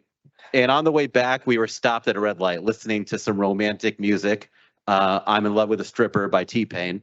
And while we were stopped at the red light, all of a sudden, a e-bike delivering food came really close to our car and was going very fast, ran through the red light. It was so close to our car, the seatbelt thing immediately tightened up on us. And she said, "Oh my God, what am I going to do?"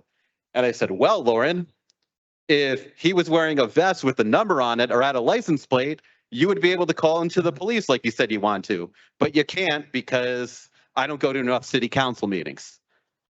So we do have some time left for me to play some testimony I recorded.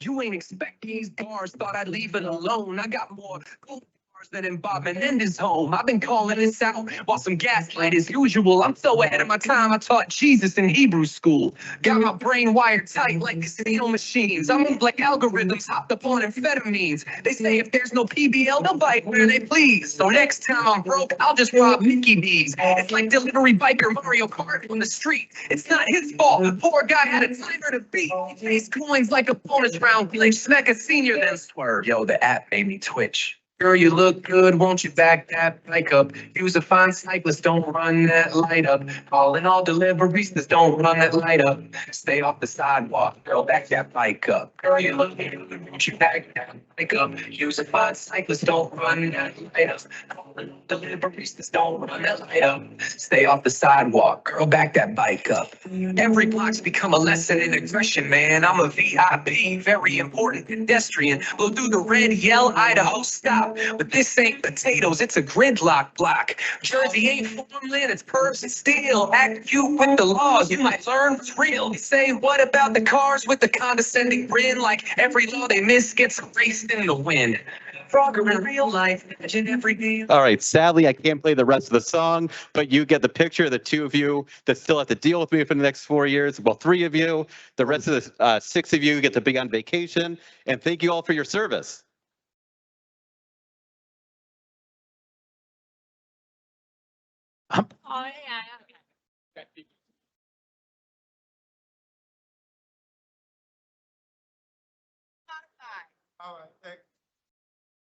Is it on Spotify?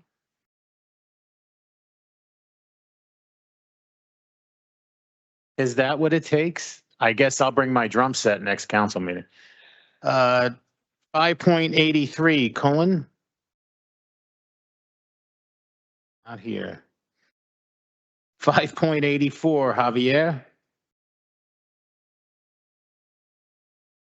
5.85, Pam? Wow. What a reception. Yeah. Dear council members, graduating class of 2025. If I could do individual resolutions, I would, and maybe I will. As a council aide, I have had the privilege to work with you and your council staff behind the council chambers. And I want the public to know there is so much work, love, and respect for each other and for the people of Jersey City. Our office manager, Tammy, calls us a council family, and that's what we are. Many people see only the anger and frustration in this room. I get to see the love and respect outside of this room. I'm going to cry. This is just the end of one chapter and the beginning of a new one. To Councilman James Solomon and soon to be the next mayor of Jersey City, it was just the other day I was giving you a tour as an NJCU professor. You listen, you are present, you inspire people. Thank you. Congratulations to council members Denise Ridley and Frank Gilmore. You and your staff are all amazing and caring people. Your experience is invaluable. Thank you. Council President Joyce Waterman, now I'm going to really cry, and Councilman Danny Rivera. I have known you when you started before this journey. My kids were 3, 5, and 7. They are 15, 17, and 21. Council President, you are living history as the first African-American female council president. I met you in 2010 at Rutgers University for Women's Ready to Run. Into your passion for women to have a voice and for equity and diversity in the workplace has come a long way. 13 years ago in these offices, it looked different. Thank you. Councilman Danny Rivera, you are the third parent for my kids and for everyone's kids and their kids. Thank you for all that you do. And Dr. Madrano would be so proud of that high school kid that worked in his office. Councilperson Amy DeGise, another third parent of my kids. You are a great policymaker and fighter. I would want you in my corner anytime. Thank you. Councilperson Maureen Hewlings, you bring balance to all the different parties in a room. Thank you for being that person. I appreciate you.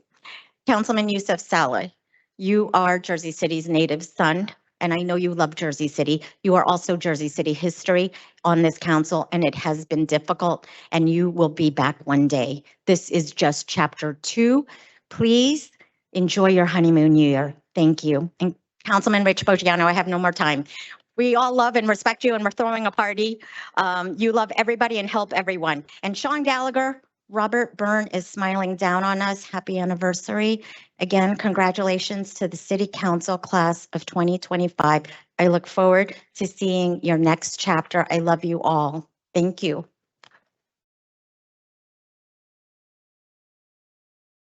I don't know who's speaking after Pam, but I don't know. You're going to be able to top that. Next, 5.86, Jennifer. Jennifer, no. 5.87, William. That's William, not Max. Not Max. And I don't have anything on my phone, so. My name is Bill Lillis, a parishioner of Our Lady of Sorrows and a member of the Jersey City Together's Public Health and Safety Committee. I want to thank the 9 of you who have served the current term. As a former history teacher who taught a course on American government, I am frightened by what is taking place on the federal level. Our democratic system is in peril. So it gives me hope and optimism that the democratic traditions that will continue as normal here in the days ahead in Jersey City. To those of you who are departing, I suggest you take time the 2nd and 4th Wednesday of every month, spend it with your time and family. You deserve it. But my purpose in coming to speak tonight is to once again to encourage our elected officials to make the hiring of outreach workers to go out on emergency calls involving individuals with a mental health and/or a substance abuse issue a priority for 2026.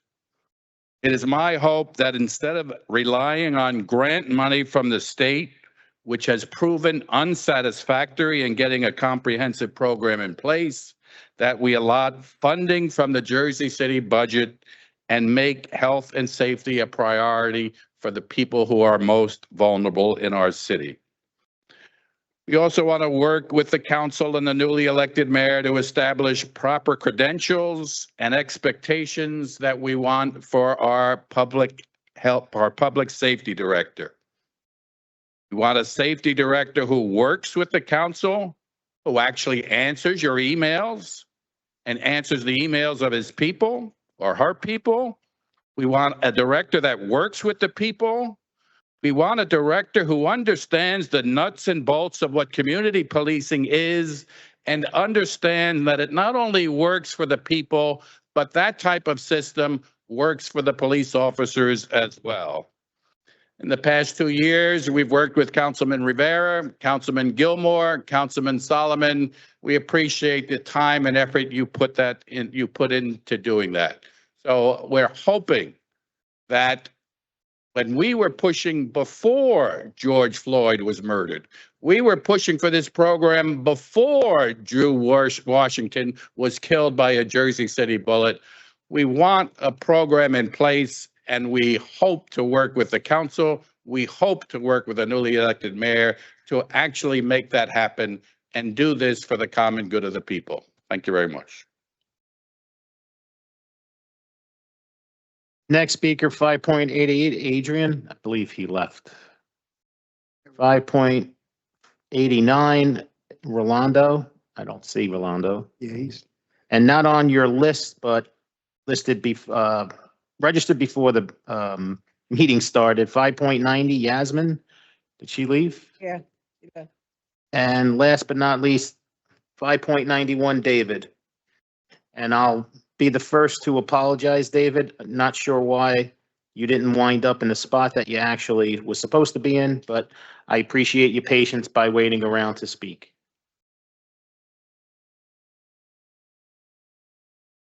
No hard feelings.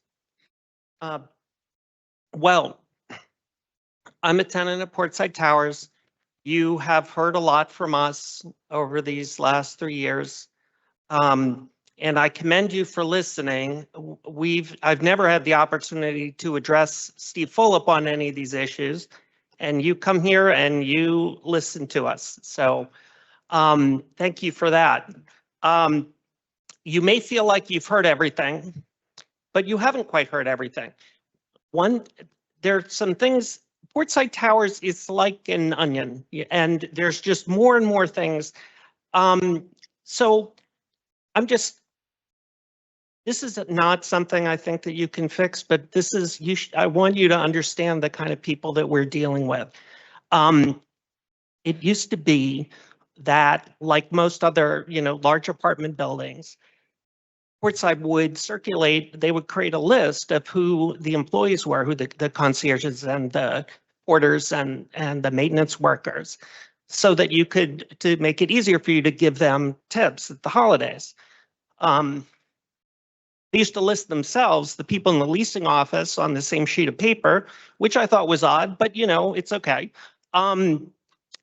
Then after we started to kind of protest about the, incredibly, enormous rent increases that we were being asked to pay, they responded by no longer producing these lists. So they were punishing their workers because of, I think, actions that we were taking, and making it more difficult for them to be tipped. And they said that they had a policy that their employees couldn't accept tips. So I'm like, well, if you call it a policy, but anyway, so this is what we have at Portside. And so I was going to say a few things that other people have said far more eloquently. And so, you know, it's a new time. We have a new council coming in that may be able to do more. I think in many cases, this council wanted to do more for tenant rights and tenant protections than you were able to do because you were, you know, under the constrictions of the Philip administration. And so now that that's changed, and so we are going, I'm hopeful about what we're going to be able to do with the new mayor-elect and with the incoming council. And we are going to be watching very closely because just to make sure that you do what we hope you're going to do. Thank you. Thank you.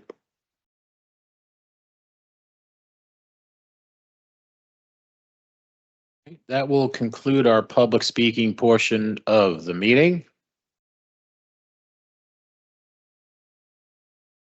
All right, council. On to our petitions and communications. Any questions or comments on items 6.1 through 6.25? Hearing none. Any questions or comments on Office Communications 7.1? Any questions or comments on Report of Directors 8.1 through 8.9? Hearing none. On to our claims and addendums number 1 and number 2. So council members, I'm going to take in your vote on claims and addendums number 1 and number 2. Councilperson Ridley. Aye. Councilperson Hewlings. Aye. Councilperson Baggiano. Councilperson Saleh. Aye. Councilperson Solomon. Aye. Councilperson Gilmore. Councilperson DeGise. Councilperson Rivera voted yes earlier, and Council President Waterman. Claims and addendums number 1 and number 2 are approved unanimously 9-0. On to our resolutions. Oh, hey, Sean, can I just ask, Sure. I guess, oh my goodness. Peter, as it relates to 1016, can you speak, to 2 things? One, if said community was notified of the proposal coming or meetings or engagement with the community, and 2, is it true the allocation that was raised as it relates to the affordability being potentially moved to another site? Well, I know there was a history of community meetings coming up to this project. I don't know exactly when the last one was or the time frame of that. I can get that information for if you'd like. As far as the affordability component, I'm not, you know, intimately aware of the details of that, so I'd have to get more information for you. And just so the record is clear, you want to say anything? I mean, it is a proposal in my ward. I'm not in favor of it moving forward at this stage, not against us having more conversation. Yeah. So just be clear, Pete, the administration position right now is you're not aware of the 2 questions I had. No, I am aware that there were community meetings previously. I don't know the exact date of them. As far as the component for affordable housing, I myself has not worked on the project, so I don't have the intimate knowledge of that. I can get you the answer from the planning department that proposed it, should you need the information going forward. But you don't have it now. For now, Councilman. Okay. All right. Okay. Ready? All right, council members, going to take a vote on resolutions items 10.1 through 10.14. Again, that's 10.1 through 10.14. Councilperson Ridley. I'm going to vote no on 10.4. On 10.12, thank you to David that came out to speak. I just want to reiterate what I said at the caucus meeting. We realize that it is not New Jersey Transit's job to supply parking for city residents, but we would like to have a community conversation with them, especially given the fact that there are other light rail stations outside of the Liberty Park light rail stations in Ward A and throughout the city where there is 0 parking. So just as They state residents are a burden in their parking lot. Their commuters have also been a burden on our streets in our residential areas. So I think they can give us the courtesy of a conversation on that. And also, we want to make sure that they are standardizing parking in their lots, as some lots are cheaper than others, particularly the Liberty State Park lot, causing an overflow or an exceeding number of commuters to park there as opposed to some of the more expensive lots throughout the city. And with that, I vote aye on all the rest except 10.4. Got it. Councilperson Hewlings, Aye on all. Councilperson Bajano, No on 10-4, aye on the rest. Councilperson Saleh, I vote no on 10-4, aye on the rest. Councilperson Solomon, No on 4, aye on the rest. Councilperson Gilmore, No on 10.4, aye on the rest. Councilperson DeJeece, No on 10-4, aye on the rest. Councilperson Rivera voted no on 10-4 and aye on the rest. Council President Waterman. No on 10-4. All right, if I can just recap the vote.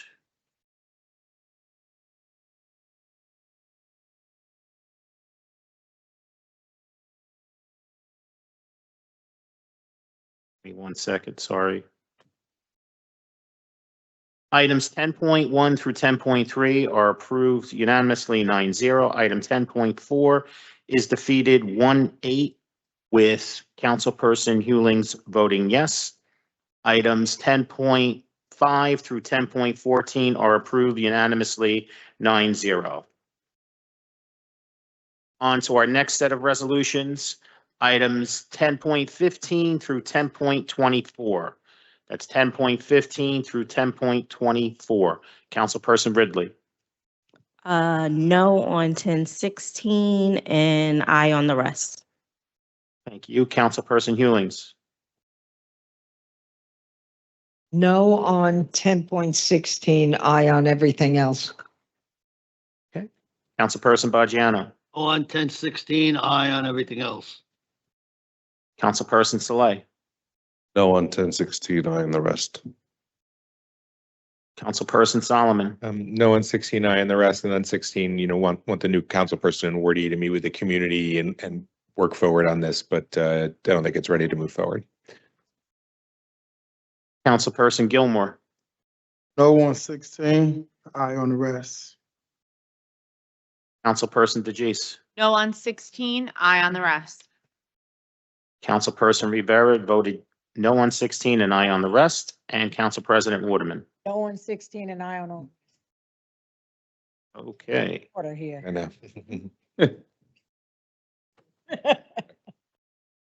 Item 10.15 is approved unanimously 9-0. Item 10.16 is defeated 0-9 with all council members voting no.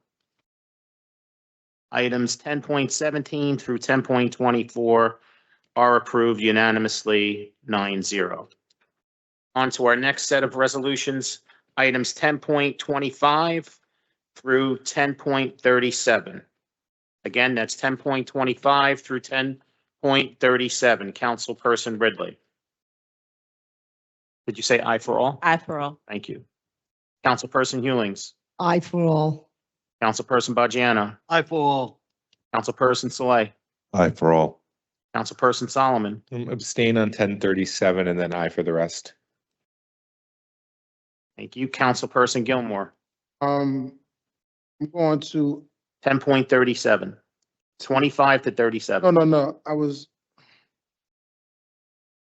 going to, vote no on 35 and 36, just because I don't have enough information, and I'll vote aye on the rest. Okay. Councilperson DeJeece. Aye on all. Councilperson Rivera voted aye on all earlier, and Council President Waterman. All right. Just give me 1 moment to recap. Items 10.25 through 10.34 are approved unanimously 9-0. Item 10.35 is approved 8-1, with Councilperson Gilmore voting no. Item 10.36 is approved 8-1, with Councilperson Gilmore voting no. Item 10.37 is approved 8-0-1, with Councilperson Solomon abstaining. And that'll include that. So the next set of resolutions is items 10.38 through 10.49. 10.38 through 10.49. Councilperson Ridley. Aye. Councilperson Hewlings. Aye on all. Councilperson Bajano. Aye. Councilperson Saleh. Aye for all. Councilperson Solomon. Aye for all. Councilperson Gilmore. Aye. Councilperson DeJeece. Aye on all. Councilperson Rivera voted yes earlier, and Council President Waterman.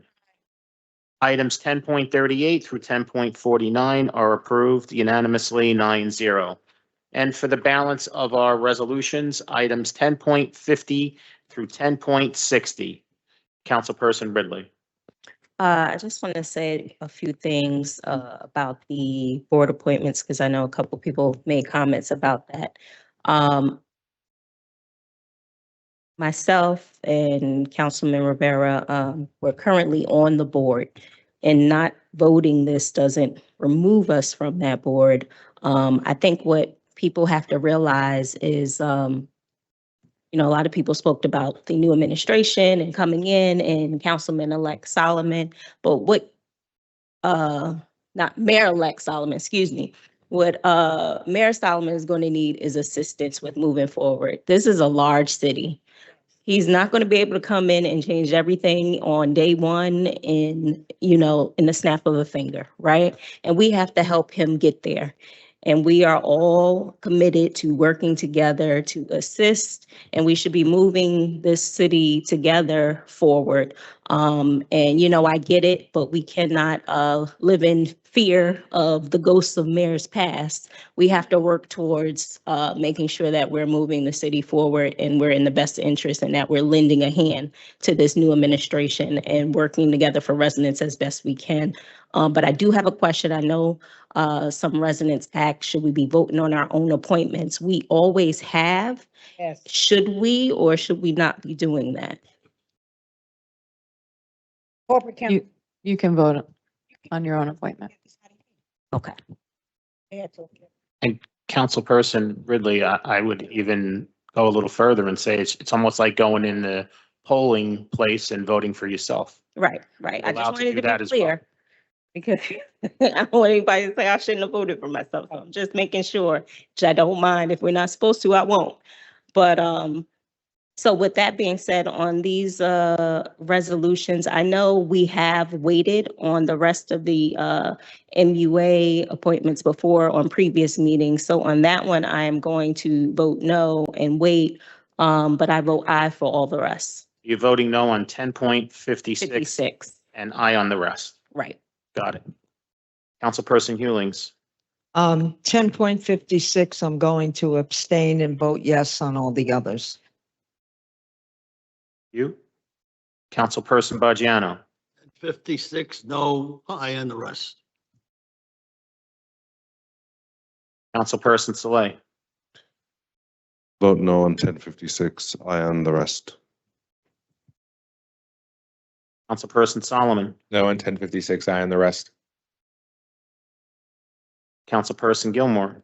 I just want to say, as it relates to the issues and concerns about the appointments, ideally, I understand the argument on the surface. You want the next administration to make appointments, but the person that's leading the next administration, voted in favor. So in light of all that, I vote aye on all but, 56. You're going to vote no on 56? Yes. Okay. Councilperson DeJeece. No on 1056, aye on the rest. And Councilperson Rivera voted no on 56 and aye on the rest earlier. Council President Waterman. No on 1056. And when it comes to the board appointments, part of the challenge that you have in filling them is that people come straight from work and volunteer. Some of these boards are over at 11 o'clock at night, just like we here at the council. You see what time it is, but we get paid to be here, to be perfectly honest. But when you join a lot of the city boards, there is no pay, there is no stipend. And so people come and volunteer, and sometimes it's very difficult to fill these seats in this board on various boards. It's not as easy as people think. And I believe this, though, maybe with the next administration, that they can create some type of stipend. Because I believe that if people come from work and they give their time, there should be some type of stipend because they are definitely, spending time from their family. Some boards do have stipends when you look throughout the state or even in the county. There are some boards that do get stipends. And so moving forward, I hope that these boards do get stipends. So with that, I do vote aye. And then maybe you'll get a pool of people coming in to sit on these boards. Be put. Okay. With that being said, items 10.50 through 10.55 are approved unanimously 9-0. Item 10.56 is defeated 0-8-1 with Councilperson Hewlings abstaining. Items 10.57 through 10.60 are approved unanimously 9-0. Sean, before we leave, I just want to say to everyone, happy holidays, enjoy your family. To all the residents who came out to speak, I've taken everything in. One of the worst things I hate about government is the speed in which it goes. So I understand a lot of the frustrations, but you guys have my commitment to continue to make sure we do things that's always in the best interest of the residents of Jersey City. I don't want any Christmas gifts, but again, everybody, happy holidays. Motion.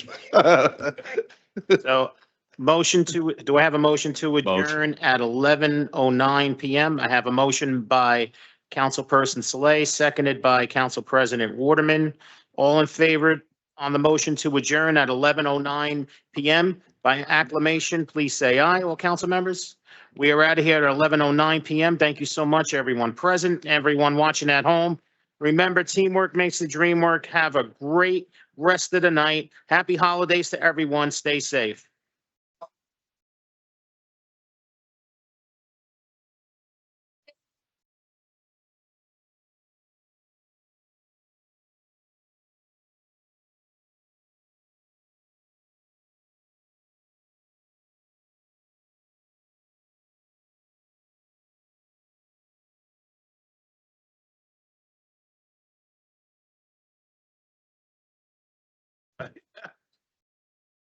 Pray for him too, 'cause I think he's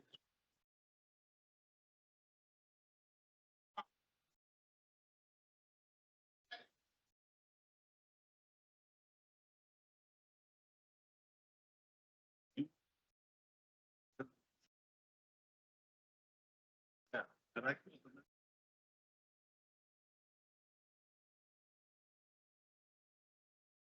Yeah. It was a federal